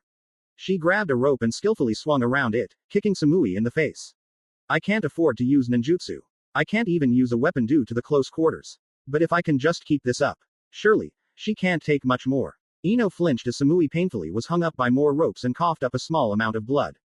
Samui was proving challenging. Somehow, she had survived nearly 3 minutes of Ino beating her around. Samui slid under a few ropes again, landing in the center of the rope circus. She had wisely attempted to escape several times now. But Ino had been diligent in returning her to the center. Samui stood even while being beaten and bruised, she seemed utterly calm. How is she still so damn cool? Does she have a plan? Ino's internal monologue was proven correct as Samui surged through hand signs. Cool aura. Electric sense. Samui said as a small field of electricity surrounded her. Ino bothered little with worrying over it. She was running out of time and knew the best way to stop her was to overwhelm her. Ino surged forward from behind Samui, using her grace to do so silently. Right as she swung for Samui's back, she somehow spun incredibly quickly, slashing her Tonto as she did so. Ino did a backflip into a flip, narrowly avoiding taking the blade to her face. Her cheek was sliced, showing Samui had closed the gap somehow. She reacted to me. No, I will not lose. I'll show Naruto how much I care. Ino flooded her body with active chakra as she forced her body to move at top speed. Despite her impressive maneuvering and speed, Samui reacted to each blow and gave one back on demand. Each counter came close to hitting, but Ino would skillfully dodge. Ino growled inwardly as she continued her barrage, desperation settling in as she felt her chakra reserves dwindle. Lose already, she yelled as she surged in and out. Quitting is never cool. Besides, we both know you have little time left. Samui panted out. Somehow she knows. Ino's mind whirled as she continued her assault. All or nothing, I have 10 seconds. 10. 9. 8. Samui ducked under a roundhouse by Ino and slashed at her other leg. Ino managed to pull herself up with a rope and kick down at Samui, who deflected the hit skillfully. 7. 6. 5. 4. 3. 2. Ino desperately charged forward and swung her fist. Samui quickly caught it, relaxing as she noted Ino slowing down considerably. 1. It was over. Ino could only gasp as exhaustion set in. She collapsed to her knees as Samui held onto her fist. Is this all I have? Ino thought, gritting her teeth in desperation. Before she could attempt some last-ditch effort, she felt Samui's Tonto tickle her throat. She looked up plainly as Samui met her gaze. I may have misjudged you, Yamanaka. It appears Naruto knows how to pick cool friends. Samui said with a small smile. But this battle is mine. Well fought. Ino felt a numbness wash through her even as she desperately tried to keep her eyes open as she relaxed and dropped her head once Samui removed her blade. Kakashi appeared between the two, nodding his head at the scene. Ino glanced over and saw Kakashi smile at her. She had failed, but at least she had to. That's how it's done, Ino. Naruto roared, breaking through the crowd's silence and processing the match's result. That's my teammate. Blondes rule. Ino smiled warmly as she gazed at Naruto, only to flinch as she saw Samui do the same. That was for me. Ino snapped out. She covered her mouth afterward, ashamed. Something about Samui made her feel inferior. She recognized it was jealousy, but it was hard to control. I do believe he said blondes rule, in case you don't notice, Samui said, pointing to her bob. Ino growled at this. It's an inside joke. One I'm now in on, cool. Stop saying that, Ino roared further, incensed. You truly are Minato's son, Naruto. Kakashi thought dryly as he signed for the two to be silent. The winner of this match, Samui of the Cloud. It was disappointing to see another of his students lose, but Ino had come far and only lost due to endurance and the odd defensive technique Samui had used. Maybe next time Ino. Various POVs, Cage Box of Iron Arena, Land of Iron. I had known the exams would not be the best for his village. Omoi and Karui had shown great promise but needed to be wiser and more short-sighted. Truly, he had known his only hope would be the odd prodigy herself, Samui. She had been part of a small shinobi family. The Ochitu was a small clan of ninjas with a solid tai and lightning nature jutsu. Relevant towards the beginning of his village. But nowadays, not so much. They had been spying on his town for an unknown party, and as such, they had been sentenced to execution. As his men had gathered to carry out such, they had run. It was a testament to the parents' will that they had outpaced his forces. Unfortunately for them, a man must sometimes handle business alone. He had appeared and told the two of their fate. I had planned to make their deaths humane should they surrender. Of course, they hadn't, foolishly trying to salvage their situation.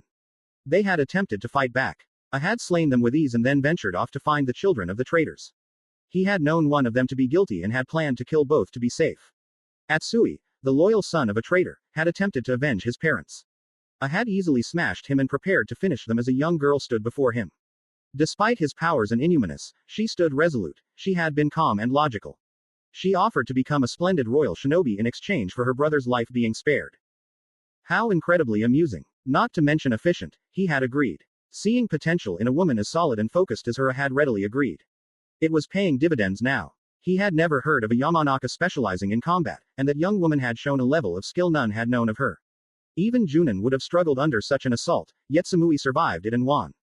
The Cloud looked solid and resourceful. Now to gloat. Ha, Hiruzen, you old fool. My Samui has shown you the might of the Cloud. A roared happily, slapping his hand on his charge, causing a large thud with each slap. She is one of my most promising up and coming. Soon, you all will surely curse her name. He bragged. Well, I suppose Samui is rather impressive. Hiruzen said diplomatically with a frown. Rasa shared his looks as he glared down. I did not expect such a level of competition. This may very well be more interesting than I had thought. It was undoubtedly troublesome. The 5 villages were each producing incredible talent. Will any of them be a match for you? Gaara. Rasa was knocked out of his musing as Onoki hummed loudly. This girl seems familiar. Where do I remember her? Was it a clan? Yes, a clan. What was their name? As this girl part of the Onoki was interrupted by A, who suddenly filled the room with killing intent. Onoki flexed his own, never being the type to be quickly deterred. Mifune offered his own, which killed the standstill. Both realized it would be wise not to pick a fight here. My, so many heroes and villains in these exams. It seems that once I finally settle things at home, I may very well need to become more involved in external affairs. As the hero, it is my job to improve my home and the world. Seems I may need to garner more forces first. Seems the other villages are producing some very interesting shinobi. Yugura thought with a small smile. Mifune sighed again, desperate to escape this box full of children. Naruto's POV medical section of Iron Arena, Land of Iron. Naruto felt conflicted as he watched Ino get carried away. While he had appreciated and approved of Ino's efforts and intent, he was unsure if he was willing to allow things to settle already. Naruto understood that Ino had made a simple mistake. But it had been a telling mistake all the same. Naruto didn't doubt Ino's intent, but if she couldn't handle the consequences of being his friend, wouldn't the event simply repeat itself? Naruto had learned that sometimes in life, one has to learn from mistakes that were previously made. Ino couldn't handle her reputation being ruined. Naruto wouldn't so casually expose her to such again.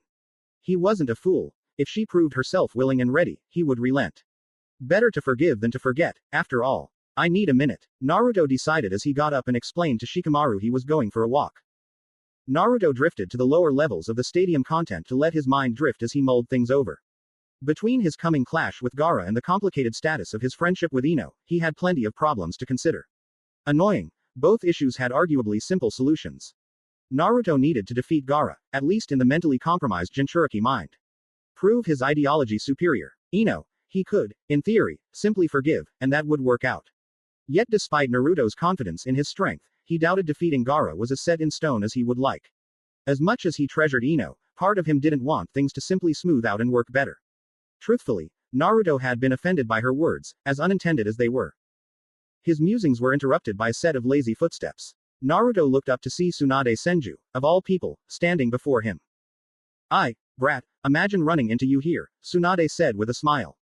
I was not allowed to drink on the job, so I was getting some air before I sent an important political figure flying. Naruto chuckled mirthlessly at that. Something Tsunade tutted at. I heard what happened between you and Ino from your mother. We shared a drink from time to time, and it sounded dreadful. I imagine this sudden pensive mood is related to the match that just happened, Tsunade said with a smirk. Naruto nearly yelled in response before he tempered himself. Why do you care? I don't truly, brat, Tsunade replied bluntly. But you remind me of someone I once knew. It costs me little to offer you advice. And it's the least I can do as a distant relative. Tsunade listed. Honestly, Naruto was sure some would be perplexed by her bluntness, but Naruto felt relieved. He often struggled to understand people who spoke indirectly, so hearing someone just put it out there was refreshing. Touché, Naruto replied with a sigh. I guess I'm just not ready yet. She hurt me, and part of me is upset about that. I don't hate her. I'm just not ready to talk it through yet. Too much going on to give it the thought it needs, ya know. Tsunade nodded her head. Jiraiya said you occasionally spoke with great wisdom, yet I had never expected it to be true. I can understand this situation well enough. I have done something similar to Jiraiya in the past. Did you two work through it? Naruto asked curiously. We did not, unfortunately, Tsunade responded with a frown. Jiraiya tried to forgive me constantly, regardless of whether I deserved it. Truthfully, I appreciated it, but now, with the benefit of hindsight, I question if it did more harm than good. Even now, we never truly addressed it. He forgave me, and I avoided the topic. Felt it didn't need addressing. A regret I live with now. Naruto frowned at that. If the odd but admittedly wise pervy sage and Tsunade had been unable to work through it, did Ino and him stand a chance? But don't worry, short stack. Tsunade chuckled. The fuck you call M? Naruto was silenced as Tsunade shoved him away by his head. Just this once, I'll give you some help, Tsunade said. As Naruto looked up, he saw a weak-looking Ino standing in the hallway, staring his way. Naruto flinched, but Tsunade grabbed Ino by the shoulder and bodily dragged her off. We're going to talk girly, was all she said as the two went on. Should I have stopped that? Naruto wondered, confused. Shikamaru's POV contestant section of Iron Arena, Land of Iron. As Shikamaru watched the next fight, it cemented that he might want to consider dropping out of the exams. Ino, of all people, had proved to be a considerably powerful opponent, only for her to be beaten rather soundly by Samui, who seemed to be just as impressive. Now, he witnessed Yuno and Shino put on a remarkable back and forth. Shino was naturally resistant to her genjutsu due to his insects. Furthermore, the insects could defend their host and attack Yuno. The woman proved challenging to pin down and crafty, but with Shino's surprising tactical skill, Yuno was sure to be drained of chakra if the fight lasted any time. To keep things just as interesting as ever, Yuno had prepared for it. Using weak fire jutsu with a large area of effects and impressive kunai skill, she kept Shino on his toes and could not launch a more effective strategy than slowly draining Yuno. Shino had gained the advantage throughout the fight. With an impressive use of insect clones and insect traps, he drained Yuno of a massive amount of chakra. As if this was not enough, Shino was proficient in taijutsu, giving as good as he could get whenever Yuno managed to close the distance. Shikamaru was confident about his victory at this point. Indeed, this made it clear Shikamaru wasn't cut out for this. These damn bastards are treating this like it's life and death. How's a slacker meant to prosper? He thought, annoyed. Yuno had shown to be more adaptive in the end. She had discovered how to cast genjutsu on an Aburame effectively. Shikamaru had noticed it quicker than most. Yuno had simply layered several weak and realistic genjutsu, enough to where even the advanced senses of his insects could not decipher the truth of her illusions. From there, Shino showed skill on the back foot, but it was merely a matter of time before the disorientated Shino got caught up. Yuno did so in a minute once she was in control, leveling a kunai to a downed Shino who surrendered with grace. Shikamaru looked at Naruto as he entered the contestant area with an odd look on his face. Naruto, you alright? He asked. Though honestly, Shikamaru hoped not. Between earnestly having to compete in these nightmare exams and helping Tenten and Sai reintegrate into everyday life, he had his hands complete. Yeah, just distracted. Did I miss anything good? Naruto asked. Not really. Yuno beat Shino, Shikamaru replied. Not to see contradict you, Shikamaru-san, Hinata interjected. But they had a rather good match. They both performed well and admirably. I suppose so. I just got bored watching after a while. Shikamaru relented. Simply don't get why shinobi must be so gung-ho about combat. I'd prefer to experience as little pain as possible.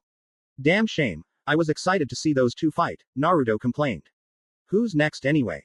We're not sure, Naruto-kun. I do not have a match in these rounds. And they never showed the matches past the first tier. Hinata explained. Naruto-kun. Naruto-kun. Shikamaru and Naruto asked in unison. Neji-kun speaks very highly of you. Anyone who can make such an impression on him is worthy of praise.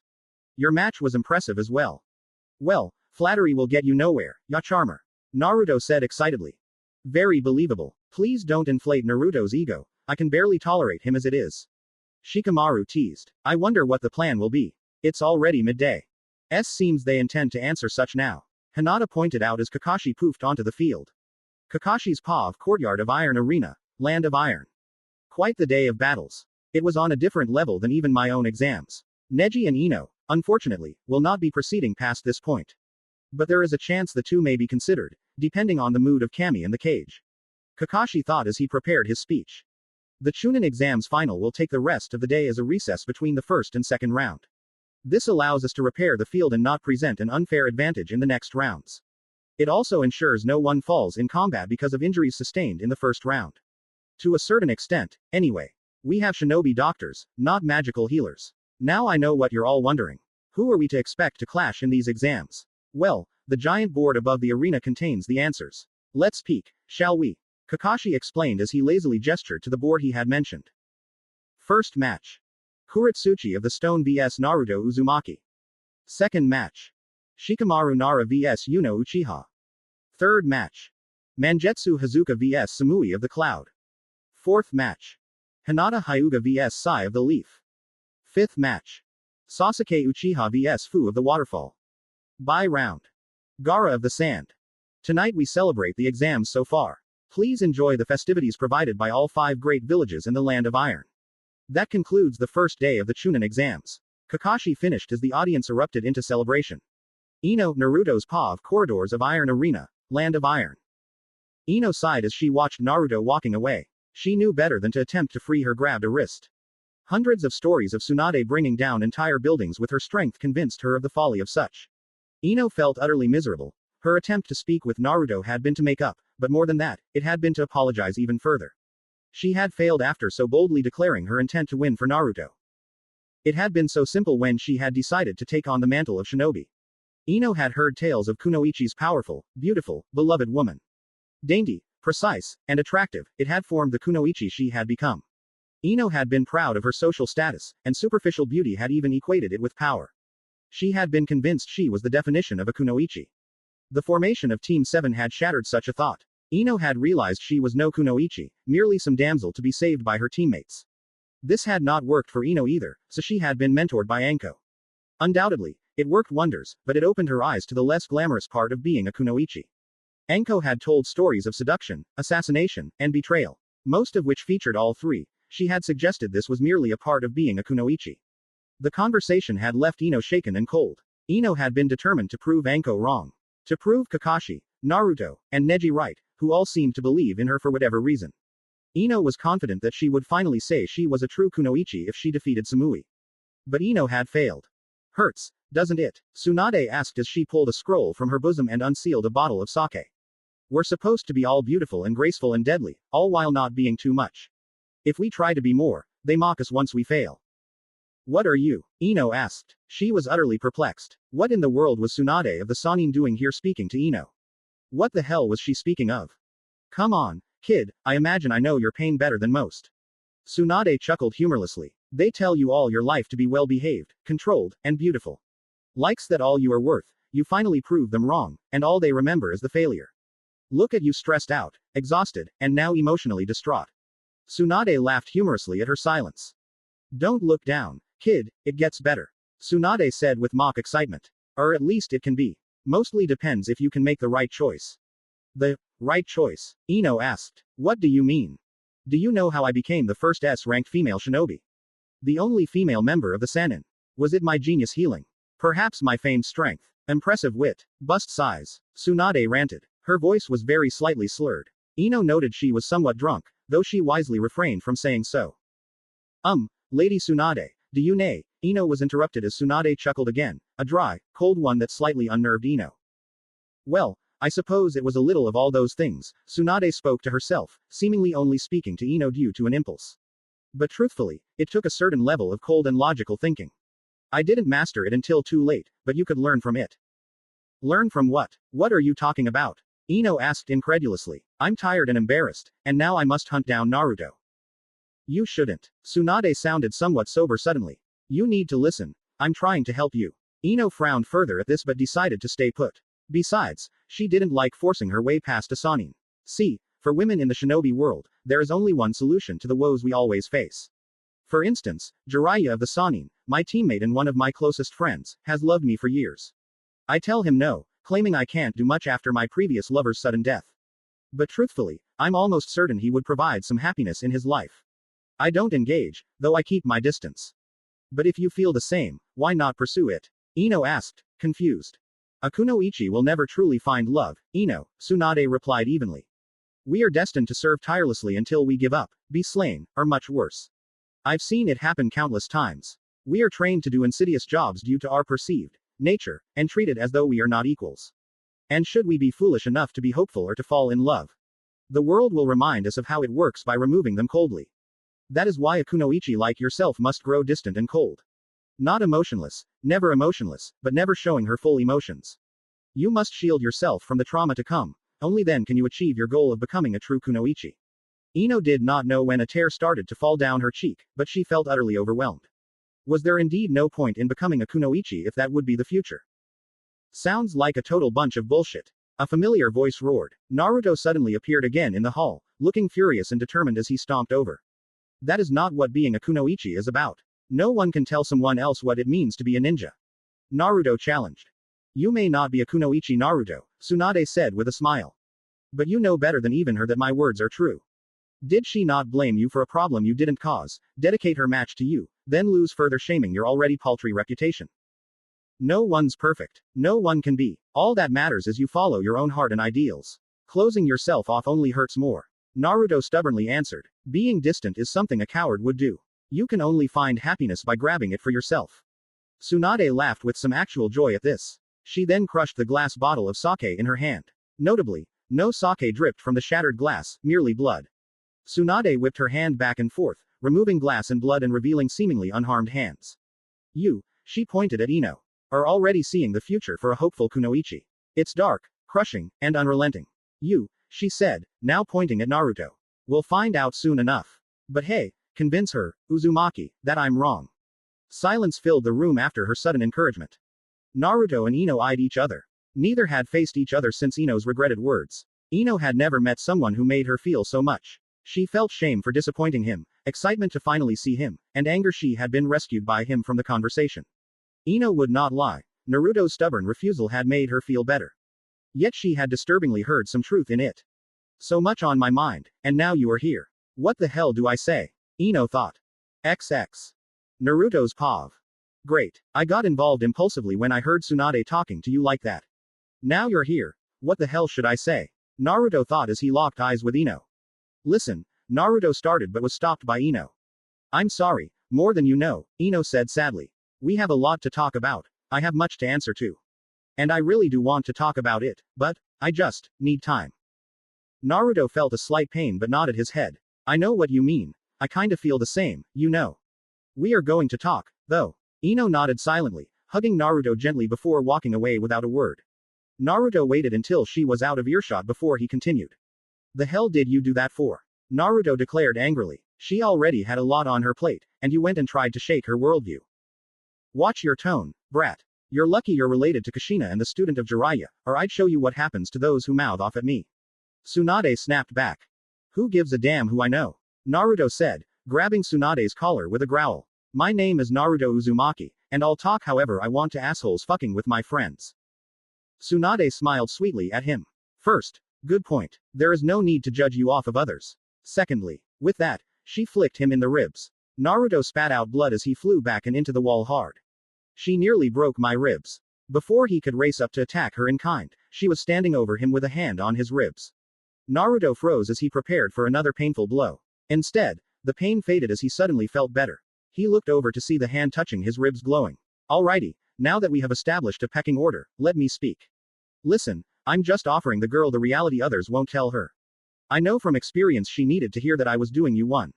Love is something to cherish, but it will always be lost. Better to not love at all, wish I hadn't. Naruto shoved her off and growled as he stood. Hell no, I'm gonna live life embracing my loved ones, and before I let them go, I'll exhaust every single option. He countered fiercely. You really are like them, Tsunade spoke quietly. As Tsunade continued, Naruto raised a brow but had no time to comment. How about this brat? Prove me wrong by being promoted to Chunin. If you manage such a situation, I'll offer you much better training than Jiraiya gave you, you'll have the aid of 2 Sanins. You want that accredited cage position, don't you? Then, as a cage-level shinobi, it'd be invaluable. If you don't, however, you must quit your Hokage dream. Naruto was still determining if he even wanted training from the opposing woman. But he would prove her wrong all the same. Besides, surely a Sannin like her would not have some good jutsu. Deal. Sasuke's POV contestant section of Iron Arena, Land of Iron. The Chunin exams had always been part of the plan. Progression of his shinobi career in the Leaf was a necessity for him. Sasuke needed to become a shinobi with influence, reputation, and connections. One is to start the repair of the Uchiha clan, and the other is to aid his search for the truth of that night. Sasuke had never been one to dwindle. From a young age, he had trained relentlessly, at one time for the respect of his father and older brother, and now to redeem them. So much had he prepared, he had earnestly assumed the exams would have been a farce. Indeed, with his brethren Shisui's aid, no mere genin could stand before him. That notion had been disabused shockingly early on. Neji Hyuga had been a fight he had hoped for and even been excited for. While Sasuke had known his reputation, he had assumed he would effortlessly destroy him, poke holes in his style, and prove Uchiha's superiority with ease. Sasuke had won the battle, but Neji had nearly bested him. In the first round, he had a close fight. The Uchiha was confident that if they fought again, he would win much more easily, but it mattered little. Sasuke had left doubts in their minds. Now, the doubts might grow more prominent. Fu, the goofy woman, had made Lee seem almost helpless. Sasuke would have undoubtedly struggled against him, yet she appeared unbothered. Kiba wasn't a mighty opponent. Sasuke had bested him before. Yet Gaara had made him look pathetic. Tenten had shown impressive skill and utility, yet Naruto had outpaced and overwhelmed her. Even Samui had seemed impressive to some degree. It wouldn't stop Sasuke, he would merely have to be prepared for them. His next challenger was a significant challenge. She seemed superhuman in every way, but I think I can manage it. But Gaara would make it to the next rounds. Naruto likely would not be bested by some meager stone shinobi. All of my problems are Jinchuriki, he sighed mentally. For the Uchiha. Disabling inner gaze. Demons exposed. Yuno cried with a powerful flex of chakra. The yell, amplified by the mics, broke him out of thinking. I'm glad Yuno will never know I wasn't fully paying attention. But why is she using that technique? While powerful, it drains her quickly and limits her from chakra techniques. He focused on the fight intently as he watched. With an apparent flare of light, Shikamaru was trapped in the genjutsu, and Sasuke debated the odds. Shikamaru supposedly is some genius. Even so, I've been ensnared by this genjutsu. It is a difficult one to escape, especially without your own Sharingan. I suppose this is the end. The technique makes you face your biggest sources of stress and plays with all 5 senses. He's officially helpless. At least, that had been what Sasuke had assumed. Shockingly, it seemed Shikamaru had found a counter to Yuno's strongest genjutsu, even under his effects. Shikamaru somehow seemed able to predict Yuno's movements and attacks. Through pure intuition. Yet another challenger to be bested. With this impressive feat in mind, Shikamaru managed to stall until he found quite the escape method. His screams were vivid and raw as he used a shadowy hand to crush his own left wrist. Yuno, seeing the desperate gambit, had tried to enforce the end. Yet even when suffering considerable injuries, it seemed Shikamaru kept his head. When Yuno attempted to place a kunai under his throat, she was grabbed by a giant hand of shadows. It crudely smashed the exhausted Yuno into the ground, knocking her out. Yuno needs to work on her stamina, just as Ino did earlier. Fear not, cousin, should I encounter the Nara later, he shall also fall. Kabuto's Pav. Kabuto was a strange, unpredictable man who had been, from the start, another orphan created by the never-ending machine called war. Soon, he was used by those of strength in the world. In many ways, Danzo Shimura could be attributed to creating him as he was, crushing the little bit of stability his life had and ensuring he would never struggle with such a meager consideration like morals. The only love a shinobi needs is the love of their homeland. We live in darkness to ensure the majority can be bathed in light. Rid yourself of your bias and illogical emotions. That is the job of a true shinobi. Danzo had often told him. Kabuto had served due to his interest in Danzo and the sense of purpose it had given him. After a few years, he had found himself a new master. One that was much different than before and one Kabuto found to be a much better fit. Orochimaru had proven to provide something Kabuto could not say anyone else ever had: enjoyment in life. He had shown him such brilliant research. Others would call it inhumane, cruel, or barbaric. They were ignorant, refusing to learn based on subjective distaste. Orochimaru had introduced this ideology to him. Nothing was sacred, morality was a political tool, and little else, and knowledge was above all else. People spend their whole lives restrained. They are told how to work, live, learn, grow, and even when to die. They bow to the machinations of others constantly, betraying their very instincts to fit into the role society provides. They lead miserable lives only ended by their pitiful demise. But it doesn't have to be this way. No, for those who aren't foolish enough to be told how to live and when to die. They move for greater purposes. They live based on the most human aspect of man. Their hunger for knowledge is all that is permitted to learn. Join me in becoming wise, Kabuto Kukukuku, Orochimaru had ranted. Most of his men found these rants unnerving, but Kabuto found it exciting. Sasori had attempted to get him under his thumb. Luckily, he had underestimated both Kabuto and Orochimaru. Soon, he would pay for his attempt. Or, would he?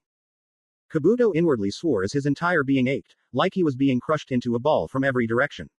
The pain made him gasp for air, only to discover he couldn't breathe. He couldn't even see. He attempted to thrash, but this only increased the pain tenfold. As the pain intensified, Kabuto saw stars, and his mind remembered his defeat by Gurren and company. They had managed to overwhelm them, and Gurren had encased him in crystal. He hadn't panicked. He had prepared a counter to such once Gurren had joined, only for her to continue to cover him in thicker crystal as it sank into the earth. Oh, he had panicked then. Curses and threats were promised internally. But none of it mattered. He had been defeated. She had left his head exposed for a moment before burying him. All the better to enjoy her revenge. He had known it would come. He had been the one to kill Yukimaru. Sorry, Kabuto, but I couldn't just run off and live happily. Not after you two killed him. Gurren had said grimly, glaring hatefully at the imprisoned Kabuto. You mean you can't forgive me for killing him? Orochimaru had merely ordered it. I had the pleasure of butchering him myself. Kabuto roared, vicious and spiteful even at the potential end. Touché. Just die knowing you failed your master. He will join you soon, Gurren said darkly. Ha ha ha ha. Kabuto taunted manically. You could never bitch. No, I could not. Fortunately, Orochimaru had a much bigger problem coming, an attack. Tilda, sang Gurren happily. Tilda and such poor timing. Orochimaru is weaker for now due to needing a new body soon. Kimimaro and I are both dead, well, one of us anyway. And his most reliable psycho is going to die without his knowledge. Wait, an attack? You bitch, what did you do? Kabuto roared, realizing this may be a more significant threat than he had first deemed. But his rage had gone ignored as he sank into the earth. Kabuto felt the pain grow slightly numb. He knew that meant his brain was shutting down due to lack of oxygen. My technique heals me automatically on a cellular level. This will allow me to survive this longer than most. I merely need to create new cells at the same rate they die. But if I lose consciousness even for a moment, I'll likely die. Kabuto had always wondered if suffocation would be a decent method of killing him. His healing allowed him to survive even the most vicious of injuries, but a constant unending ailment might stand a chance. He wondered if his parents had ever loved him. Kabuto flinched at the random thought. Even with the healing, his brain had slowed down significantly, and it took a lot of work to maintain focus. Why did everyone use him? Kabuto had no time for such thoughts. He needed to figure out a way to escape. Orochimaru would need his aid. Must his death be so pointless? Kabuto couldn't afford to die. He had barely lived. The constant and intense pain had become muted. His nerves barely were working and were under continuous damage and repair. How long has it been? Seconds, hours, days. Kabuto tried flexing his chakra, but it was for nothing. The crystal did not budge and even seemed to drain him of some of his chakra. A period of time passed that Kabuto could not identify. Likely, it had been minutes or hours. But it felt like years. Kabuto missed the pain. Naruto's POV entryway of Courtyard of Iron Arena, Land of Iron. Naruto sat in a dead-end hallway. After ensuring Shikamaru had won, Naruto felt like taking a break from other people. Kami knew he had many problems to ponder, and he had always done his best thinking alone. Wandering the sparse halls of the Iron Arena proved perfect for allowing his mind to drift. Empty and devoid, they were as the cool and collected Samui clashed with the battle-hungry Mangetsu. Naruto was sure Samui would win. She seemed much more skilled than most had thought. And would not struggle nearly as much as Omoi to take advantage of the well-known weakness of the Hazuka at this point. It was the perfect circumstance for Naruto to achieve some inner peace. Eventually, he wandered absent-mindedly into a dead end leading to a closet. Knowing most people other than a janitor would not end up here, it seemed wise to stay at this spot. Unless there are samurai janitors, nah. Ino was at the forefront of his mind. She was his friend, one of his closest ones, in fact. However, Naruto had many problems and needed to be more confident of Ino or her intentions. As much as Naruto would like to bury the hatchet and repair their friendship, he felt it would be best to hold off on addressing it until at least after the exams. That was primarily due to Gaara, the Sand Shinobi and fellow Jinchuriki, who seemed prepared to kill or capture him should he not see the truth. Naruto had never been a coward. Even when it was doubtful he could, he had stood up to Neji. Gaara felt different and had been fearless in a clash with the missing shinobi. Naruto could admit to somewhat fearing the man. Gaara had shown to be decisive in a way Naruto had never seen. Gaara was intelligent and vindictive. He did not acknowledge his humanity. Naruto felt the two were similar, but there was no denying Gaara was more monstrous. He wanted to fight Sasuke and held no ill will towards the Uchiha. Naruto could tell Sasuke had primarily been fair. But it still rubbed him the wrong way, as Neji had been beaten by someone other than himself. Naruto had deemed it only fair that he paid Sasuke back personally. Plus, the fight would indeed be incredible, win-win, as it were. Yes, Naruto was too busy to figure out Ino at the moment. Soon, but not now. I wonder if you'll impress me once again, brother. A raspy and familiar voice called. Naruto's eyes whipped up to see his red-headed tormentor himself. Brother, Naruto asked, curious but neutral. Despite his tone, he had already drawn Riptide. Better to stall for now. Not sure I can defeat him in these narrow walls. As far as I knew, our relationship was between victim and stalker. We are both not mere humans but Jinchuriki. This makes us unique and family, Gaara said with a pleasant tone. Naruto raised a brow at this. Gaara's vibe seemed different this time. I say this because, in all truth, I'm desperate to make you understand. You should understand, not like these pathetic humans. We are connected through shared pain. You also felt that, didn't you? Was it you who connected to my mind, or should I say mindscape? Join me, and I will spare you in our match. I will lead us to greatness. Or if you choose to be foolish, I'll either force you into joining or kill you should you prove weak. Even for Jinchuriki, only the strong survive. I've never been much of a follower, Naruto said coldly. His fear was silenced by righteous fury. Time and time again, this man before him had decided the fate of many. Naruto just couldn't allow someone to live like this. And you're wrong. I won't be joining you, and I see the truth clearly. We may be different, but we are still human. You fool, we are nothing but human. Have you not seen how much they hate us? Abhor us. They made this choice. We merely will show them their mistakes. Gaara replied evenly. Should you believe we need humanity, you must prove it. Show me the strength of a Jinchuriki who has embraced humanity. I'll show you how meager it is to the strength of a Jinchuriki who has embraced their power. Gaara chuckled silently as he dispersed into a moving cloud of sand, drifting away from the blonde. Naruto sighed, annoyed and slightly tired after facing Gaara. Unfortunately, it seemed he wouldn't be given an actual break. Uzumaki. There you are, you little shit. I've been looking everywhere for you. Kuretsuchi yelled as she ran down the hallway, subtly cutting off his escape just as Gaara had. Naruto leaned against the wall with a slight frown. What do you need, Kuretsuchi? Oh, come on, we're finally gonna get to fight soon. How are you not excited? Besides, this isn't just any matchup. This is a battle between the future Kage. Kuretsuchi said with a large grin. A great chance to show the world that I, the granddaughter of Onoki and future Tsuchikage, is a superior shinobi to the nobody Naruto Uzumaki, the future Hokage. No one knows who either of us are, Naruto said dryly. Secondly, I'm awesome and definitely will be Hokage. But why do you think so? I can just tell. A rival of mine could afford to be no less shortstack. Kuretsuchi taunted. Besides, you'd never make it as a Tsuchikage, maybe a lame Hokage, but never a Tsuchikage.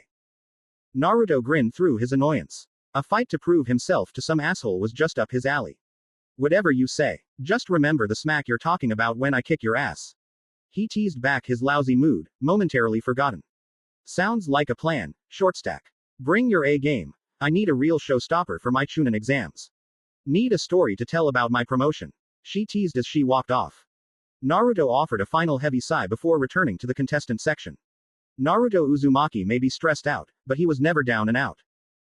Yagura's paw of Cage Box of Iron Arena, Land of Iron. Yagura had been hesitant to attend the exams. The Chunin exams were considered by every village as a chance to increase revenue and show off to dissuade their enemies. Something the Mist Village could, of course, use. But unlike the other villages that could afford to do so with ease, he could not. Yagura had freed his home from its previous tyrannical leader. But being a true hero did not stop there. He had routed out all his villainous supporters, their families, and anyone who had become unjust.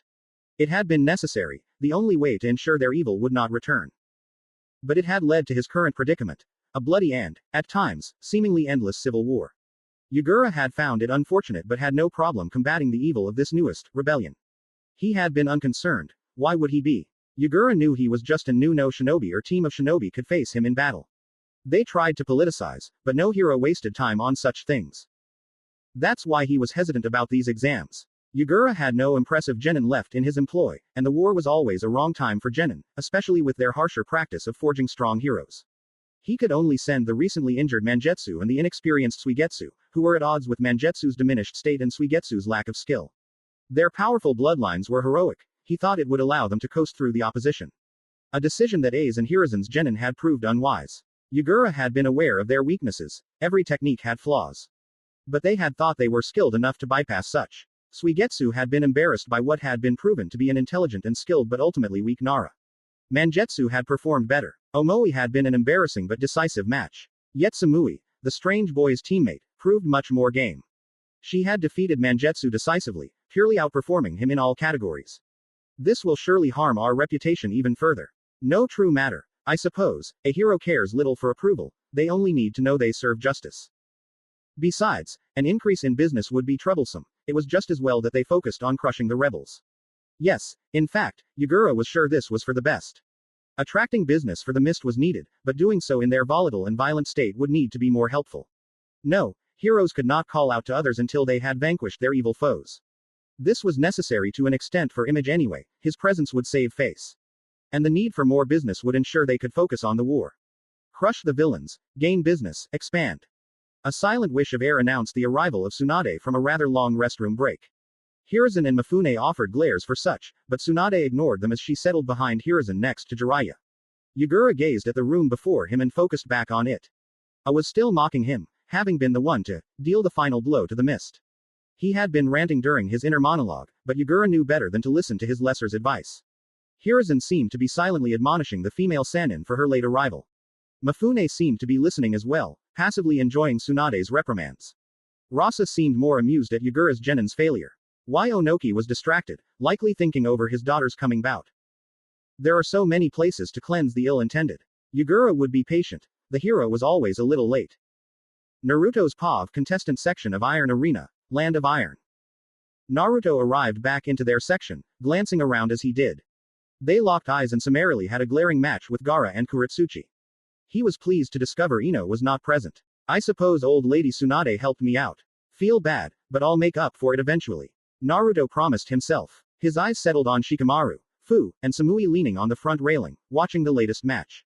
He glanced around curiously to see the current game in play. Hinata Hyuga vs Sai of the Leaf. I remember Sai is more impressive than I would have thought. And I haven't had the chance to see Hinata fight either. Glad I came back when I did. Naruto summarized as he slapped Shikamaru's as he joined the trio on the railing. Naruto was about to ask about the fight before he noticed a cast around Shikamaru's left wrist. You okay, you lazy bastard. I figured they would have fully healed by now. Naruto mentioned. Shikamaru sighed dramatically as he looked at his left wrist. It turns out that fully broken bones, especially in this area, can take a little bit to heal. In reality, it's almost fully repaired. They just put it in a cast until the next match to ensure it doesn't set incorrectly. Breaking your own wrist. So brave. Fu laughed, yelled. I've never even broken a bone. I guess I'm lucky. My life is full of trouble. Shikamaru started before Samui lightly shoved him with a raised brow. Women. I was going to say, women, woman. Shikamaru finished stubbornly. Not cool. Samui admonished seriously. Okay, Naruto said, sidestepping the tension. How's the match going? One-sided, Shikamaru replied simply. But it's so cool. Hinata has been on the back foot yet hasn't been hit once. Fu said excitedly. Man, I hope she wins, I wanna fight her. Perhaps, but she seems unable to make any offense. A strong defense is cool, but no one can dodge forever, Samui added. I wouldn't count Hinata out. Naruto countered confidently. Neji says Hinata might be just as strong as he is. He doesn't give unearned or usually even earned compliments, so that's saying something. He must have been referring to her speed or something. Shikamaru dismissed. She is planning something, but her scramble is genuine. Sai has her on the ropes. He may not keep her as such for much longer, Sasuke interjected, facing the group. Hinata is a powerful fighter. If he makes a certain mistake, I'm confident she'll win. A certain mistake? Fu asked, confused. Indeed, Sasuke continued. Normally, Hinata seems to be a rather unremarkable shinobi, at least most of the time. She certainly improved with her training with Neji and developing her own style. But she still lacked a killer instinct and power. If one tries to test her patience, it almost solves both problems. A temper? Samui asked with disbelief. She seems so well-mannered. She is. Sasuke agreed. It takes a lot to test her patience, but if Sai does so, her victory will be guaranteed. When furious, she can be an interesting challenge even for me. He complimented. I hate to agree with this douche, but yeah, my lot is with Hinata. Naruto agreed, ignoring Sasuke's glare. Another enemy for the list, he supposed. That could be troublesome. Sai has a fondness for teasing people. Shikamaru complained. Oh no, please don't tease me. Naruto asked sarcastically. No, he calls it teasing. I call it a vindictive personal attack. Shikamaru continued. Read in some book about how friends screw around with each other and were taught to make their opponents angry and therefore sloppy. Mix the two, and you get a troublesome bastard. I think the emo guy might be right, Fu interjected. If looks could kill, Sasuke would have killed her on the spot. Look. They all switched their gaze to what looked like the beginning of a massacre. Hinata, Sai's POV courtyard of Iron Arena, Land of Iron. Hinata ducked a flying bird that seemed intent on dive bombing for her eyes. Finger jabbed a flying squirrel out of existence while she kicked a rabbit flying through the air. She then dived to the right to dodge the wild charge of an ink hog. How in the world did he have this many summons? He nearly tripled the amount he used against Temari. Seeing two coyotes closing from behind, Hinata expertly spiked their heads with kunai. With both arms open, Sai suddenly flew in and ducked her desperate punch, slashing a line on her left leg and kicking her in the ribs, sending her flying back. Sai stopped. The small amount of forest left surrounded the two and acted as a barrier to keep Hinata trapped.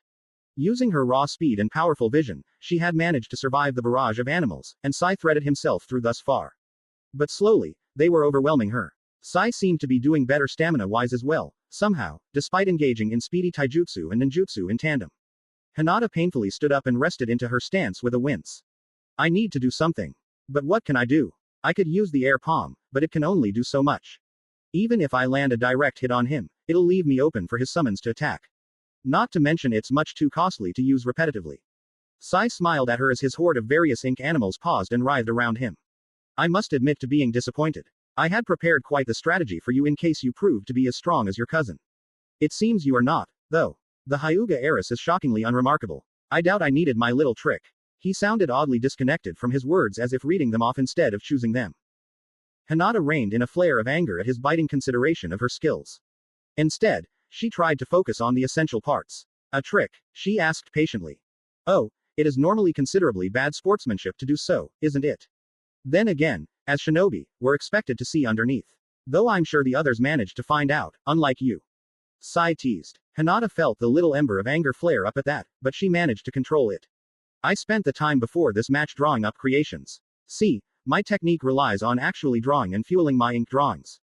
By preparing them ahead of time, I can release a shocking amount at once. Costly for my chakra, but it makes more offense unrelenting. Dangerous depending on my foe, but a weak heiress lacks the raw power to deal with such. I had prepared them in case you proved to be like your cousin. Luckily, you are a much weaker version. Hinata could feel shame once again. She hated how familiar it felt. She had felt when she had been defeated by Hanenbi and dismissed by her father at a time hated by Neji. It seemed to be a recurring theme in her life. Hinata had sworn she wouldn't be ashamed again. She had trained hard to ensure such. She was making an honest effort. No effort to even defend yourself. Sai continued. I suppose some simply aren't cut out to be shinobi. Hinata's mind went black.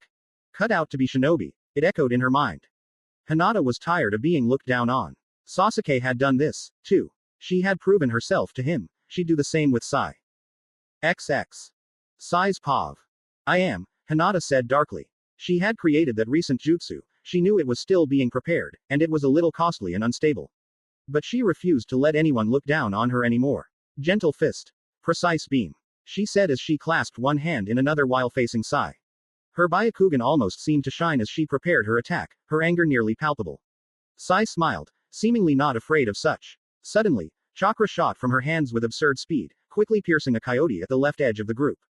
Hinata shouted in fury as she swung her clasped hand sweepingly. Sai flinched at its speed before ducking as the small beam sliced through the summons around him, merely bisecting him if not for his reaction. Hinata saw this and swept her hands again. Sai jumped over this, chucking out several scrolls with art and flaring his chakra to summon various larger birds. Hinata did not react to such swiping up with her beam at Sai. Two birds grabbed both of his shoulders and barely hauled him out of the way.